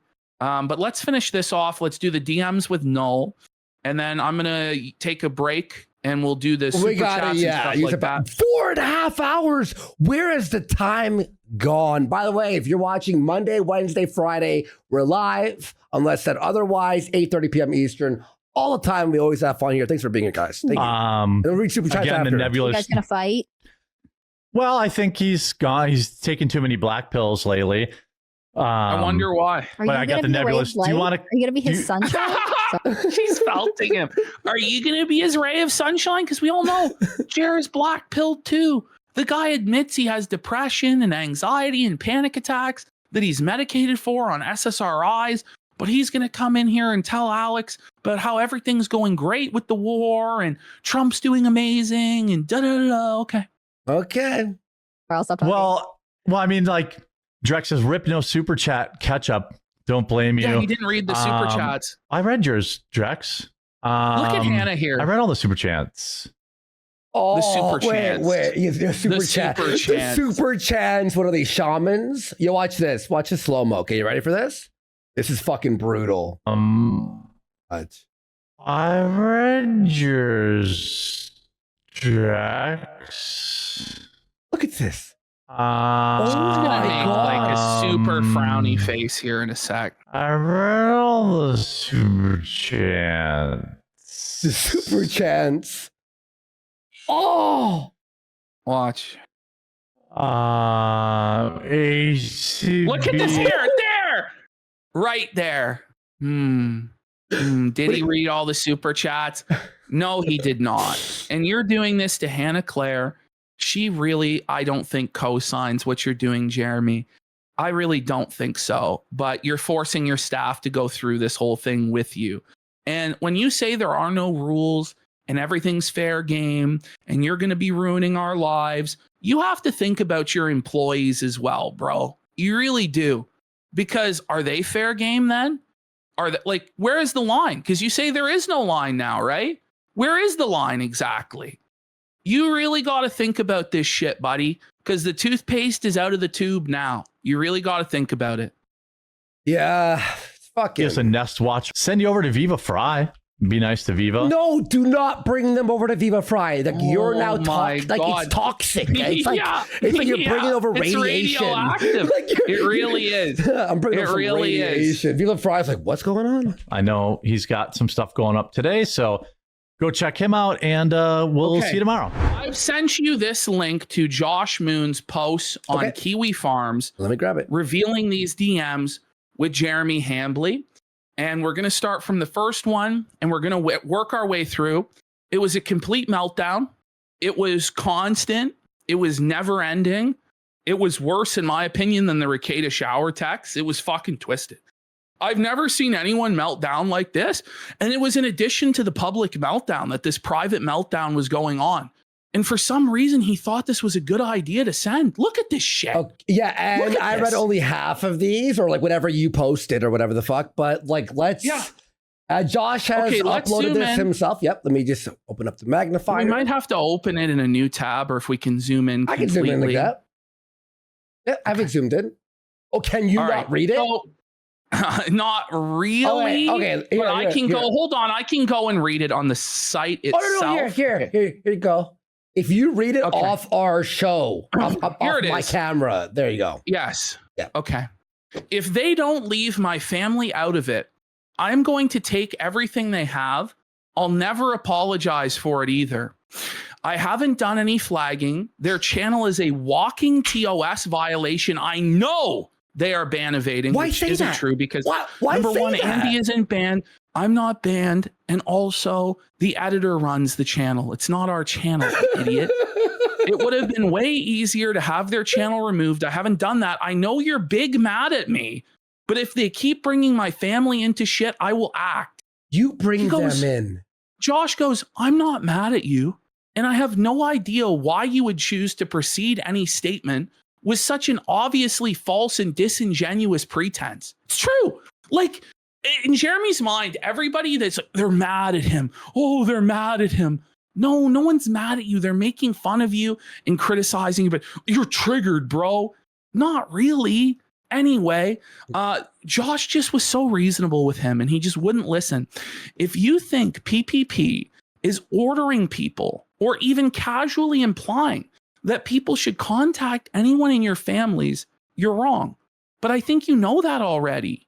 I also think that as a 2-decade veteran of internet communications and someone around during Gamergate, you know by now the one thing that you should never do is give harassment attention. So I'm not sure why you're choosing to do that.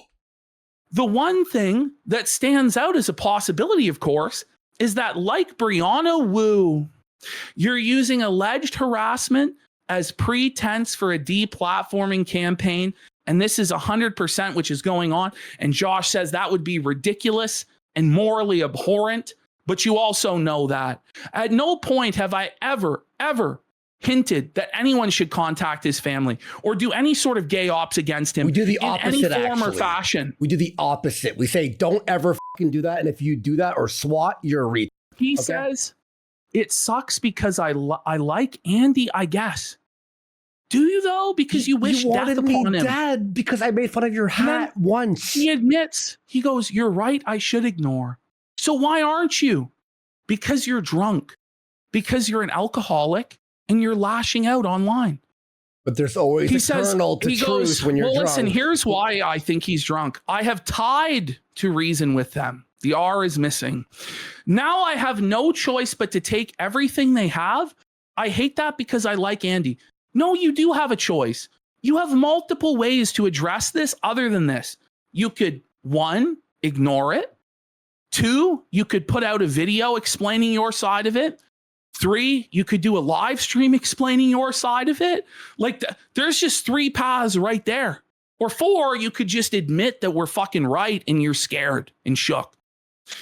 Then he goes, nobody can stop you from trying, but the road of lawfare and deplatform is extremely high risk. Kino Casino is one of the biggest streams on Kick with probably the highest revenue on the platform. They also do paint by numbers pretty well and don't really do anything too offensive by today's standards. Yeah. Their fans are also dedicated. Meanwhile, lawfare can take 5+ years and they can find sympathetic representation at a good rate. Well, you'll have to find full-priced attorneys. And he goes, yeah, man, I don't get it. He goes, yeah, man, I get it. I don't blame you at all. Kick CEO already added me back, so we'll see. Okay. There's the admission. That's crazy, There's the admission bro. that he's going to Eddie and trying to get us banned from this site directly to the owner. Now, he could have went through the regular channels and of sending us. an email or reporting on this site, but he wants to do some sort of greasy, sleazy, back alley deplatforming with the CEO of Kick, and he's openly admitting to this? This is crazy. In response, we were on the front page for 3 hours as the first video for 3 hours, which they never do. So I can kind of see where Eddie's head's at, at this point. Yeah, I don't think he's siding with you. No. So he says, I never cared about them memeing on me at all. And I get people's viewers will do whatever. But now my wife is literally terrified. So I have to act. By the way, he spelled it act. Now, to act. Now, Josh responded to him and says, even going down that road opens you up to the scorn and ridicule. Go back. Oh, sorry. I thought that was because I allowed it to continue without the interruption. But he says, even going down that road opens you up to the scorn and ridicule of the entire internet. So I'm not sure how it is advantageous. You're broadcasting to everyone. This is what I can't stand. And it really, really bothers me. Please don't do it. And I'm still, after all of this, not encouraging people to go after his wife. But when Jeremy acts like this, what he's doing is encouraging people to go after his wife. And he knows that. But he wants to play the victim so bad to justify a deplatforming campaign. And Josh is just explaining it to him so simply. Like, and literally. He's just being belligerent because he's drunk. He goes, I hear that. Taking down channels is something I have never wanted to do in 20 years, but I beg them to be reasonable. I honestly didn't know about my friend and his shit. So there it is, him admitting what's going on with the friend. But by the way, Jer, if that's true, then who are the friends you know that were into swinging? You have more than one friend into swinging? Ooh. Or are you going to cop that you knew? Because when you say you have friends that are into swinging, it means that you knew about a friend swinging and you didn't have a problem with it. So why do you suddenly have a problem with this friend swinging, buddy? What's going on here? He says he hasn't talked to him since. But wait a minute, Jer, why is that? Because we have you on the record as saying that it's not an own to swing, that there's nothing wrong with getting your dick sucked by another woman that's not your wife, and that's not an own. Ash, even more so, why wouldn't you then respond with, hey, these guys revealed something about my friend. He's a D-gen. They're right. Fuck that. We would have respect for you and be like, oh, okay. Well, that's what he should have done from the beginning is go, oh my God, I had no idea. This looks fucking terrible. Thank God that people pointed this out. I don't want this convicted criminal sex swinger around my wife, around my family, or around me. I'm a Christian now. I don't want this lifestyle. But no. Instead, it's deplatforming, it's censorship, it's gay ops. He says he had no idea he was such a DG-gen. So Josh says, let's put it this way.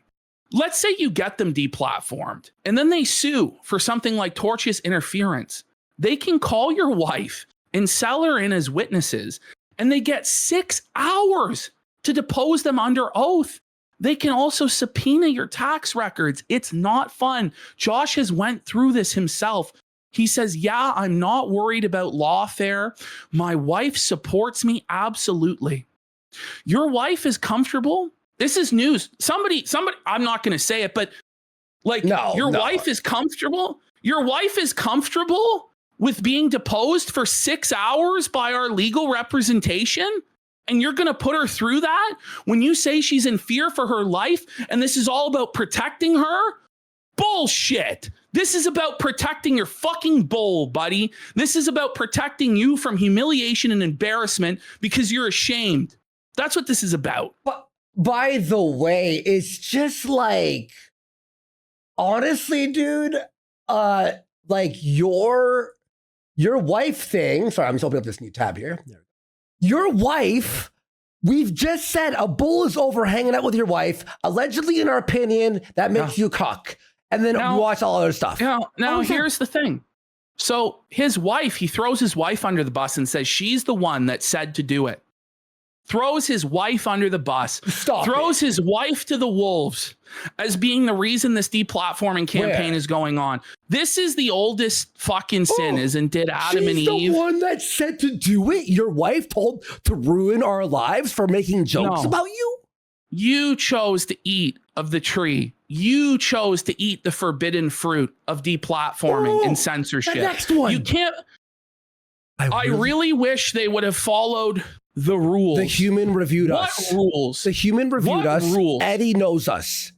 We followed the rules. He goes, but my family is off limits. I don't need to sue to get their YouTube shut down. PPP is ban evading, which is not true. But even if it was, it's Flake's channel, you dumbass. By his belief, right? Nobody would be allowed to clip Alex Jones on YouTube. Nobody would be allowed to, clip anybody that's banned from the platform on YouTube. Like, it's just insane. It's just insane. The whole ban evading thing is so gay, by the way. It's just like, but you were unbanned. I don't want to do that. Well, then don't, right? Because I have not sent a single flag. And I know you will publish all of this. So, again, he wanted this to be public for whatever reason. This is unhinged. So he goes, yeah, but they can sue you for that potentially. And then you have discovery anyways. It's not a one-way street. He thinks that it's a one-way street. He thinks that we have no support, that we have no money, that we can't get legal representation. I assure him we can. I'll call Aiden Ross right now. I know, Lady Snowblood. He goes, I just can't believe he's so pro deplatforming, especially for a guy whose entire brand is my channel is under attack and the woke left is trying to silence me. In my opinion, this should be a career-ending blunder. But Jeremy counts on the fact that none of his fans actually know anything about him or like him in any way, and that they're just boomers who click on the algorithm. And unfortunately, he might be right about that, but I really think the word is going to spread far and wide, and he will be known as synonymous with deplatforming. So Jer says, you're right, but I am not worried about discovery at all. That's what they want, but I have nothing to hide. So if you have nothing to hide, why wouldn't you submit your documents to the auditor in the first place? Read that one. Hell, I offered to give Fat Reed financial details. Fat Reed, nobody financial. Oh, but I thought it was like extortion. Like, you know what I mean? That's you offered. No, but he didn't. So then he goes, I don't know why I am even messaging you. Yeah, I know. Why are you messaging this guy? This is crazy. Because I know you'll sell me out anyway. It's just the old internet in me used to love Andy and meme culture, but my wife is terrified. Weirdos are messaging her and she's a normie. Prove it. Prove that anyone is messaging your wife, Jeremy Smollett. Yeah, you can't make these claims. Because the thing is, if you were ignoring it and you didn't want people to know, that's a valid strategy. But when you're announcing to the internet it's happening, then you need to post proof.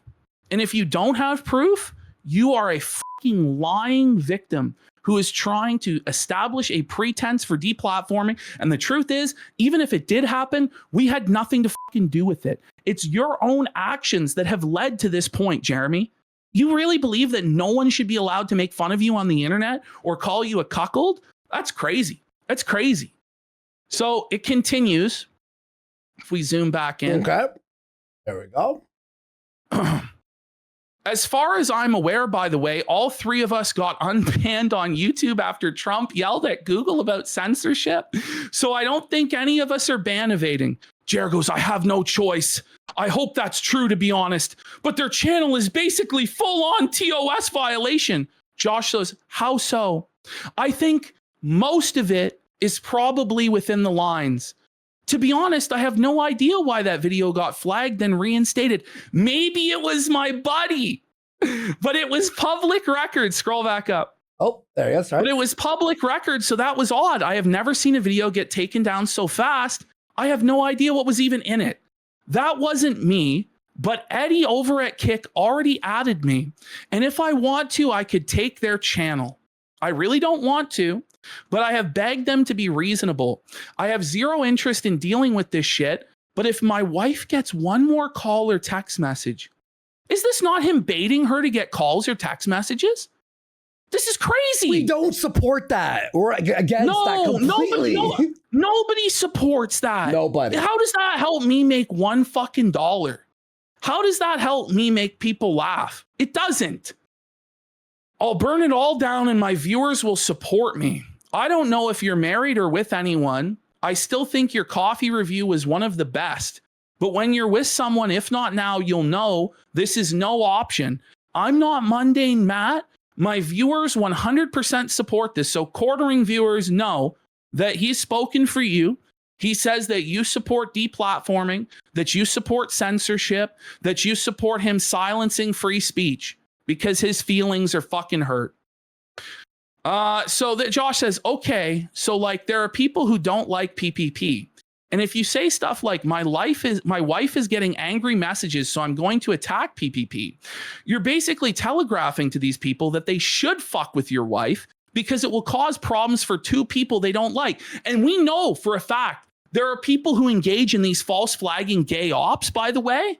Like, I don't want to name names because I don't want them to fuck with me, but there are people who do this shit, who intentionally stir the fucking pot to then justify quartering coming after us or against other people. Josh knows how the internet works. Quartering knows how the internet works. We know how it fucking works. We've all been around the block long enough. But Jer is going to feign ignorance to justify his deplatforming campaign. And it's crazy. It's crazy. And he also thinks that Josh and I are fucking retarded. He must, because he thinks he can get away with this shit. It's crazy. Okay. We're zooming back in. Yep. I have to put the new one up. 1 second. Yeah. Here we go. Is this where it was? That's why it's generally recommended that you don't say stuff like that on the internet in public. And then it's the next slide. Okay. Not this one? Was that like a double? Was that a duplicate? It might be a duplicate that Josh put up. Okay, so here he goes. Josh, can we agree I can take their kick in YouTube, right? Does he even know who Josh Moon is? He wants Josh to validate his power and approve him of censoring other people. Josh Moon is probably the biggest free speech advocate on the entire internet. And if he was to co-sign Jeremy being able to do this, he would be co-signing the death warrant for his own website and livelihood. It's crazy. Yeah, it's crazy. If I actually wanted to, they would be deplatformed outside of DLive in a week. No, we would be on Rumble. And trust Jer, there is no fucking TOS on Rumble, bud. Yeah. We would be on Rumble. It would be a lot more brutal, bro. And listen, I'm going to be real. If you really took our livelihood and took all of our platforms and started suing us, there would be serious repercussions on Rumble, buddy. There would be serious fucking hell to pay. So he goes, I don't want that. I just want them to leave my family alone. Again, I haven't involved any of your extended family. I haven't actually targeted your wife. I've just said you're a fucking cuck. He says, I don't care how many Jeremy is a cuck videos they put out. Well, that's all we're doing. Nobody put out a fucking video saying, Hambly's a whore. Extra, hear all about it. Hambly's a whore. No one did that. You fucking piece of shit. He goes, like, I have a non-Pajit YouTube rep. You know that, right? You know, we have a YouTube rep too, you fucking idiot. Who watches our videos and says, like, they're fine and helps us with TOS, like, and like how to make sure that we're not being fucking flagged. He thinks he's the only person with a YouTube rep. Like, that's what he believes. One phone call, gone. Do it. Pick up the fucking phone, and fucking do it. Do it, bitch. You think that we won't get someone else to run a fucking clip channel? Like, do you really think that we are going to go away? Andy Worski has been here for what, 20 years? 19. That's 19 fucked. years. Almost 2 decades, bro. I've been around for 8 years. Buddy, we're not going anywhere. They call me We're the not fucking retarded phoenix for a reason, by the way. We're not going anywhere, Jeremy. So now this is where he starts doing this weird glazing and ball washing. I actually think they have an incredible ceiling. They are hilarious. I agree. They just have to stay within the TOS. Oh my God. They don't have many attempts left. What? So the TOS is whatever Jeremy Hambley believes it is, and not what the TOS actually is. He says they are amazing at this. The show is hilarious. I would literally be promoting it even if they made fun of me. What? Like, what are we doing here, man? But they don't understand the line. This isn't 2001. Are you for real? Like, at least I will forever know my coffee is better than Peppa's. Peppa's? I think he meant to say Pippa's. Oh, so Josh goes, I mean, maybe, I don't know. Sometimes you think something is really easy to deplatform, and it ends up being impossible. It's kind of hard to say the fat guy dressed like Peter Cottontail is posing an imminent threat, and here's where Jer's lawsuit gets felt in. Lol, yeah, that's true. By his own admission, he admits that I am not an imminent threat to him and his family. We are literally a comedy show. We've made some. Now, sure, do we go like edgier than most shows? Maybe, probably. Actually, compared to 2026 and other people driving over people with cars and people. Yeah, hit the bell. Yeah. Giant. Well, let's go. What was he thinking putting this in writing? What was he thinking? Okay. He goes, but remember, my wife's a normie, and when she gets, hold on, and when she gets a call, she has no idea how this shit works. Here, I'll help you out here. One second. There we go. That'll be a bit clearer, I think. Yeah, hold on. Yeah, I'm looking at your screen. There we go. Yeah, there we go. But he goes, but you should. He go, yeah, Josh, can we agree? I can take their kick in YouTube, blah, blah, blah, blah, blah. You can scroll down. We read this before. Another double?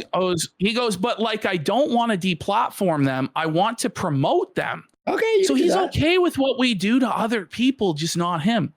I don't want to put you in the middle, so I'll leave this here. I still support Kiwi Farms existing and will help any way I can with the legal battle. So why don't you fucking cut a check? But he's waiting for Josh to sweep it up before he cuts a check. I appreciate you being open to chatting about it. I never flagged them. Buddy, you're talking about doing way worse than flagging, bud. It's beyond that at this point. Why even deny that? It's ruining our life. He goes, I assume it was the normies they were outing. Is Adam Sellers a normie?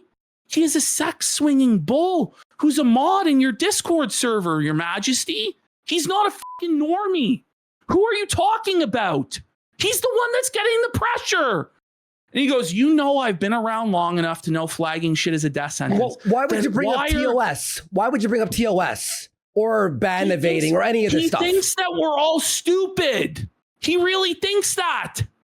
Absolutely fucking unacceptable message there. Like, that's insane. That's crazy. This is crazy, man. So again, this is where it gets, really crazy. This is the extortion part. Josh says, yeah, I know nobody likes a Randall, though I still don't think they cross any red lines in modern era kick or even YouTube, which we don't. We're careful not to because we're not idiots. Yes. But you know what? We play with the line because it's entertaining to play with the fucking line, because the audience wants the line to be pushed, because we want entertainment and we want to have fun and we don't want to be constrained by hall monitor crybabies like Jeremy Hambley. So he asks why this has been an issue now. He says it's never been an issue until people started spamming my wife. She's provided no evidence of. I literally don't care that they make fun of me. He obviously cares an awful lot, or this wouldn't be happening. Her family has seen this shit. Okay, this isn't our fault. How do you think that you can go around with millions of followers doing the things that you do and it will never get back to your family? That's not a reasonable expectation. You are a public figure with millions and millions of followers. 83,000 watching live. He has 83,000 watching live. So wouldn't you think people would see this shit? Oh, man. But I get it. Like, I guess you'd be mad if your family knew that you were a cock. Anyway, unofficial truce. They delete the videos attacking our marriage. Never did that. You mean the statements that you've made destroying your own marriage and its reputation? I never mention them again. We don't give a fuck if you mention us or not, because we're not thin-skinned little bitches like you. The more they do it, the more I want to flex my connections to bury them. So here he is. He's a mafia don. He's flexing his connections. This is a one-time offer. They can meme on anyone else they want. And that's what pisses me off the most, is he's okay with this happening to anyone else but him. Only he is above it. Only he is exempt from being trolled and mocked and criticized. Other people, it's tough titty, because Jeremy Hambley has money for lawyers and Jeremy Hambley has a YouTube rep. So he's a god. No, you are not. He goes, I don't care if they meme on my friend who apparently has a questionable past. He obviously has a questionable past.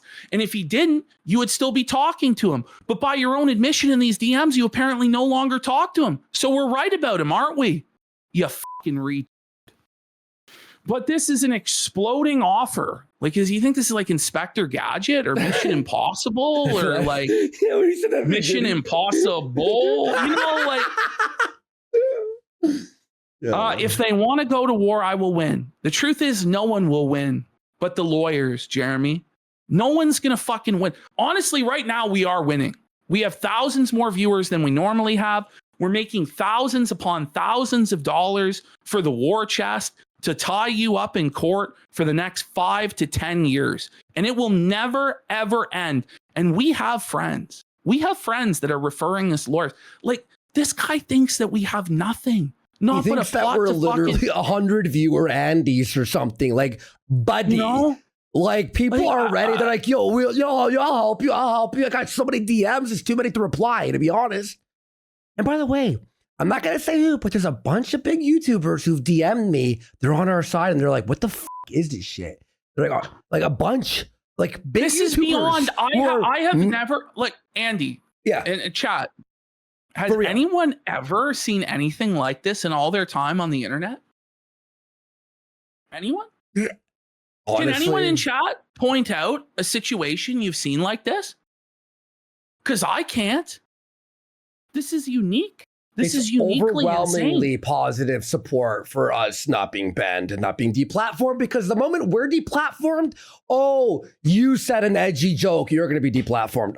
He has the quartering, has the power to ban us all. He owns YouTube. Okay. He's not going to be able to ban everybody. Even if he gets us banned, he's not going to be able to ban them all. And this is going to lead to more and more blowback against him and against his staff, and unfortunately his family as well. And we don't actually want that, to be honest with you. For real, I don't want that. I don't want this, but when you threaten to destroy our rice bowl, when you threaten to take away our ability to feed our families, and maybe I could afford to miss a few meals, but I take that shit pretty fucking seriously. And I feel like everyone else here would as well. If you had this fat fucking freak because you tweeted and called him a fucking cock trying to go after your place of employment, you would be pretty pissed off too. So he says, I assume all of these messages will go public. So I don't know why he would write this, but I like Andy, just get rid of the videos claiming I let some my wife and they continue to make 10K a month on YouTube and I move on. So here he is just admitting that he's going to do tortious interference. Here he is, this is extortion. Either we delete our videos talking about him or he costs us $10,000 a month. And he's stating the entire motivation here is malicious, to cost us money. Where our motivation in this has not been to cost him money, but for us to make money and make other people laugh and criticize and mock a man. It's a little bit different, Jeremy. And I think that you can appreciate that when you're actually sober and not drunk out of your mind like a fucking lunatic, spamming Josh's phone all night like you're Nick Rekieta in the polycule, because maybe you actually are, because it looks like it. Says this is a win-win. I can burn it all down. So he's willing to burn it all down. Why? He's willing to lose everything you have a wife. for this. You have a wife in the house and like 5 studios and fucking all this shit. He says he has 5 years guaranteed salary at Rumble. Well, that'd be a surprise for your viewers to know, since you said to them the contract was up in June, and that's why you need them to send in memberships and super chats and all that. But he says if they bulk, that's not on you, and I still support Kiwi Farms. Broker the ceasefire and everyone wins. Broker the ceasefire. It wins. How, Ash, how do we win if we get intimidated by him and then we are stop making videos, right? Well, then we may as well retire. And then everyone else goes, oh, and then everyone else will do the same thing. All we have to do is threaten to get them banned, and then they can't talk about any of our controversies anymore. Like, I'm just not going to cave to this fucking bullshit, man. I'm not going to cave to this extortion. And if he wants to play legal bullshit games, we can play legal bullshit games too. I don't want it to be like that. We obviously don't want to deal with it. But he's saying he wants to, that he wants to put his wife through this, that he wants to put his friends through this. It's crazy. So he says any retweet who has been banned as much as both of them have would if they are smart. But none of this reflects on you. It's all good, and I wish you the best. Okay, well, we're unbanned. So suck our fucking d***s. And how about this? Delete every video you made of Brie Larson. Or now it's harassment. Make how do we start? It's like, dude, it's Spider-Man pointing at himself, isn't it? It's Spider-Man being like harassment, bro. You went after someone's husband last week. I saw so many liberals and so many leftists saying you were doing harassment and brigading for years, and now you cry when other right-wingers do it to you. So many said the same thing. Yeah, and it's just like they're right. They're right. The left is right. That's fucking crazy. We're saying that. He's a cry bully. So Josh says, I'm just saying I've received offers like that, and my answer has always been no. I don't like it when people try to dictate what I or my forum can and cannot say. I'll let him know, though. Yeah, I get it. I know we have our differences, and this is all outside of that. I wish you the best and support Kiwi Farms either way. Tomorrow at noon, I am going public on everything, but not this conversation. About flagging us publicly? He lied to Josh Moon's face and said that he was going to go scorched earth at noon today. But when he sobered up this morning and he looked at this shit, he realized he made a big fucking mistake, that he really stepped in it this time. And he backed down like a bitch and expected this to be swept under the rug, that we would be intimidated and bow down to his threats and extortion. And that's just never going to fucking happen. So Josh says, and he goes, you know what? Don't even worry about it. I'm going to handle it tomorrow. Smiley face. That's what JR says. Josh says, I did send the offer to him, but he feels it's an extortion effort. I'll be watching the stream on Monday. Quartering says it's all good. Probably does come across that way to him. What an idiot! Admitting that it sounds like extortion? Does he think that we can't get a lawyer? Like, okay, that's the most damning thing. It's actual extortion. That's the most damning thing. Out of everything tonight, that one sentence admits that it sounds like extortion, because it is, dude. It is. And I don't want to do lawsuit. No one wants to do lawsuit. It's terrible. So then Josh reaches out to him this afternoon. Should I unfeature the stream on Kiwi Farms? I thought you were doing a pre-stream thing today. I didn't see a tweet about canceling. You know, mate, it's really disrespectful to just lie to my face. And Jer panics and shits his pants. Wait, what? Oh, the going public stuff? I should have told you, sorry about that. It became clear last night they are not interested in being human. So I'll just be on my way. You want Ash and I to lose our entire jobs and money and food off our fucking tables. I didn't want to take this guy's house or his cyber truck or his saltwater aquarium or his Rolex watches. He wants to take everything that we have. Everything for making fun of him online. But it's us that aren't human. Even when we extend today sympathies to him about his wife and his family and what's going on, here comes fucking Jer crying his eyes out. I saw PPP decided to just put out the DMs, which is fine. I expected it. But if they are not interested in being civil, there really isn't any reason in giving the time of day. If I had known you were going to feature it, I would have and should have told you. My bad. And Josh says, I sent him the portion of the DM that contains your offer like you asked. But I did send him the full conversation because I feel like you're outlining an extortion scheme. I was asking about your plans in the chat and you ignored that in my DM on Twitter. I saw on your stream you had no unread messages, so I know you saw it. You just thought you let me advertise your stream for you to talk about Iran half-heartedly? I don't appreciate that. You're on a bridge burning and mistake making spree that reminds me of Ricada by the numbers. I don't feel like anything I say will help at this point. And since you're threatening litigation, it's probably not a good idea to say much more. So melted. That's the definition of the word melted. I don't know if he's going to sue Kiwi Farms if he thinks he has the stones for that. There was a bunch of other weird shit that I won't say, but where Josh was receiving some weird gay oppie shit from fucking Hambly, and whether he wants to fucking reveal that or not is up to him. But it feels like, and we both agreed, that it felt like Jeremy was trying to intimidate Josh or perhaps extract information about Josh's whereabouts and shit like this. So this is where we're at. This is where we're at, Jeremy. And I really think that you owe everybody, at least at bare minimum, a fucking apology for being such a scumbag piece of fucking shit. Oh, by the way, here's the actual version of Scorched Earth. I was planning on reading this, but you guys can read it. You can pause. Your own we have a lot there. Like Jeremy, we have a lot to get we through. were making fucking jokes about you. We said allegedly in our opinion. People make fun. This, that, the other. It's the online. It's fair game. But this whole lawsuit thing and deplatforming is the gayest shit in the world. And by the way, again, I hate to repeat it a million times, but it's the Spider-Man pointing at itself.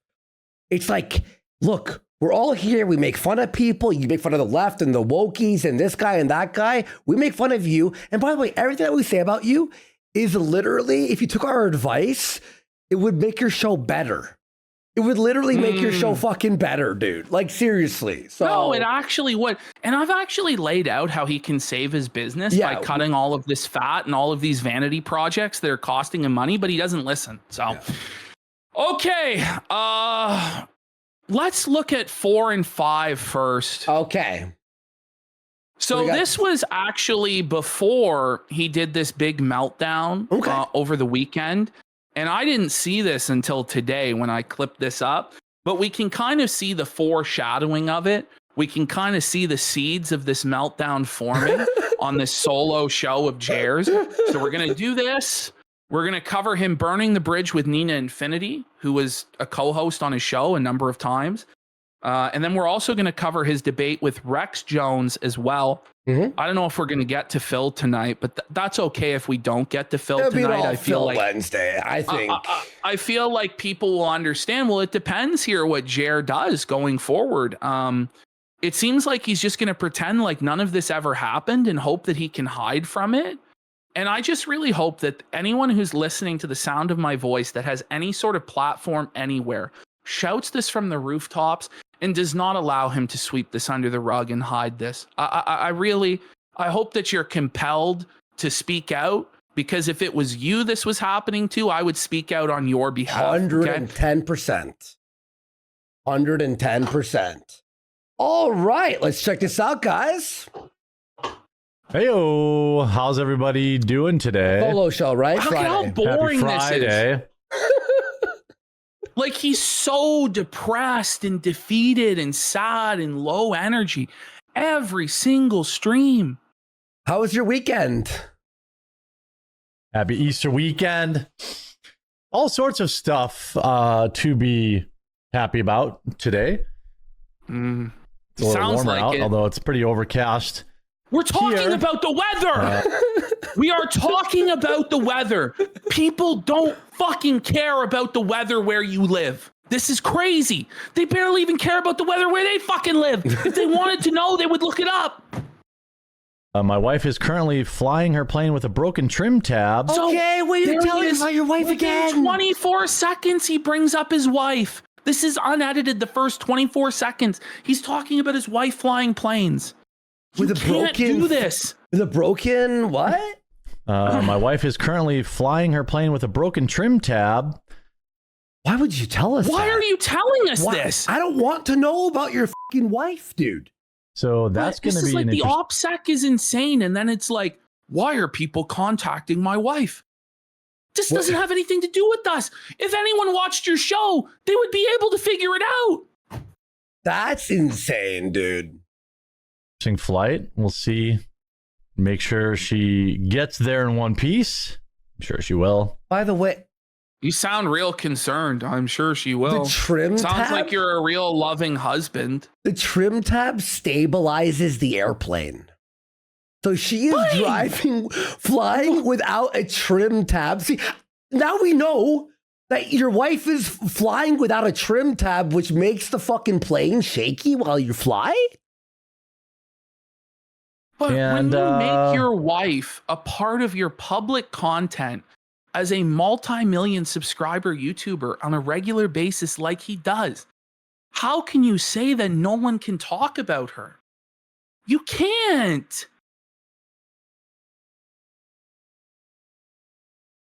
Lots of stuff is going on here.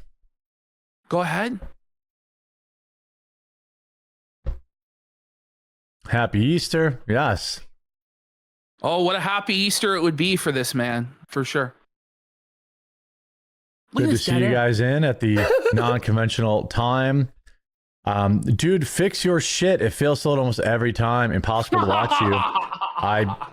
I mean, today is the first time Every I've heard of that stream in is weeks. Tactical failure. In So- weeks. This shouldn't happen at all. What are we doing here? You have a multi-million-dollar Rumble contract. Figure it the fuck out, man. It's the lowest effort, laziest slop. It all goes back to when Jeremy Hambley was a child, and he told us this himself. His teachers say Jeremy wants lobster grades for cod work. And it's always been the same since then because his parents didn't learn the lesson. His parents didn't let him learn the lesson. They went in there and cried to the teachers and forced them to give him straight A's, even though he didn't fucking deserve it. It's the same thing here. He expects Rumble to compensate him millions of dollars forever for a broken live stream that barely functions, that always has fucking tech issues, that nobody's donating to, that nobody is actually watching. That's what he expects because he's a god and he's anointed because his parents owned 7 rental properties as a kid and he was never told no, and he was given all the toys and all the gadgets that he flexed on the other kids to feel better than them, probably because no one actually wanted to be his friend because he's a stinky, uncharismatic loser. And he always has been. And the only way he's ever been able to get anywhere in life is by through offering other people wealth, connections, and clout. Because no one likes him otherwise. You know, I don't know what to tell you. I haven't had this problem in weeks. Now, today I am using StreamYard, or OBS. I'm not a pickles on a fish sandwich guy, though. This is, bro, the discourse on this show for 10 minutes, they talked about fish sandwiches from Culver's, from Popeyes, from Arby's. 10 minutes went to that. You know what he reminds me of? He reminds me of one of those streamers who does the like watching YouTube videos and eat stream. You know, they're watching the Hell's Kitchen and they're fucking eating and This just like guy chatting. decided to do a 20-minute segment about baseball today. I'm not kidding. You should do a sports show. He did 25 minutes about the Milwaukee Brewers and how they were so much better than the Chicago Cubs. Jared, last time I checked, the Cubs have won a World Series. You know, Someone said the this is last almost fucking- felt here. Phil is a bit It more is. entertaining than this, actually. It actually is Phil- because at least Phil like spurgs out more, has more crash outs and temper tantrums and shit like that. Bro, somebody made videos about you. Why are people attacking you? That's Somebody because made people are bored. videos I about don't you. really care. Like, What do you mean you don't care? there's a lot of people who This is think crazy. He says that he doesn't care, and then is threatening deplatforming. He's threatening lawfare, anything and everything to silence people for making fun of him. But yeah, he definitely doesn't care. Not at all. that there's a lot of people who think I really give a shit about that, but I don't. Like, how can I? I have to work like 10 hours a day. You threatened to make us homeless. You threatened to make us homeless. Here buddy. comes his sob story Oh. about how he has to put in 10 hours Wait, a day Ash. sitting on his ass, reading the fucking news very poorly. I thought he was a millionaire. You had to work 10 hours No, a he day. has to, and he hasn't had a vacation in years, and he can't afford to take a vacation. He has to lay off his staff. But he's a millionaire who's going to be able to survive the lawfare and all this stuff. Again, if he just downsized, stopped streaming, stopped paying co-host, focused on the videos, he would still make more money than most Americans if he just focused. Come on. Mm-hmm. Like, about that, but I don't. Like, how can I? I have to work like 10 come hours on. a day.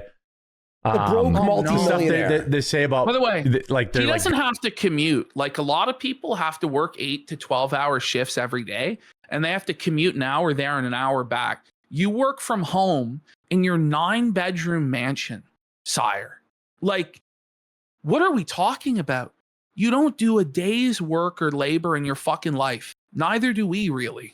Buddy, like, this is crazy. This is the whitest collar of the white collar job. Best job in the you could world. possibly have. Literally, yeah. And you're sitting here and crying.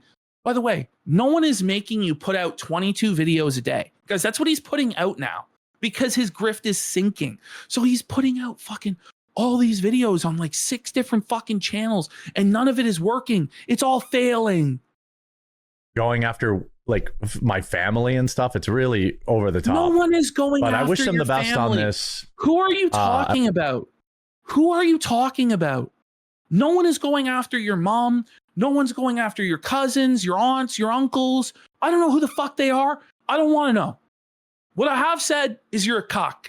And I feel like there's enough circumstantial evidence around for me to make the joke on the Kino Casino comedy show hosted by a retard who showed his asshole and another retard who did fucking coke for years and burned his fucking life down, okay? Who oftentimes dress like the Easter Bunny and fucking Colonel Sanders. I and dress fried like a woman. chicken I go and in dresses like a full fucking- ski mode, bro. We're doing June. I don't know. Like, if you're that worried about the things that we're saying, is it that the things we're saying are fucking true? Like, I don't know what to say. Buddy. I wish them the best on this Good Friday. I hope they make lots of money, and I hope they have Do long you know? careers. You say that. It's such a lie. Because then 2 days later, you're saying you're going to take everything that we have. I don't even This know. is crazy. These are And- unforced errors. How about you should have reached out to the bull immediately, said, Bull, maybe he can't because the bull calls the shots, and said, Bull, did you flag this shit down in all seriousness? And the bull's like, yeah, Jer, I did. Okay. I'm going to go public and say the bull flagged this shit down, and that's it. And Be we're like, not yeah, going to be guys, you were chilling, kind- and it's fucking. And over. listen, I disavow the bull flagging this shit down. He did this fucking shit. Here's an expose on this creep. He lied to me for fucking years. I had this freak in my home. I had this freak around my wife. I had this freak around my family. I don't appreciate it. He should be the most rattled and the most determined to expose this scumbag, to exonerate himself. Fuck. At the moment you find out that someone around you is like this level of fucking freak, you have to do that. Or else you're tacitly admitting that you condone it. But we already have him on tape admitting he condones this sort of lifestyle and defending it. Like, so it is what it is, man. I would have more But he respect though if he was like, I disavow that he's an idiot for doing that. Yeah, he has a weird like I'd be like, all right, well, at least he fucking disavowed that. Yeah. But then to fucking make us worry on Sunday, like, is he gonna try to fucking take it all down and burn us? Well, like, Troll King Gaming says, please apply that logic to Hannah Claire.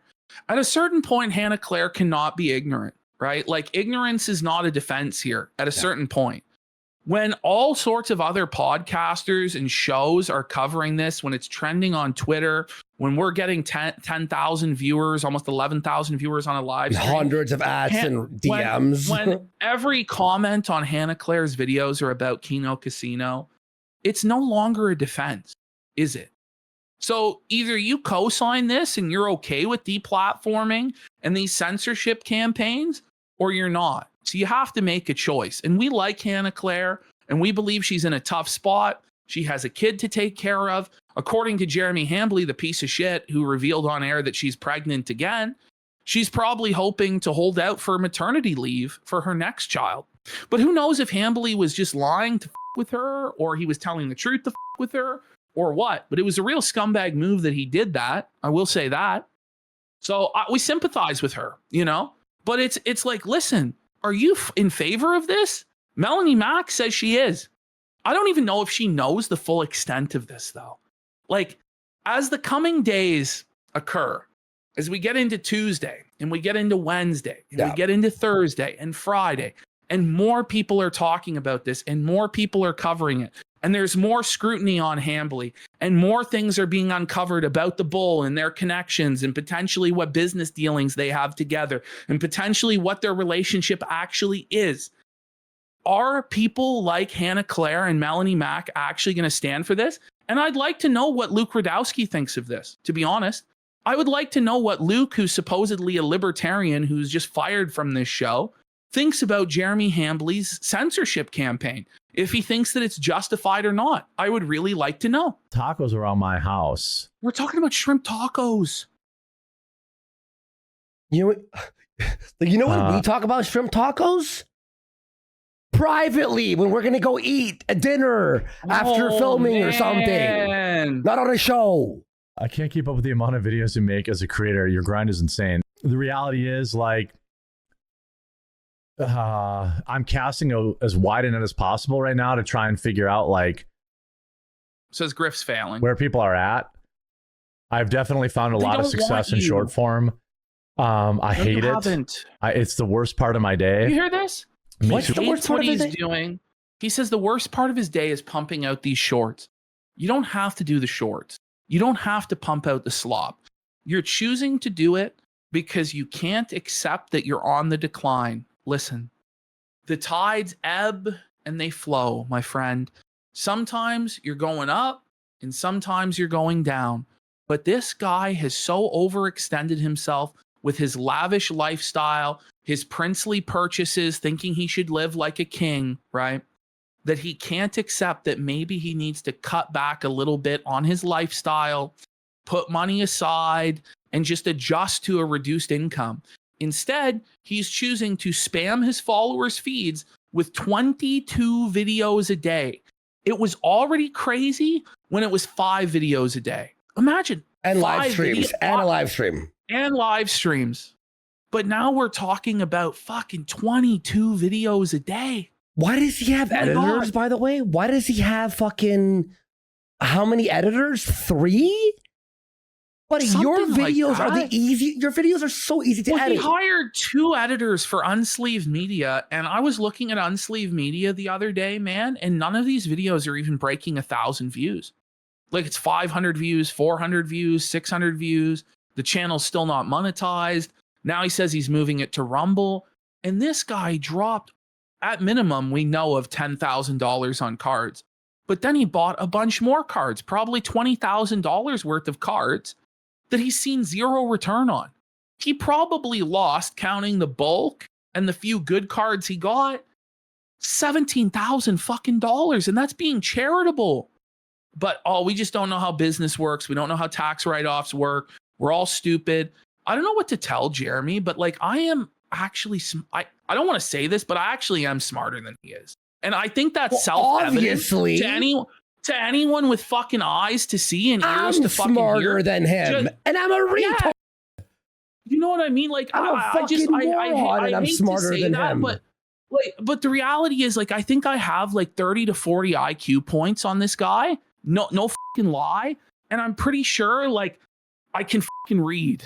You know, like, the bar is very low. If you can read, you're smarter than this fucking animal, okay? And he thinks that no one else understands how the world works at all. And you underestimate people at your fucking peril, buddy. You really fucking do. I've learned this lesson the hard way myself, trust me. Anyway, let's continue. I want to rip my own eyeballs out, but I just can't control the wave. That's where people watch it, you know? So it's part of my day every day now. You know, I shoot shorts specific now for like Instagram and TikTok, and I am building a shorts set, which is really just a green screen. It's not. Someone said Andy on coke. He's building. Can read. he's building, folks. He's building another set. He wants credit for building a short set that he says is just a green screen. So why even mention it? A short set. You built a set. You hung up a green screen. It's not a set, Your Majesty. Oh, not anything fancy. Honestly, like, for real, bro, stop the shorts. They're not gonna fucking work. Stick to 5 videos. Quit the live streams. One set. Fire everyone. Edit yourself. That's it. You will actually be okay if you just do that. Apologize for flagging and attempting to have our lives ruined, and move on. Say you're drunk and say you're sober and you're stopping drinking. Like, this advice I just said right here would actually save him, but he won't listen to us. We're pieces of shit, blah, blah, blah, blah, blah. And I'll have 4 sets crammed into this room. And basically I get up at 6 a.m. Listen to this quartering set, Unsleeved Media set, Jeremy Hambley set, film, shorts over there, 4 o'clock, eat dinner, immediately start looking for topics for tomorrow. What a sad life. You can't build anything if you're constantly spiraling over things you can't control. Wow, you can't die on every. You can't die on every hill, and you can't be constantly spiraling over things you can't control. If only this man had any self-awareness at all. If only he could listen to himself. He's the king. He's the famous rich guy, and we're all retards. He knows better because he made money on a YouTube algorithm. So therefore, he's a genius. Yeah. Free hill. And this is something I've learned now that I'm an old man. You know, I'm 42 going on 43 in a week. If you're not a coffee drinker, that's cool. A child. And you're acting like a child, threatening to burn down your entire life because the 2 Canadians made fun of you. You have so much. This guy has so much, a disgusting amount in life. So much. And it's not enough because he believes that no one should be able to criticize him. He should be insulated from mockery. It's not enough to be a millionaire. He also has to be a god and a king. It just doesn't work that way, man. It's not going to work that way. That's cool. But I bet you there'll be coffee drinkers at your Easter celebration. And look, you can get this stuff delivered by the next day. He believes that his audience's responsibility is to evangelize his coffee at Easter like it's the gospel. This is crazy, dude. Like, you don't have fans like that. This is like cult shit. Oh my God.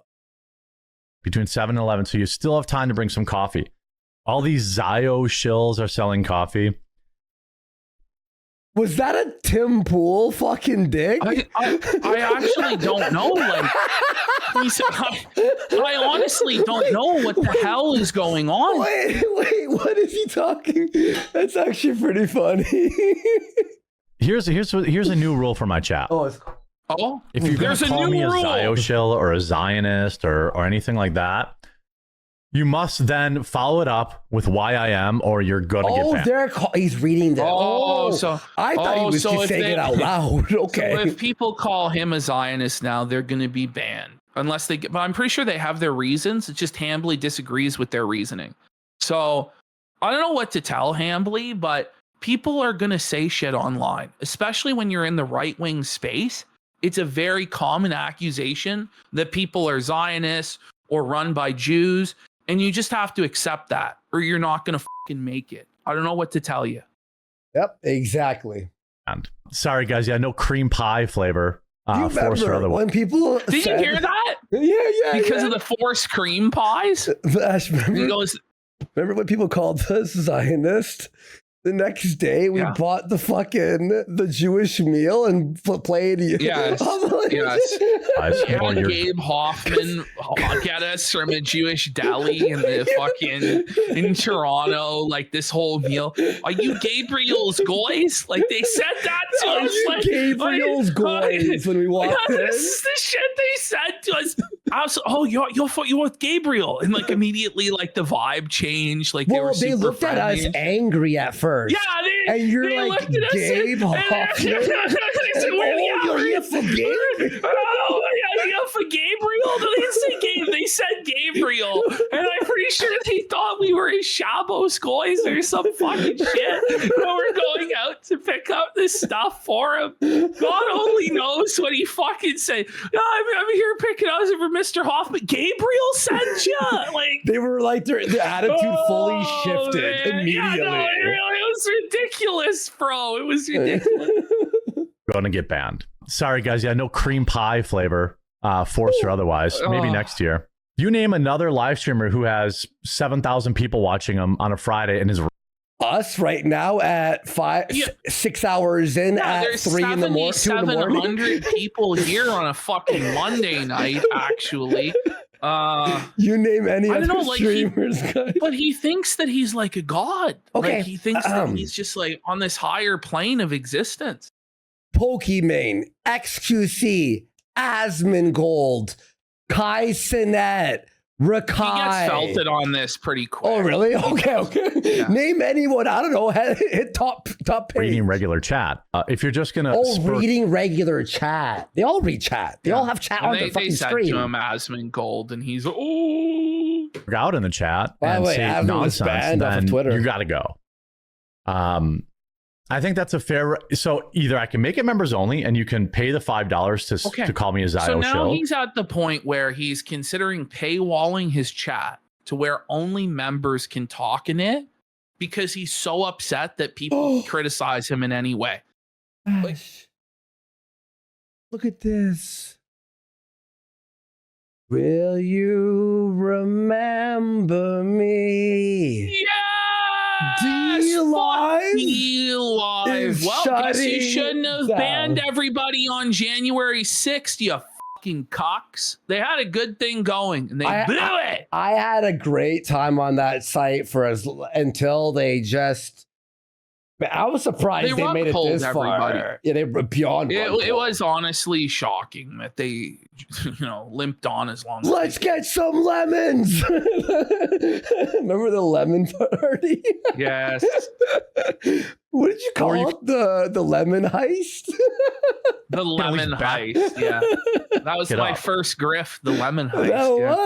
The lemon heist. Ralph thought that was going to be the end of me, that I would never recover from that, but it was actually just the beginning. Ninja Kini. Oh my god! Like good times. Asmongold reads regular chat too. Correct. Good one. Yes, he does. Asmon does as well. And XQC.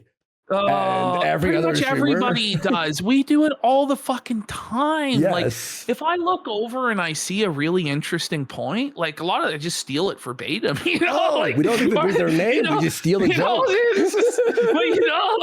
Like Paul Bunyan says, "Read me." So it was read.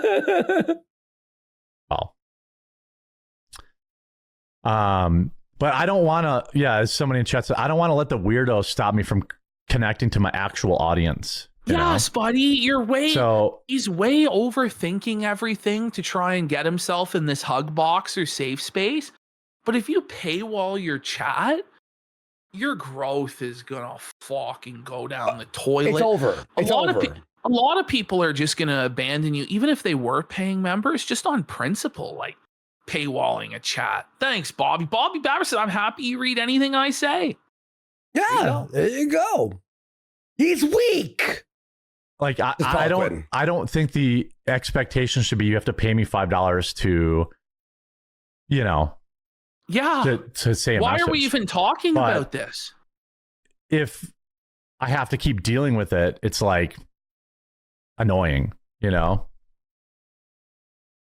It's all we all just, have you know, to deal with annoying people in chat all the time. I don't want to have mods. Maybe if your chat actually moved quickly, you know, you wouldn't even see the annoying messages to even give a shit, but you have no viewers, no engagement. So that's why. Then he claims he has no mods, but as anyone who was there today for his Scorched Earth stream will tell you, he certainly does have mods that cleaned it up. By the way, like, is this all like we're going to pretend this didn't happen until Saturday when he gets drunk and crashes out again? Like, I'm sorry. Like, I would actually like to be able to enjoy my weekend too, Jeremy. Like, the next time, I'm honestly not even going to bother responding to your fucking drunken spiral. Oh, yeah, because we all know by the time you sober up on Monday, then we'll be like, oh, it never happened. You see nothing, no nothing. Look, I had to like look at my family and go, hey guys, 1 second, important call. Sorry, I know. And like, it was just like, I was rattled at the fact that it's just like, can I have one fucking day? Just one. Without like this guy like fucking spiraling and attacking us. And it was like a brutal attack too. It was 2 flags.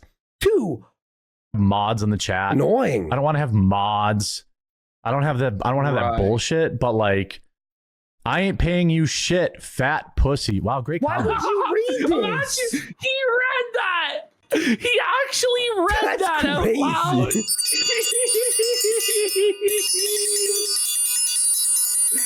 Oh, man. That's a wild thing to read out loud. I'll say that. Cool. I'm glad I read that. Are you? That's fine. Now I'll never see your comments again. So enjoy. Well, I don't care. Andy, I actually have something here. Okay. Hot off the presses that Return of the Mac and Cheese found.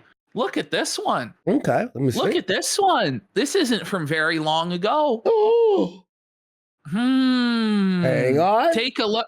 Take a look at this one, guys. Jeremy says the Rumble community is not big enough for this amount of drama, and tagging in his boss is kinda a bitch move.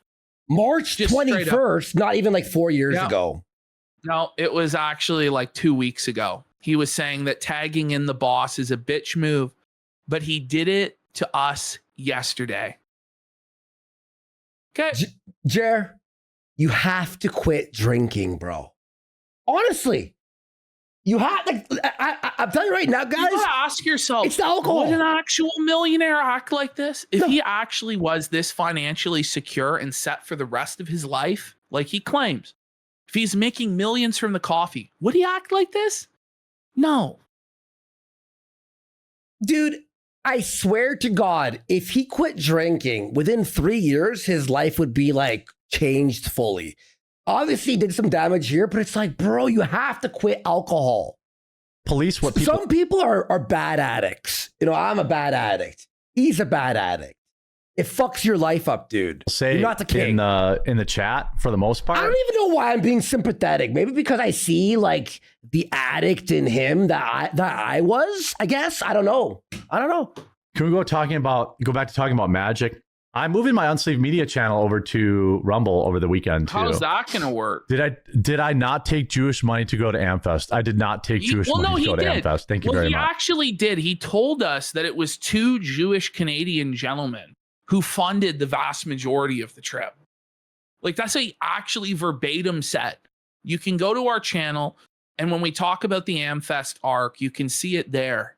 But he actually did say that, so he's lying again. Kona. Yeah, the Kona is going to be a one-time thing. Listen to this. Because it's so expensive, so I'm selling it at like my cost. Wait, Kona, so he's selling it at a loss. So his Kona coffee that he sells is apparently so expensive to produce that he's selling it at cost. Like, okay, buddy, brilliant businessman. So you're losing money on this, is your admission. But we're supposed to believe you're this business mogul, you're this king. You know, Amazon takes 30%. My cost is like $30 a bag, roughly. $30 a bag? 5,000. What the? For how much? He bought 5,000 pounds of coffee. At $30 a bag. Hang on, wait. No, and by his own admission, bullshit. I'm he's only going to break even at best. Pounds of $30 a bag, roughly. But I bought 5,000 pounds of beans. So I've got. How? Brother. Why? 5,000 pounds of beans. I thought he made $100K a fucking week off this. He told us last month. Gotta move it. So my loss is Amazon's gain. You think I knew about fucking putting dryer sheets in a paper towel roll and I wasn't a regular weed smoker? Yeah, I gotta lower that volume. So Sorry, folks. now he's flexing that he was a stoner in high school, as though this makes him cool or badass in any way. Hey, Jer. Like, most people were. Most people still are. You know what I mean? Like, what are we talking about? But he's like, I knew the secret sploof trick. Like, everybody knows about that, you idiot. That's the first trick you learn, dude. When I was in high the school, bathroom and shit. we used to put bowl burns in our hand because we thought that was cool. We would heat the bowl up and put a huge fucking burn in the top of our head. Oh man, what a reach! I never heard of that. By the way, we did one. What was and it I called? was around a lot of fucking stoners, bud. Like, I don't know even the if I have smiley. The smiley, where where you'd heat up the lighter and you'd press it fucking down, or you'd put it in the seat of the bus. So we did one. I think it was called Smiley as well. We would be smoking a joint that had hash in it. And then everyone put their hand under the joint. And as it burned, the hash would drip onto your fingers and you would let it burn you. We were psychos. Whoa, buddy. We were psychos. Hands. You went from weed to pills. Actually, no, I didn't. I never really did pills. Listen to this. He claims he never did pills, but listen, he's now claiming he never did pills. Then he admits he enjoyed Vicodin. Bring it back. Okay. Vicodin. Actually, no, I didn't. I never really did pills. No. He literally said he was a pill popper like a month ago. He admitted to doctor shopping. He's admitted to being on multiple SSRIs. He's admitted to being on Xanax as well. Like, all within like the last year. Not even. He's admitting he enjoyed Vicodin also. I'm sorry, but if you say you enjoyed Vicodin, you're probably a pillhead, no? Yeah. I did enjoy Vicodin when I had them, but it never became a thing for me. Thank God. Still got my bowls. Why did that ever become a thing? Why do you take Vicodin? Why were bowls? Listen to him. Hang on. Why did that ever become a thing? The bowl? For me. Thank God. Let me hear that again. Still got my bowls here. Why did that ever become a thing? Why were bowl burns? Why bowl burns? He was getting branded by the bowl. You mean the bowl? Not the bull, the bowl. You fucking idiot. By the way, DSP was asked today if he would ever make up with us. And he said that the only reason he won't is because we won't. Do we bring Phil back? Do we bring Phil back? I've known that since the day it fucking happened, man. The moment we want him back, we can fucking do it. We just have. I'm sorry, Phil. I promise it won't happen again. We'll only do that when shit gets boring, okay? When we're out of content. When we're out of content. Phil Arc 2.0. No, we can't. We can't fucking do it. The king has returned. The return of the king. How did Phil's birthday go? Does anybody know? He what made the 500 fuck? on the first trip. Is that all? Stop. It was a marathon, right? Hang on.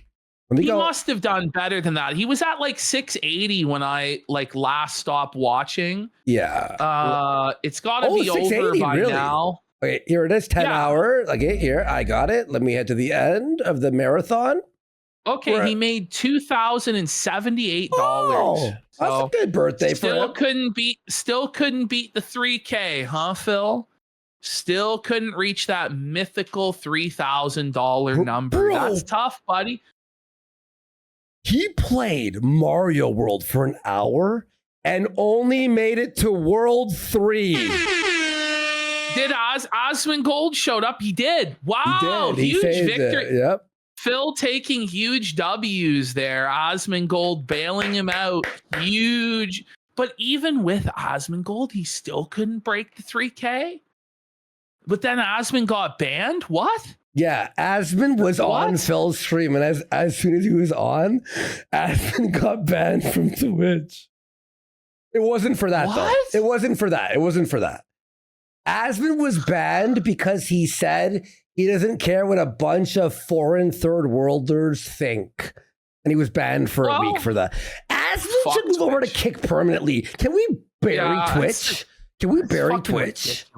Like, ridiculous, dude. You know what I mean? I'm sure Jeremy Hambley would agree with that, though, the way that he acts. But yeah. Oh, and on 100. Well, ring it up. Like massive Phil victories today all around. So you got to give it to him. You got to give it to him. He got Osmongold. Osmongold bent the knee, surrendered to Phil. Mm-hmm. What the hell? DSP had 10K viewers?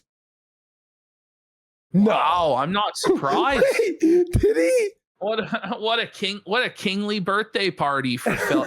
Here's the thing, like Hambley is acting so fucking insane that I actually am now like retroactively gaining a lot of love for the other jokers in the stable. Like, I know. We get, you know what I mean? Like I honestly don't know what to say. Like Phil didn't do this fucking shit. No. And we went so hard at Phil. Like we did movies on Phil.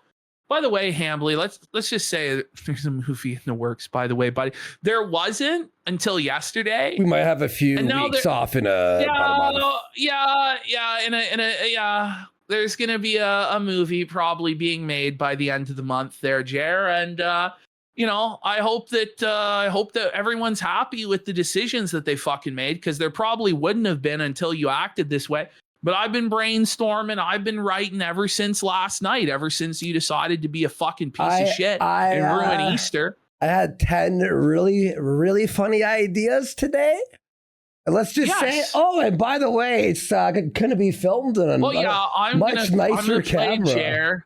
Yeah, it's going to be good. So we'll see. Hopefully we can get it out this month. If not, it'll be next month. But like, Jer has to realize that, like, we're not just going to lay down for him. Like, he doesn't understand what he's fucking dealing with, to be honest. Your 4K, all right, let's finish this. And the 4K mirrorless camera, the, what is it? The Canon R8. So it's going to look very nice, okay?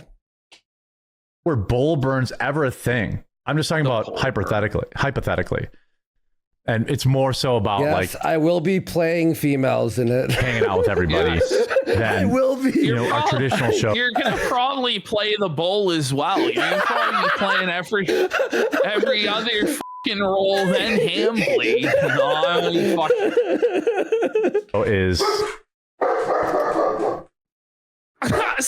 Our traditional show is more structured. What do you mean your traditional show is more structured? It's the same every time. Your thoughts on the show are useless. Well, first of all, that's extremely disrespectful of my female co-hosts. We're both women of God and married. What are we doing? Like, they say the co-hosts are useless, and Jared just has to rush into their fits. Milady, I come in on my white stallion for you, Melanie Mack and Hannah Claire. Why even read it? Why? What's wrong with you? Why do you have this pathological need to simp in White Knight? Like, who cares? And good people. But also, you are definitely in the minority. I don't even know what a Zionist is. Right. No, ultralights are planes. My first wife's plane was an ultralight. This is your first wife. You had a different wife. Wait, what? Your first wife's plane? Does he mean his wife's first plane? Well, there's a big difference between my first wife's plane and my wife's first plane, isn't there? What does she have? Well, not first plane. How many my first wife. Has he had? I'm like interested in the plane talk, to be honest. Plane was an ultralight. This is not paragliding. I don't know what the hell it is. How do you not know what plane you bought your wife? That you bought for hundreds of thousands of dollars. Like, hang on. It's nuts. I can't think of the name of it. So with that, paraglider? But like the ultralight, so it's like not like a real plane. Let's be real. An ultralight isn't a real plane. It's I mean, it is, but it's not. Okay. I wish you guys a great puddle jumper. Yeah. Good Friday and a happy Easter. I'm gonna send you over to. It's a flying machine. Dr. Disrespect. No, not to Dr. Disrespect, buddy. Don't be sending them to Dr. Disrespect there, buddy. Chill. No. Man. No. Won't even spit in your direction, Jeremy. Like, he simps so hard for Dr. Disrespect and sweeps it up for him. It's crazy. Oh. Okay, so we have a little side arc here with Nina Infinity. So Quartering comes in and he's like, not liking the war with Iran is basically the general consensus, but not liking it to the point of ball washing for Iran is wild. There's quite a few of these folks floating around here, and you'd think Iran had flying cars and not a 40% inbreeding rate, according to them. So Nina, who's a frequent collaborator of Jer's, takes offense to the implication that 40% of her people are inbred and says, honestly, dude, I've tried not to say anything to you, but you keep saying things about Iranians that are actually racist and so ignorant. It's so insulting. Yep. You fell off, dude. And I caught that shit you said on the debate about how this is all a big joke to you. He tried to claim, by the way, the average IQ in Iran is 80. It's actually 104, I believe. But let's continue. Did you see Phil said he has an IQ of 65 today? No, he did. No. But she says, you speak so low of Iranians, it's deeply disrespectful, and I don't think you even care. But as someone who streamed with you and supported you for many years, I'm out, Jeremy. You really should have stuck to Brie Larson videos. So there he's burned another bridge with another collaborator and contributor who also happens to be a woman. Ash, why didn't he just stay to woke Hollywood videos?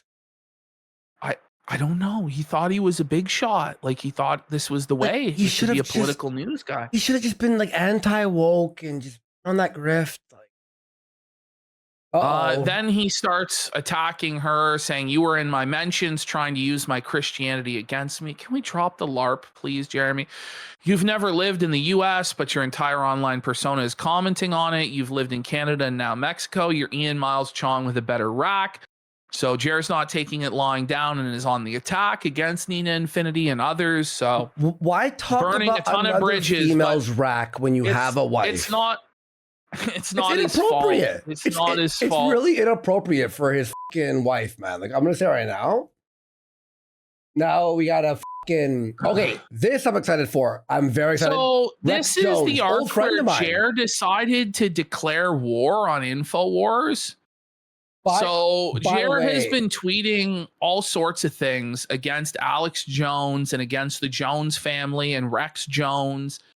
I don't know why he's doing this, like why he feels the need to yeah. So this is what started it. He said, respectfully, Alex Jones, are we really using word for word Democrat talking points about Trump now? What is even happening? The thing is, if a Democrat says the sky is blue, am I meant to say that it's green? Like, I don't know. No. Even crazier. Wasn't Quartering against Trump 2 weeks ago? Or am I crazy? Well, he was, and he was saying like the tariffs and this, that. Like, he keeps flip-flopping on it constantly. Wait, was he a liberal then? Like, all over the place. You know what I mean? Like, anyway, Rex Jones, tired of Jer continuously talking shit about his father and about InfoWars as an organization, decided to challenge Jeremy to a debate. So, by the way, this is like part of the reason why, like, you're going to see in these next segments why we didn't want to deal with Jeremy, because it's all bullshit. He makes you jump through a million fucking hoops. Then when you finally get him on, he's like really disingenuous, really slimy. And rude. He doesn't engage in good faith. He then starts ball washing you weirdly out of nowhere and being really passive aggressive. And you know, I just want to treat him the way that he treats other people and make him jump through a fucking million hoops and make him feel like he's a fucking nobody. Because that's what he tried to do here to InfoWars. And you'll see like what a battle it was to get this guy on the air for this debate. And then just the way that he sandbagged it. And just, by the way, his whole defense to all of his comments is that it's just jokes. But apparently that's not good enough for us to say that it's just jokes. You know, we need to be sued. But when he's commenting on things that actually matter, like war and geopolitics and war crimes and killing children, it's okay to joke about that, but it's not okay to joke about him being a cuckold when there's a bull at his house that he invites over constantly and he invites the bull's wife over constantly.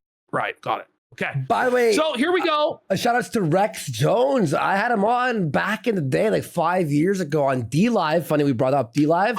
Love the guy. I'm following him now. He's following me. And yeah, man. Well, he offered us a supplement deal. I don't know if we're going to start shilling supplements. But, what is it? What is it for? Is it for well, there's a variety protein? of different supplements. I'm thinking he can white label it for us and do like the Kino Casino felted pill or some shit like this. I take supplements every day. We're gonna have the felted pill. The pre-workout, the protein. I take all that stuff. I will do it. Like, will you guys be mad at us or no? The Jones brand supplements. Listen, if we actually get into a lawsuit here, we may have no choice but to start shilling the fucking boner pills and the shit. But I don't know, like they got the best. Listen, if you're gonna shill a supplement though, don't you want to shill the Jones family supplement? Yes. I want to do that just to say that I did do it because it's so funny to shill the fucking we'll head to the gym, Jones we'll family. work out, and then film ourselves taking supplements. We'll make it. We'll call it supplement brand supplements.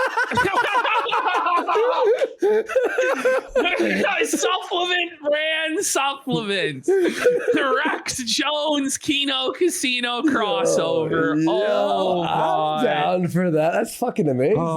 I take supplements all day, so let's go. War Room is a huge show. I know Harrison will let me host a special hour. Come on the War Room, Jeremy. Come on and talk to me. Come on and defend the administration. Defend more wars.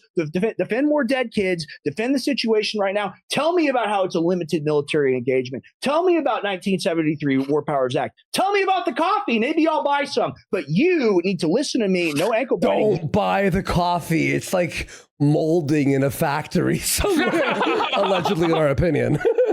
Now, every joke, I have to fucking say that, by the way. You need to stop being a coward. You need to come on War Room. You need to come on My Stream American Journal. I am calling you out directly. You do not get to behave this way and prance and dance around the internet, jovially waddling around, making claims that, it's short-term pain for long-term gain, and just parroting all the Trump talking points. You need to come on War Room now. Huge numbers, huge views. I'll even let you do a 5-minute coffee plug. That's money in your 5 minutes. That's crazy, Rex. 5-minute coffee plug? Whoa, Rex. Hold on, buddy. You want the whole audience to go to sleep or something, buddy? Well, that'll sell the coffee, 5 right? minutes of uninterrupted share. By the way, we got DSP Historical Society shirt for 10 subs. Let's go. And Per Callahan for packing up saying Andy should do a Victoria's Secret collab with the fake tits. I'll do that. So watch now as we move through this how frustrating this entire situation was. Mm-hmm. And then you'll realize why we treat Jeremy the way that we do when it comes to him challenging us to debates. Well, we've seen it before, but here's proof. This is what he does. Okay, so let's go through Twitter. And this was like a battle, like a real struggle session for a long time. So Quartering starts off by saying, I've defended Alex Jones for years. I had Rex Jones on my show because nepotism. That's rude. So it's really rude to say that, Jeremy. And so you're just admitting, by the way, that you only did that as a favor to curry clout with Alex Jones. Okay, right. You're the good guy here for sure. He says he's been ankle biting me for weeks, demanding I defend the Trump administration just because I'm not spurging online 24/7, but you actually are online spurging 24/7. He says, I'm happy to discuss, but he's dishonest and straw manning. He says, I have at no point blindly defended the Trump administration like he's, come on, man. He's so dishonest. He's asking me to defend a position I don't even hold. It's weird and cringe. Maybe he should ask Cat Turd or something. Okay. So then there was response here. He talks about, I have dozens of videos defending your father. I backed Alex with unquestioned loyalty for almost 10 years. I'm sure if you asked him, he would correct you. And Rex says, when it matters now, you abandon him and accuse him of using Democrat talking points. Teach me about it live. Quartering hits him with, are you on crack? Seriously? What? I mean, that's actually what Jer did. He said that he was using Democrat talking points. So Harrison Smith jumps in and says, Rex is as honest as the day is long. If you think he's wrong, stop dodging the debate. Jer says, what debate? You retards are demanding I debate a position I don't even hold. I have had both you and Rex on my show. Why the fuck are you acting this way? So I just want to break down kind of what Jer's actual position is. First of all, he doesn't actually have any position because he doesn't know anything about politics and he's just bullshitting his way through all of this. Okay, that's point number one, right? And he's going to cop to being retarded. But point number two is what he's actually doing is saying, I'm against the war, but I'm against this action of the Trump administration, but. So in name, he's against the war. But everything that he actually says is to defend the Trump administration and the war and give them a longer leash to operate the war longer because he wants to sell his Trump cookbooks and stuff like that. Okay. So he wants to have it both ways. All right. Let's continue. Okay. So Quartering says, again, I made a single fucking tweet. I've been defending Alex Jones with my money, my platform, like this spurging, like every fiber for years. Alex Jones. Alex Jones doesn't need you, motherfucker. Right? Like he's Alex fucking Jones. Like, what are you retarded? Legend. Alex is a legend, bro. This guy says Dave Rubin put you into politics to show for DeSantis. Before that, you were playing with RC cars on YouTube. Jeremy says, literally none of this statement is real. How are they verifying bots? How could I even deal with this? Bots. It's all bots. Not everybody that disagrees with you is a bot. In fact, that particular style of comment, I imagine, can only come from a human. Exactly. Exactly. And then this guy's saying Jer used to have 1.4 million followers, but it was botted. And I don't know if that's true or not. It's probably not true. So then Harrison hits Jer with acting what way? You called Rex a liar. I said he's not a liar. You support the war in Iran and call people who oppose the war doom pillars and mock them publicly. He says, 1, I did not call Rex a liar.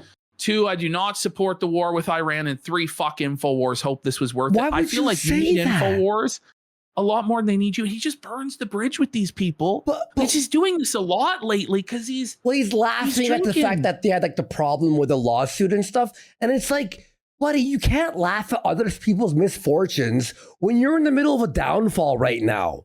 Like, you know what I mean? That's why people don't like him, because it's like rude. It's like unnecessary. Dude, it's unnecessary. Yeah, and by the way, there is no InfoWars in a few days. It's exactly. The Alex Jones show. Like, he says he defended it for years, long before it was cool. Like, okay, Jesus. He says he no longer supports InfoWars because half their talent is randomly attacking me and just outright lying. It's so weird to see people. Yes, I don't know what he's talking about.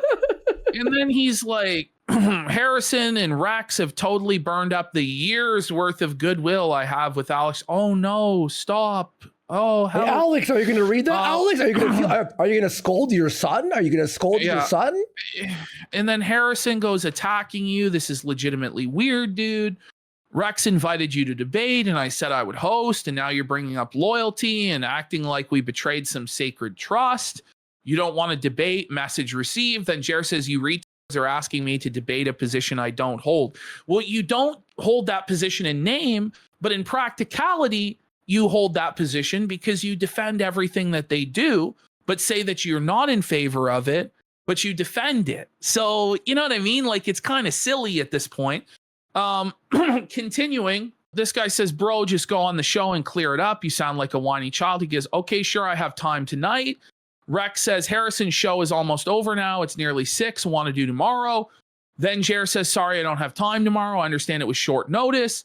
Then Rex says, this is just another way of backing out. If you want to do it, let's do it in an hour and a half. I'm headed to my studio right now. Quartering says 90 minutes is fine. I'm watching a movie now with the wife. Holding so like, the Sargon, the old Sargon. Yeah. I'll be there when I be. It's a show, a debate. But you again, brought it up. They want to debate. Here he is using his wife as a shield in a debate situation, and then wondering why people bring up his wife. Why didn't I think of that? You're so right, Rex Ashton. Goes, you're playing around. See you at 7. Check your DMs. Then Quartering goes, I'm literally watching a movie. See you when it's over. Like these humiliation rituals where Jer's like, well, I'm watching a movie and my time is valuable, and you know, making these guys hound him and jump through hoops. Rex says, need an explicit time then. I got a lot of folks ready to see this. Don't do the tap dance. Come into the show. I had no belief at all that this was going to happen. So Yo-Yo here says, okay, sure, I have time tonight, only to immediately add schedule excuses and let me know in 2 hours. That's classic stalling while playing victim after attacking Alex Jones and defending the Trump-Iran policy. Then Quartering goes, hey, retard, these two were hounding me all last night to come on their show with zero notice. Mind you, Jeremy has done this to us 100 times now, where while we're with live, zero notice, while we're live, he just demands to come on. But like when he does it, apparently it's okay. Yeah. But when other people do it to him, he's His Majesty, and everyone has to bow to him. Right. He goes, like, I don't manage a family and like 5 YouTube channels. You have no children. Okay. Like, what family are you talking about? You have a wife. They were not giving me any excuses. I said I was free tonight and suddenly they are not. They wanted me to be free. Do you see, like, this is, then he immediately is like, now I have time. Don't run now, boys. You hounded me all night last night. I'm making time for you. You see why we treat him like we treat him? You see? Big dog bullshit. That I remember that from 2017, 2018. When people would do that to me, I get fucking mad. And he's still doing it. So that's why I big dog him. Because fuck him. Says, bro, you've been streaming for 20 years and can't figure it out. I'd be scared of Rex Jones too. I am here willing to go on. What are you on about? Oh, so now Rex has to end everything. No. Here we go. Finally. So it finally did happen. And Jeremy Hambley's defense to all of this is that he's a retard, that he can't be taken seriously, and he's a clown, and he's a comedian. I'm not kidding. So rather than actually like be like, well, listen, guys, this is why we need to trust the plan. And, you know, I'm not in favor of a long-term operation, but I am in favor of the short-term operation right now to accomplish this, and this objective. And if it goes beyond that scope, I'll be against it, and actually engage with the premise of what's going on. Instead, Jeremy just decides to hide behind the fact that he's a comedian. When us, who actually do a comedy show, talk about his stuff, he then threatens lawsuits and deplatforming. So it's just incredibly rich, the routine that he's about to put on for Rex Jones. And we're going to see it. And by the way, this is why, again, Ashton was just saying, but we don't want him on because it would be mocking, responding in sarcasm. It would be fake screenshots. He's just a sandbagging bitch. Listen, I want him on, but he needs to actually do the audit. Like, if he does the audit, I said that I would bring him on. But I'm not going to let him dictate terms and big dog me and tell me how it's going to be, especially not after the stunt that he just pulled last weekend. No, now it's over. Now it's like, I'm on the verge of saying that it would never happen, but I'll never say never. But some things seriously need to change if he wants to actually have a conversation, because he's gone completely insane. Yeah, he really has. We appreciate you coming on. Can you hear us? I can. Can you know what's funny about? Yeah. Like, I was so like pissed on the weekend. Like, I was rattled, right? Now, after all that's off our chest, I feel a bit more chill and calm. It's like letting it off. And it's like, But anyway. We can hear you. How are you doing tonight? What movie were you watching? He was just drunk. It comes. He doesn't believe him.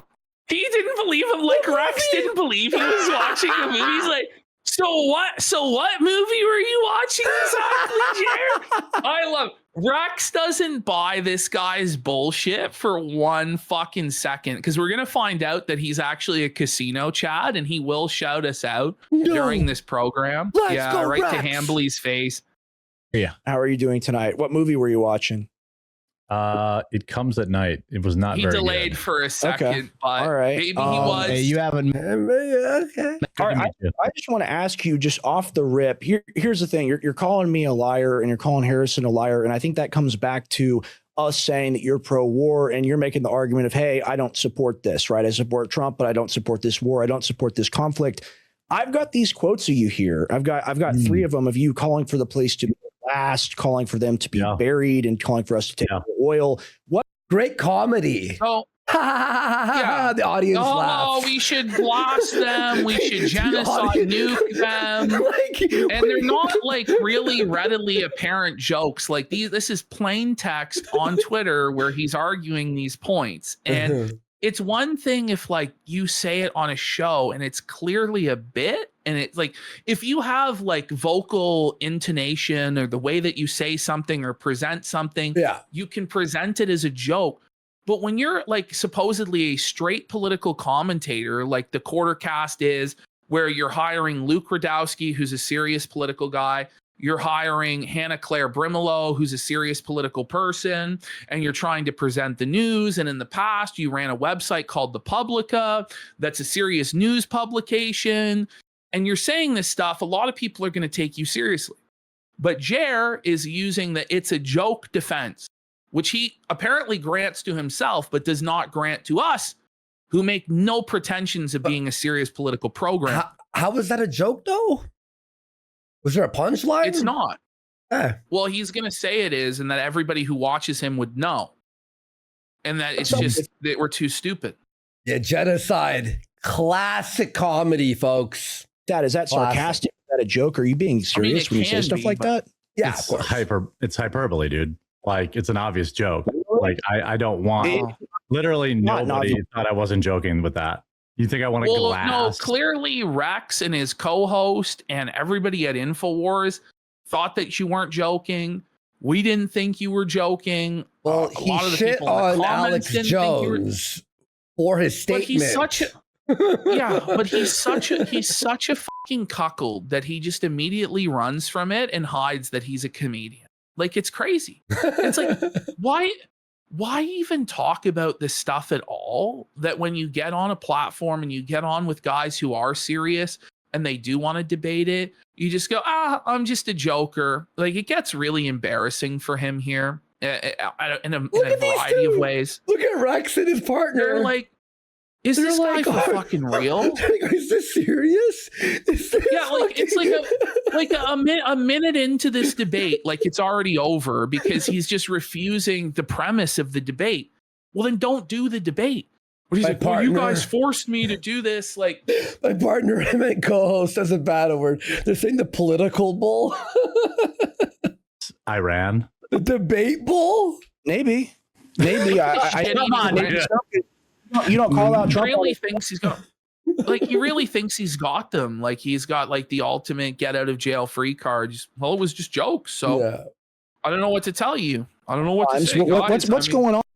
On there. I call Trump out all the time. I know you're new to this, but I've been hear that. So he immediately starts discrediting Rex Jones, saying he's new to this. Rex Jones is Alex Jones' son.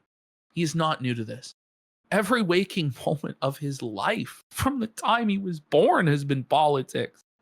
What are you talking about? He was a correspondent on InfoWars when he was 8 years old. Well, he knows all this shit. He's been broadcasting now his own show for like 5 years now. Bro, he knows since he was this. 18. He throws in these jabs to everyone. Yeah. I'm this, you're that, this person's this. We're all beneath him. You're new to this. It's clearly like... It's like a self-conscious thing where he has to attack these, other like, people. Backhanded things, but then he'll like throw in his compliments. Oh, but I like you though. I like you though. I like you. You could be really talented, but you have to do this. and just treating him like he's not serious and he's not a real man, when in my opinion, Rex is more of a man than Jer will ever fucking be, is just bullshit. And he's doing him really dirty, is what he's doing. You know, I've been calling out Trump, you know, when he was first president in 2016, and the first thing he did was fire missiles into Syria, I believe it was. I was very vocal about that. Why do you not call him out on his war crimes when he blew up the elementary school? I don't know who blew up the elementary school, to be honest with you. Oh, there it is. I don't know. He doesn't. Oh, I don't know. Maybe it was the Iranians that blew up their own elementary school, if you really want to know the truth about it. Like, come on. I mean, listen, it is what it is. It is what it is, folks. I'm sorry. So you're either ignorant or you're spreading propaganda here, because it's been admitted. By the way, Jerry, you see what Rex did? The moment his hairline went, he shaved it off. Yeah. He was like, you know what? Fuck it. And he looks cool like that. He's not got the coat hat on, but his father also went fucking bald. Yeah, exactly. But he fucking was like, you know what? Fuck it. And now he looks badass. Did we double tap attack the school? Rex is the one on the left. Trump came out and lied and said Iran had time. And on your show, you set up a tripod in your backyard. You sit on your fence and you go, I'm sitting on my fence. See, I don't have a yard, dude. Oh, I get so mad. I'm rattled, dude. You know what I mean? I was seething watching this. I really was, because whether Rex is right or wrong about the school being blown up or whatever, what we all know is that truth is the first casualty of war. And there's a lot of propaganda from both sides. But the way that Jeremy is approaching this shit, with this like detached, I'm above it all, none of this is serious, ha ha ha, it's just really clear. This is like, crazy. Just don't agree to do the debate. This is why I wouldn't debate this guy about anything. Oh, you guys are real upset about my coffee, huh?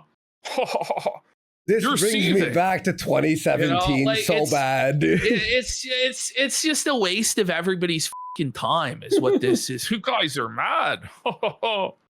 Beautiful. It's a beautiful view. You understand that, right? Like, it's nice. So you're admitting that you're really illegitimate as a political commentator. You have no real positions. You go where the wind blows you.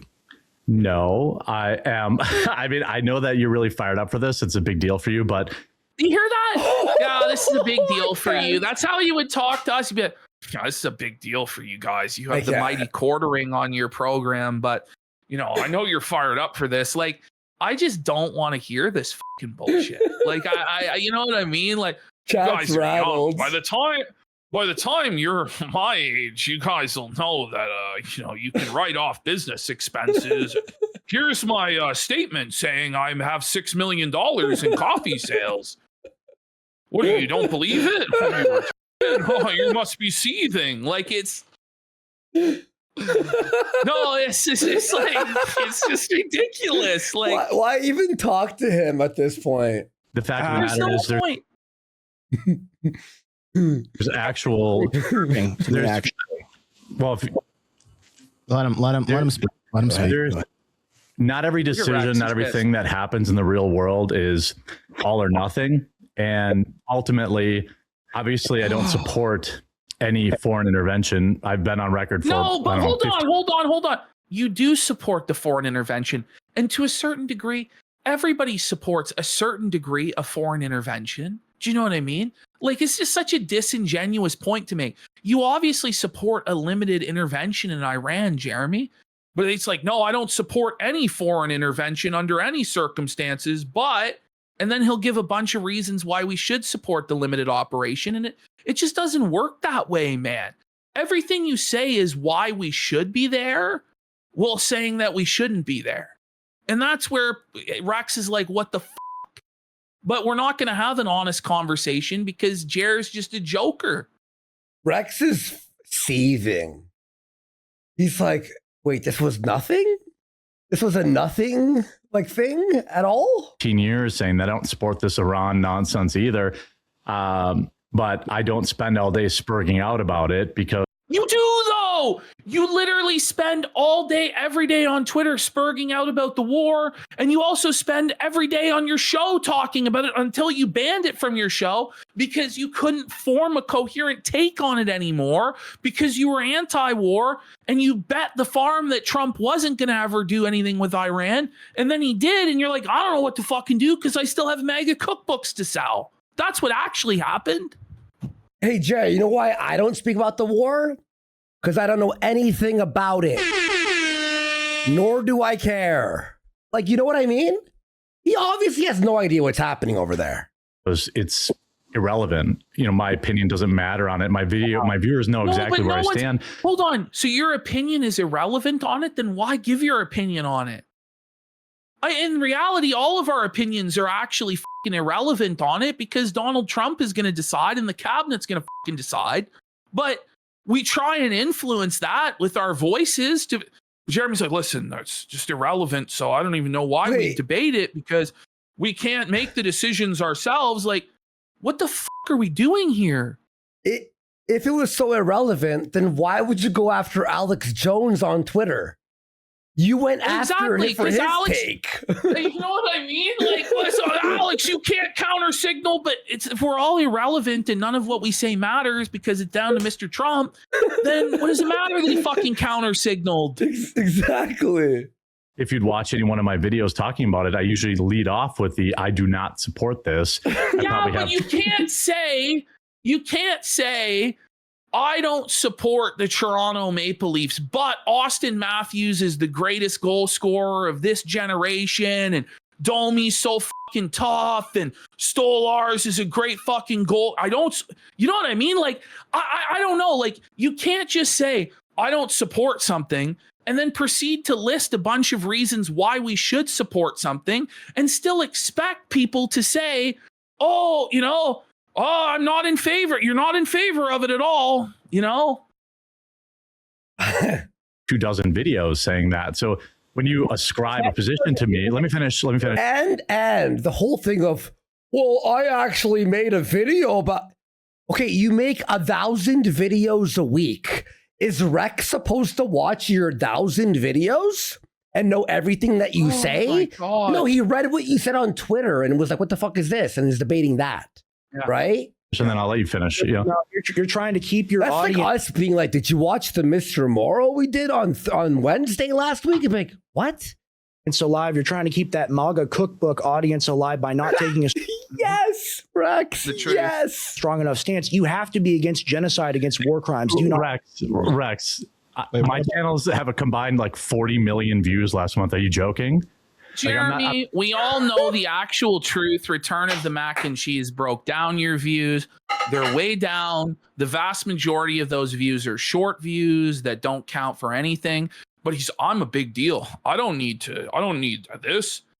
Then why do you beg your audience to buy the cookbooks, buy the audience to beg the coffee, buy the audience to buy memberships and say that you have to fire staff and this and that, but you're just such a God king that's so rich that you don't. It's just ridiculous. Insane. It's nonsense. And he's just trying to big dog again, and I'm the man. And that's what he did. Come on, you guys don't have the views that I have. Who are you to question me? I know what I'm doing because I have all these views. Like that's how it goes with this guy. Yeah. I'm not trying to keep anything alive. Agree on that. And sometimes it's different than yours. You're actively lying. You're playing the fence-sitting game. We have you here. Jeremy has admitted also that he makes half as much money as he used to, which it's probably an overestimate. But it's like, I don't have to keep anything alive. Bullshit. It's Schrodinger's grift. It's Schrodinger's rich man. It's Schrodinger's popular guy. Like, whenever it suits him, he's rich. Whenever it suits him, he's poor. And it's just he shapeshifts into whatever he needs to be in any given moment. And there's just no consistency to anything. He's just an amorphous, formless blob. He's like slime, and you try and grasp it, and it slips through your fucking fingers. And it's ridiculous having to deal with his nonsense. You say this is all hyperbole. You say this is an obvious joke. We're going to read this, and then we're going to read the comments, see if people... Yeah. Let's read the joke. Let's read all laughing. no deal, just bury them, take their oil, and move on with our lives. What are we even doing here? Where's the joke there? Like that's pretty clear. I mean, that could have come from the desk of John Bolton or Lindsey Graham or Mike Huckabee or Gabe Hoffman. Like, that's straight up the neocon Zionist position. Bury them, take their oil, move on with our lives. How can you say that that's hyperbole or like a joke? Like, what are we even doing here? That's about as blunt as it possibly could be. I think this "what are we even doing here" is the key factor of this not being a joke. This is him going, "What are we doing here? Come on, guys, let's just fuck it." Like, that's very serious. Let's hear his response. Response to the negotiation. That's all a ha-ha to you? Yeah, it is. It's a hilarious joke to me. All of this is stupid. You know, I think that it's all a joke. It's all stupid. He's above it all. Ha ha ha. But even like, entertaining him is insane, dude. Like, you know what I mean? Like, okay. Yeah. So he basically saying, "Oh, it's all clown world to me, buddy. So we can't take any of it seriously at all. Except, you know, when I go after Alex Jones because he counter-signaled the president, because we actually do have to take things seriously, but only when I say." Okay. I get that maybe X means more to you than it does to me. Like, that is totally real. Like, when you send out tweets. This is what he's saying. And this is going to be his defense as to this whole spiral, is he says that anything on X isn't real, that nothing that you say on Twitter should ever be taken seriously in any context. So he's going to say, well, I sent those DMs to Josh, but they were just jokes and I was just kidding. You know, when I said that I was going to deplatform Kino, when I said I was going to deplatform Kino Casino and take everything from them, those were just jokes, guys. And to the the two flags outside of Twitter, yeah. And then if we say, well, we're just kidding about saying you're a cock and the Jew Bowl and blah blah blah. No, this is harmful. My family's under attack. I'm being harassed. Do you see why we hate this fucking guy? Seriously, it's unbelievable. Oh, maybe you're like really thinking about it and really crafting it and stuff like that, and that's probably why you have a better, maybe a bigger following than me. But I use Twitter to shitpost because Twitter is completely overrun by bots and is largely useless. So when I rip off a comment, don't use the platform at all. So it's all bots. It's all useless. You're not reaching anybody real. Shouldn't take it serious. Then don't be on the platform. Like, I honestly can't believe the level of cope and lies that we're on here, and neither can they. Like, it's so disingenuous and so slimy, the tactics that this fellow uses. I like that. You're admitting you're not a serious person, are you? Yes.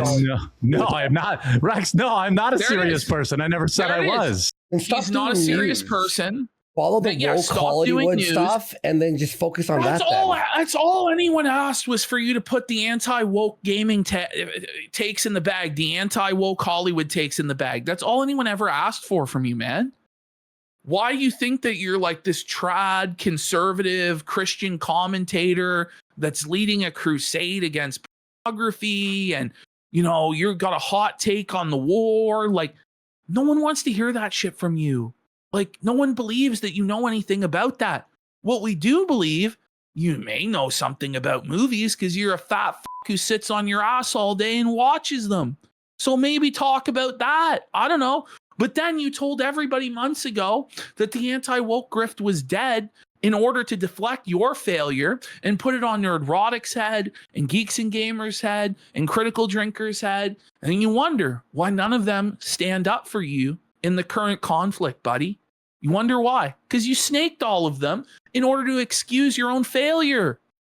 Oh, wait, I love the jokes when the joke is that I'm going to lose everything. And me and you are going to lose all our platforms. Our editor won't have a job or being flagged. It's so funny to me.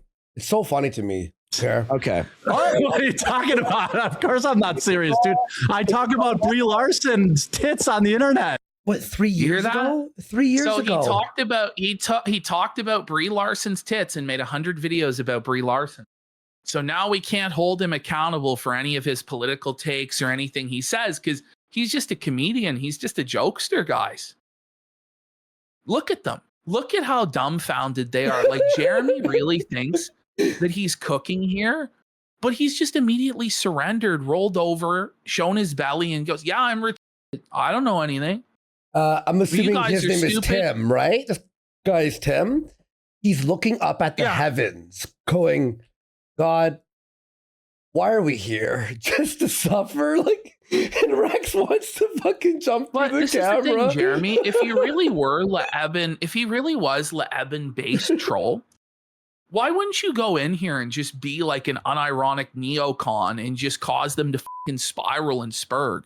Instead, you run away from it and you're like, "I was just kidding." Like, if you actually were a cool troll, you would come in there and be like, Israel is our greatest ally and they're God's chosen people, and you're not a real Christian if you don't support rebuilding the temple. What do you don't want Jesus to come back? What's wrong with you? You know?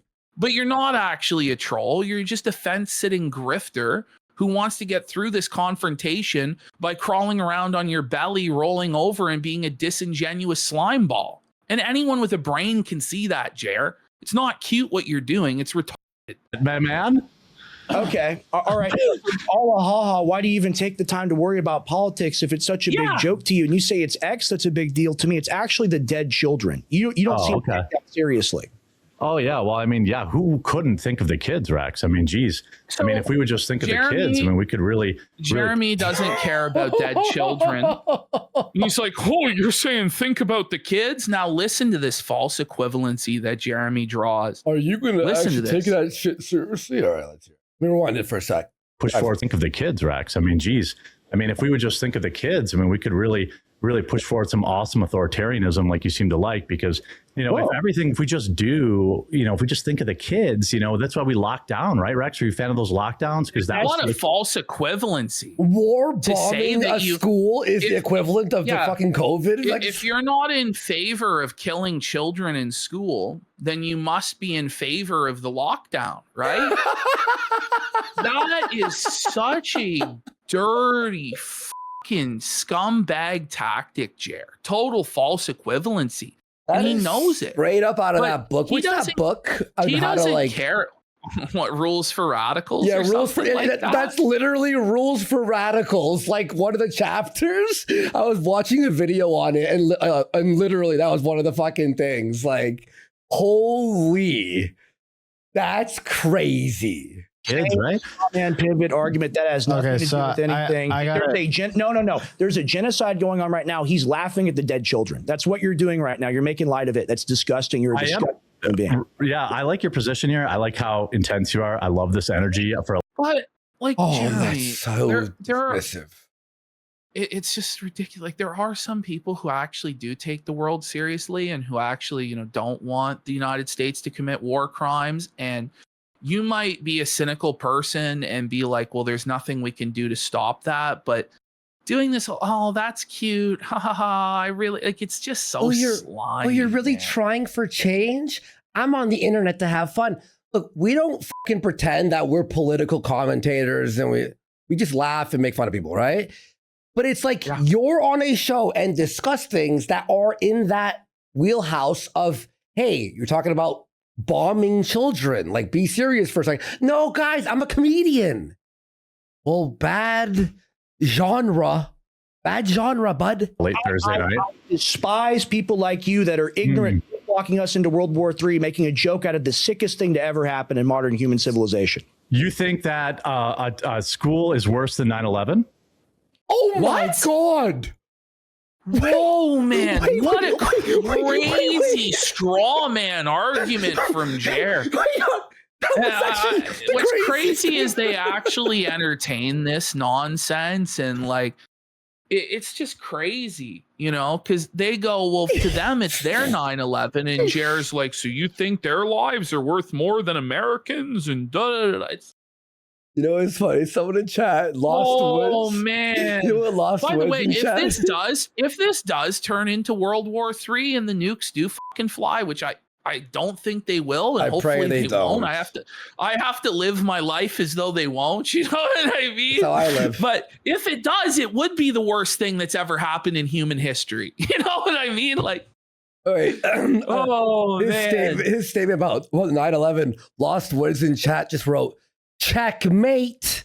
That's how, isn't that how Quartering talks? Like he finishes his sentence and he goes checkmate. And it's like, oof. Oof. I think it's comparable, and I think that doesn't matter.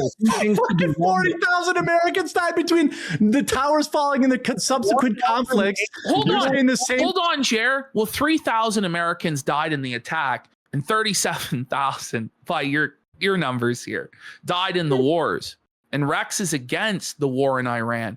Many more than that will die if we do a ground invasion of Iran. I don't even know what to say. Like, it's such a crazy argument from Jeremy. It actually is. Yeah, it's not comparable.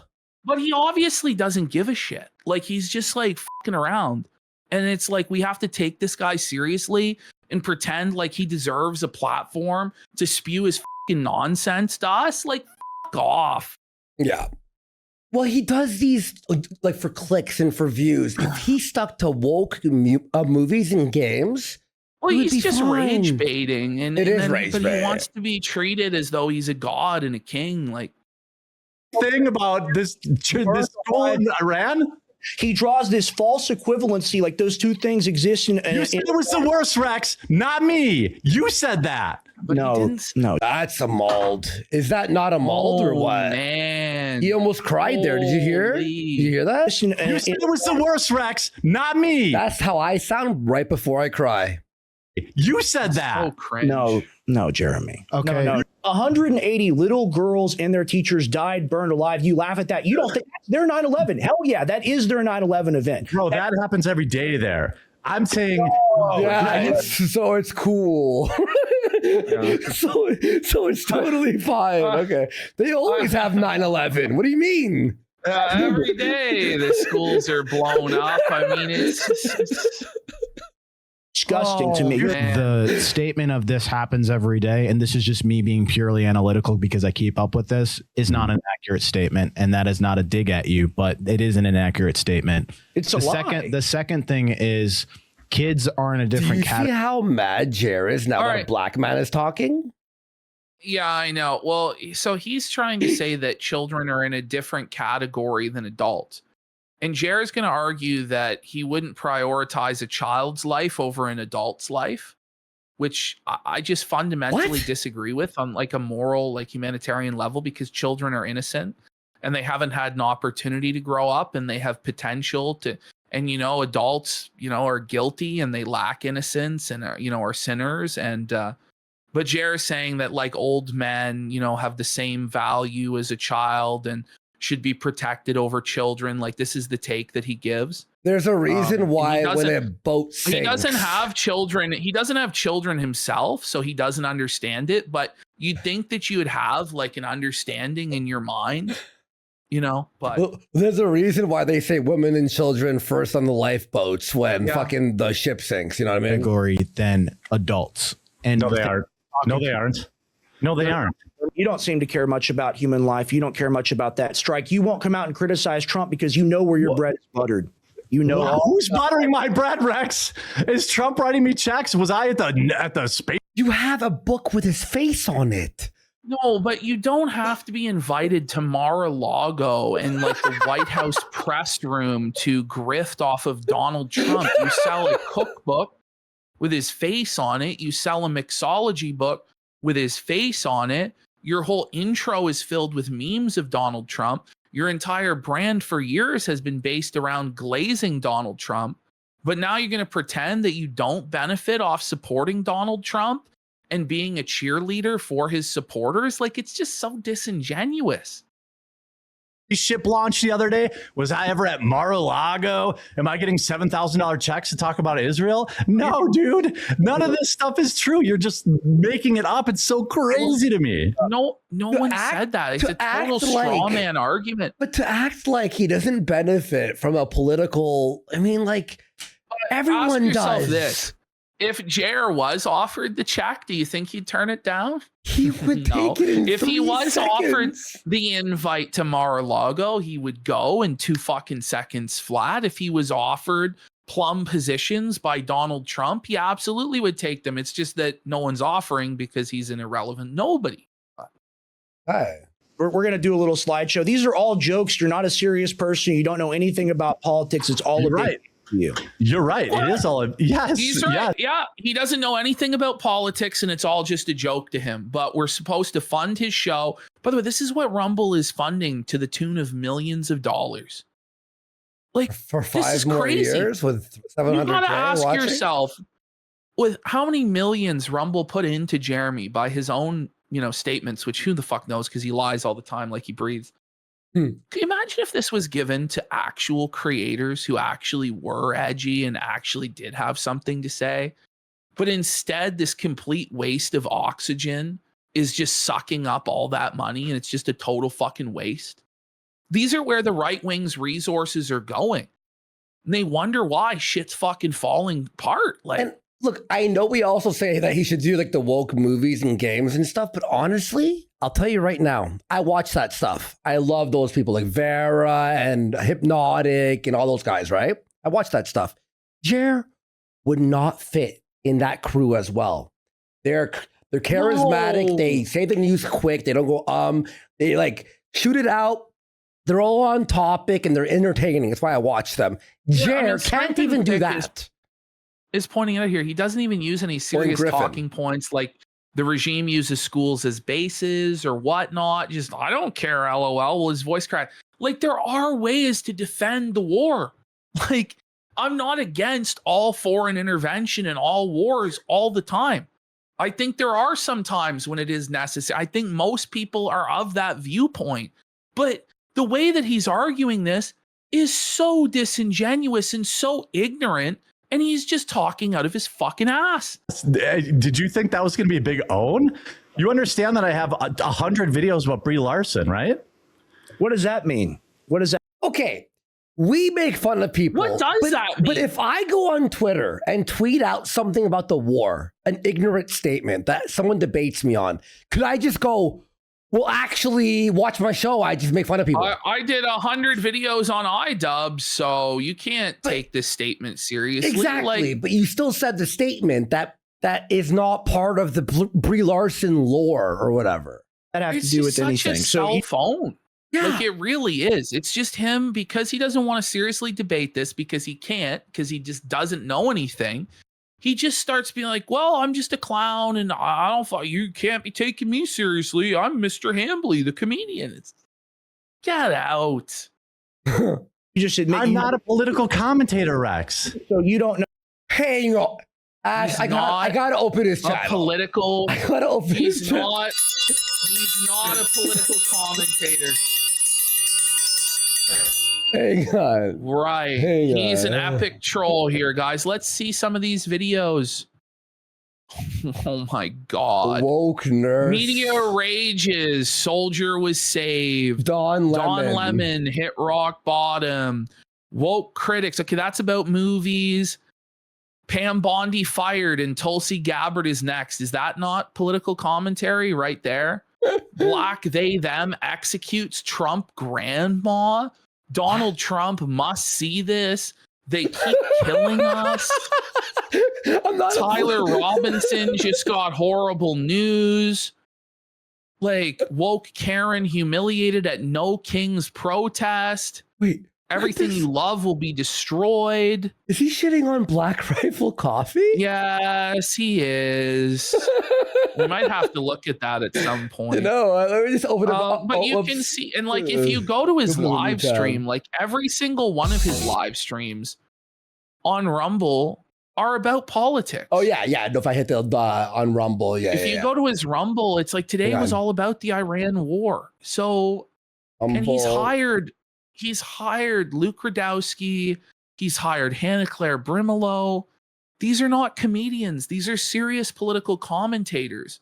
You can't hide behind, like, look at this shit.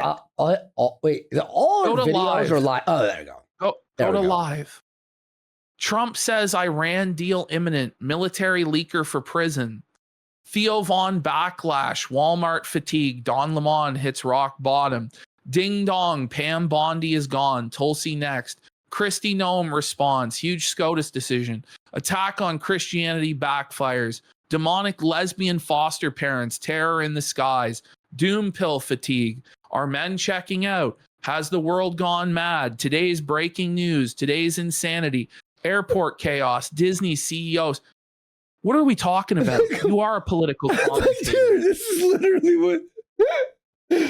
That was so funny, dude. Actually, we could go to the quartering.com. Does he describe himself as political? Someone said. The quartering.com. But also, no one watches his shit anyway to know if he's a commentator or not. So it's not really a fair gambit, to be honest. Well, there's hashtag politics right there. Nancy Mace just bodied this lady. Hashtag Republican.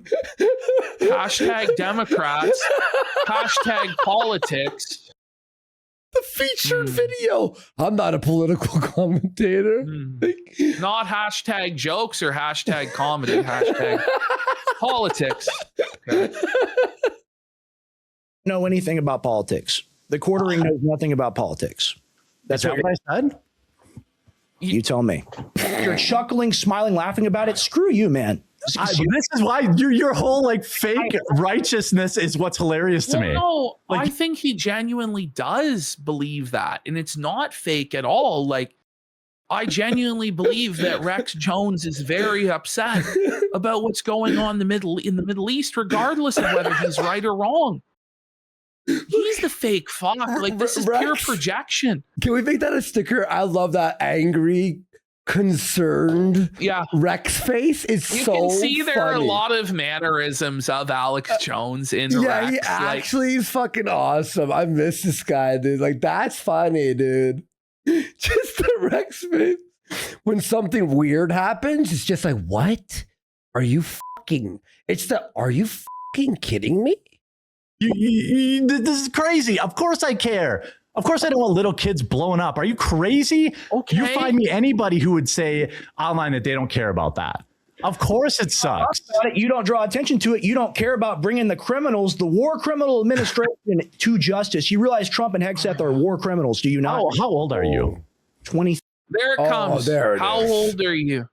Listen. You don't know anything because you haven't been around the block as long as I have. And I'm this wise old sage and you don't know anything. Instead of actually engaging with that, because you could argue that that's nonsense and be like, no, actually, they're not fucking war criminals. They're actually prosecuting an operation to save the Iranian citizens from the tyranny of Sharia law and, Islamic fundamentalism, and the people are suffering and they need to be liberated and blah, blah, blah, blah, blah. And there's going to be collateral damage and the regime is using these children as human shields. And the reality is that war is messy and people are going to die.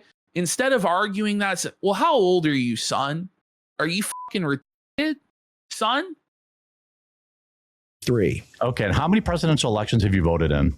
I've been watching things since I was 8 years old. I'm not doing the you're young thing, so I'm just asking how many presidential elections have you voted in? You are doing 2, it. excuse me. I voted. I'm not doing the you're young thing, but I actually am, right? Like, that's actually what you're doing. Just because you say I'm not doing that doesn't mean that's not what you're fucking doing.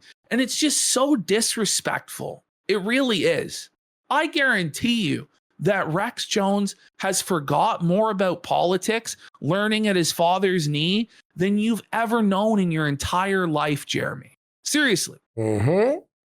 Yeah. I think I've only voted maybe 5. So it's not like I'm 70 years old. You make this you're making this claim here that every administration is bad, has problems, and that we can't really expect the change that we voted for. Am I wrong? Defend that. No, that's a fact, dude. Welcome to the real world. No. We're gonna change that. Man. You're young. So welcome to it's the real world, but you don't know anything about it's just politics. Total cynicism. The thing is, if that's really true, then why be involved in politics at all? And you know what? Hambly might be right about that there's no way that we actually can change the system and that politics is a fucking rigged game. But then don't talk about politics all day if that's the way that you view it. That's kind of the way I view it, and that the decisions are made well above our heads, well above the president's head. And, you know, I feel like Alex kind of also deep in his heart believes that when he talks about like the elite families and the Bilderberg group that runs things. The idea that we're going to be able to vote our way out of the situation that we're in, I think is kind of, that's just my personal view. But it's like you can't be telling everybody vote, vote, vote like Jeremy Hambley does, and you have to be engaged in civics, and then have this like cynical view where it's like, well, we're not actually going to get the change we voted for. The swamp won't be drained. We're still going to go to war in the Middle East. We're still going to do all of this shit. It's like, then why the fuck would we vote for President Trump if it's just a fucking scam? Oh, well, it's still better than the Democrats. It's two wings of the same fucking bird, and we're all getting. Yep. We're going to beat people like you that have screwed up our. I'm not the president, man.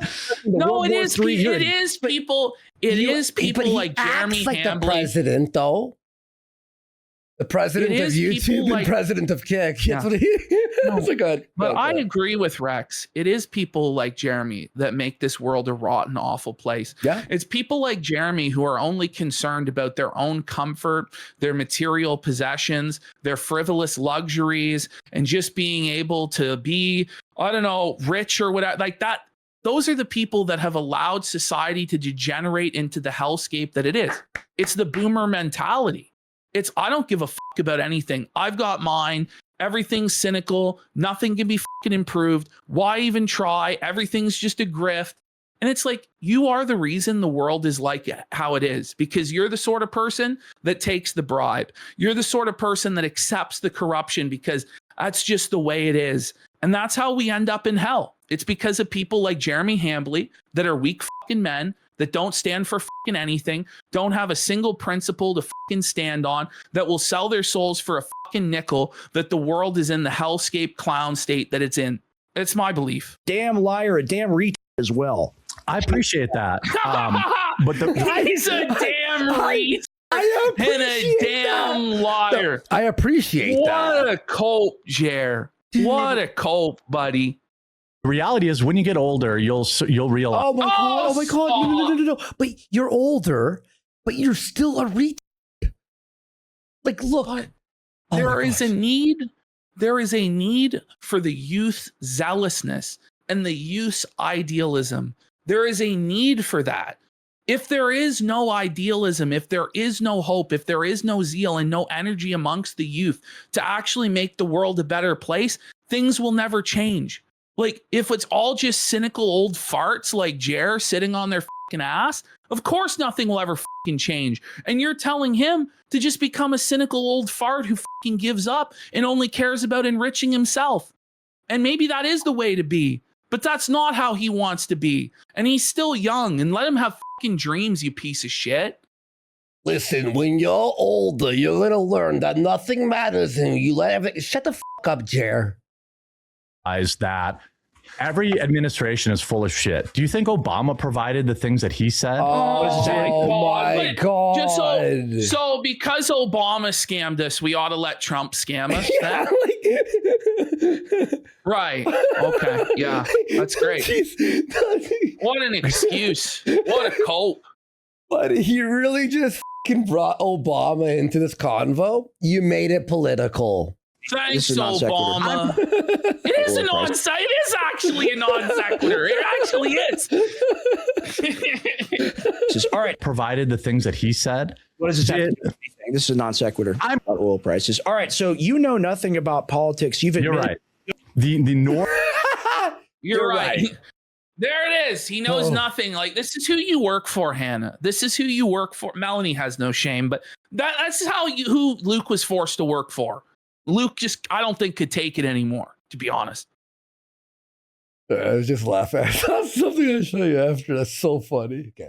Normal reaction to that is not to say that Trump's turned on us. We're working for Israel. That is an exclusively online Trump reaction. Does work. No, it's not. It's the reality. Trump does take orders from Israel. Are we really going to pretend that he doesn't? When he pulled out that chair for Netanyahu, are we really going to pretend? Like, are we going to play silly fucking game? I don't know. You say nobody says that shit in real life. go to a college campus and ask people about it. You know, like, I don't know. It's all, they're all young and retarded and leftists and this and that. And there's no one in real life that's anti-Zionist. And okay, sure thing, Boomer. Whatever you say, Boomer. I'm not supporting bombing Iran. I'm not supporting, especially not boots on the ground. You know, and I think that Iran, take their oil and move on, pussy. You say that's a joke. I guess you're being serious. It's a joke. No, I'm going to be real. Jer, what happens when boots do go on the ground? Are you still going to support it? Because then the goalposts are going to move, right? Because at first, Jeremy said there's no way, no how that Donald Trump will ever intervene in Iran. And he said he'd bet the farm on that. Like, I mean, that's a direct quote from the guy. Then there was intervention in Iran, and Jeremy's like, well, as long as it's limited, and then it's like 2 weeks, turns into 3 weeks, turns into 4 weeks, turns into 6 fucking weeks, is going to turn into 6 fucking months, is going to turn into a year, is going to turn into 2 years. Like, when do we start to say, you know what? No more Americans need to die for a bunch of fucking Muslims or Jews in the Middle East? Because but Jeremy doesn't give a because he has no kids that will be sent to die. He doesn't give a because he won't personally be drafted to go die in this fucking war, possibly be maimed, lose your fucking arms, lose your fucking legs. Like, these are real people that get affected. And these are Americans that are going to be blown up for this fucking shit. So it's all fun and games to joke around and kid like this, but Jeremy Hambley will never be visiting the veterans who lose their fucking arms or legs in a fucking IED operation or who get fucking shot to bits. Like, he'll never do that. He'll never visit a grieving widow and say sorry for your sacrifice and sorry for your husband's service. Like, at the end of the day, this is real shit. And he shouldn't be talking about it because he's a fucking retard.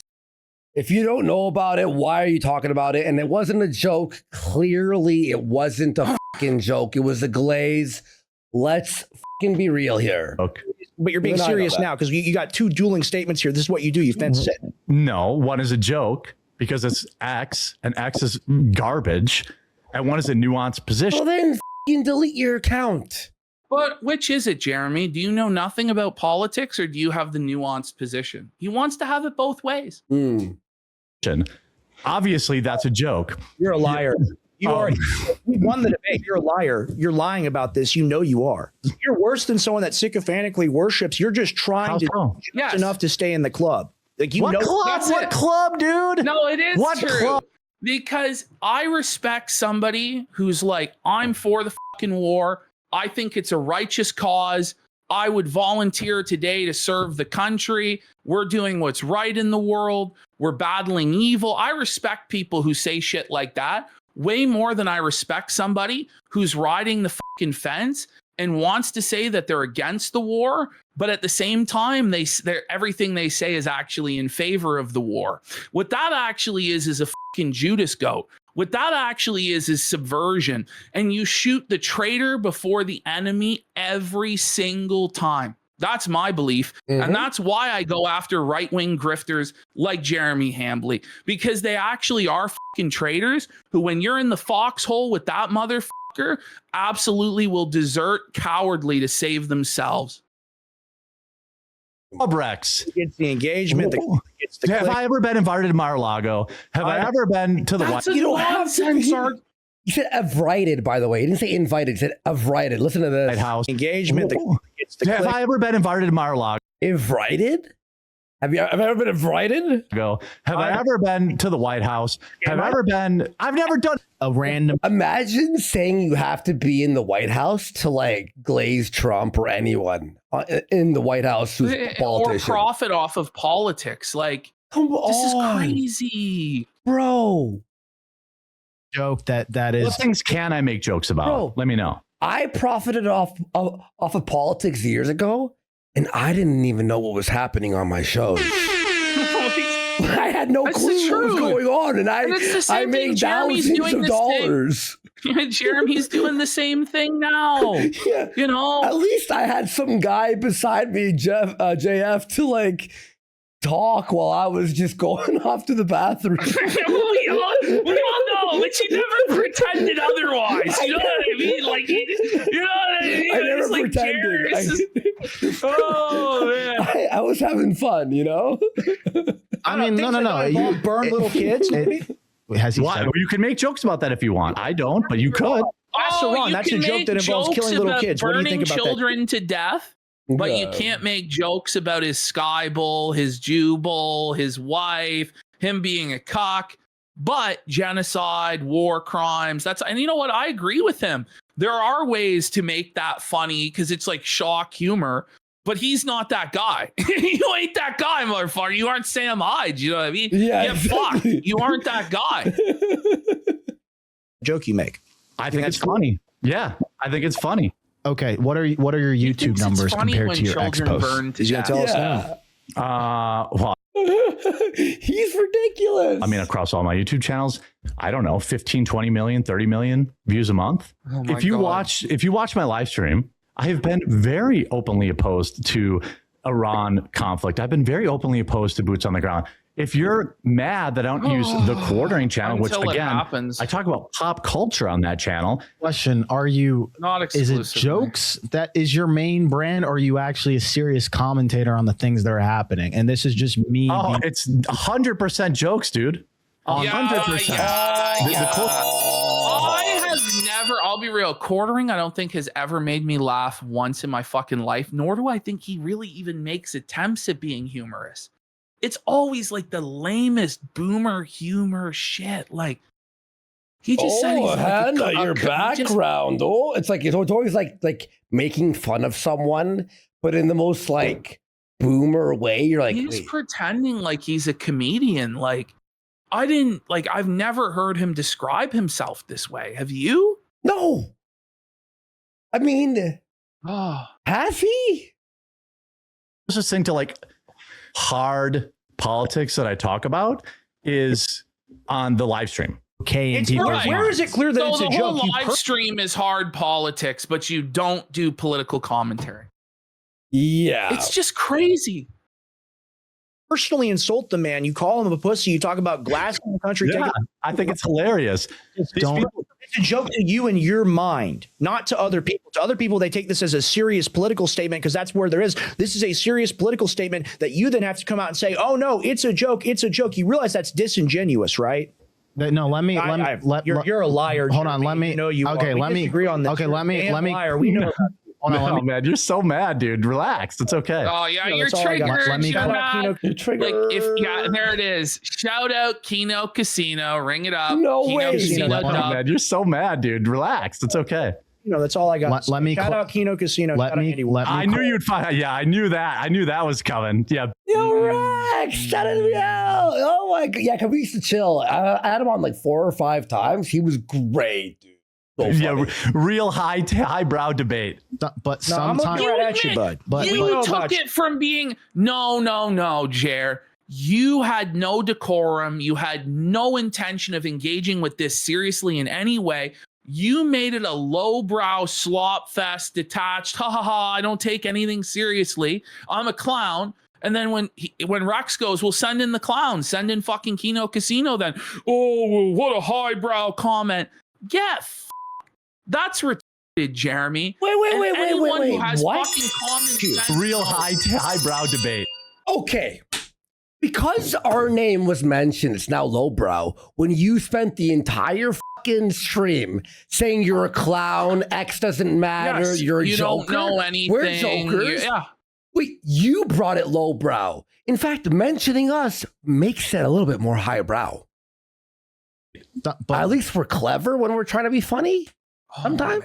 I'm looking right at you, bud. But we know about you. What do you know, Rex? What do you know? You're a liar. We know you're lying about joking about politics. Yes. These are serious political statements you make. You go, I'm a magic fairy with the magic wand. I get to say it's a joke. No, you don't. All you do is say, I have immunity from everything I say because it's a joke. I guess it's the discussion with you. I'm going to start touring with Dave Smith, and then I'm going to spurg about Israel every day and call myself a comedian. I think. What? Okay. What's that? Why didn't you? But doesn't Dave Smith, like, he turned more serious? Like, what are you talking about? What is he talking about? I want to debate him. Well, Jared's going to admit that he's going to lose to him in a debate, but he demeans him as nothing but a comedian. Who, Dave Smith? Yeah. Dave Smith is going to bury you, quartering. He would kill me. Are you joking? Like, he spends his whole life obsessed with Israel. What am I going to debate him on? Like, right. So anybody who actually knows about anything is obsessed, and they're Spurg, but he's just a chill, laid back, blue collar, regular Joe Six-Pack kind of guy from his fucking multi-million-dollar estate with the Cybertruck and the saltwater aquarium and the Rolex watch collection. Yeah. Search. Why would I if he wants to debate me on Marvel movies, I'm happy to.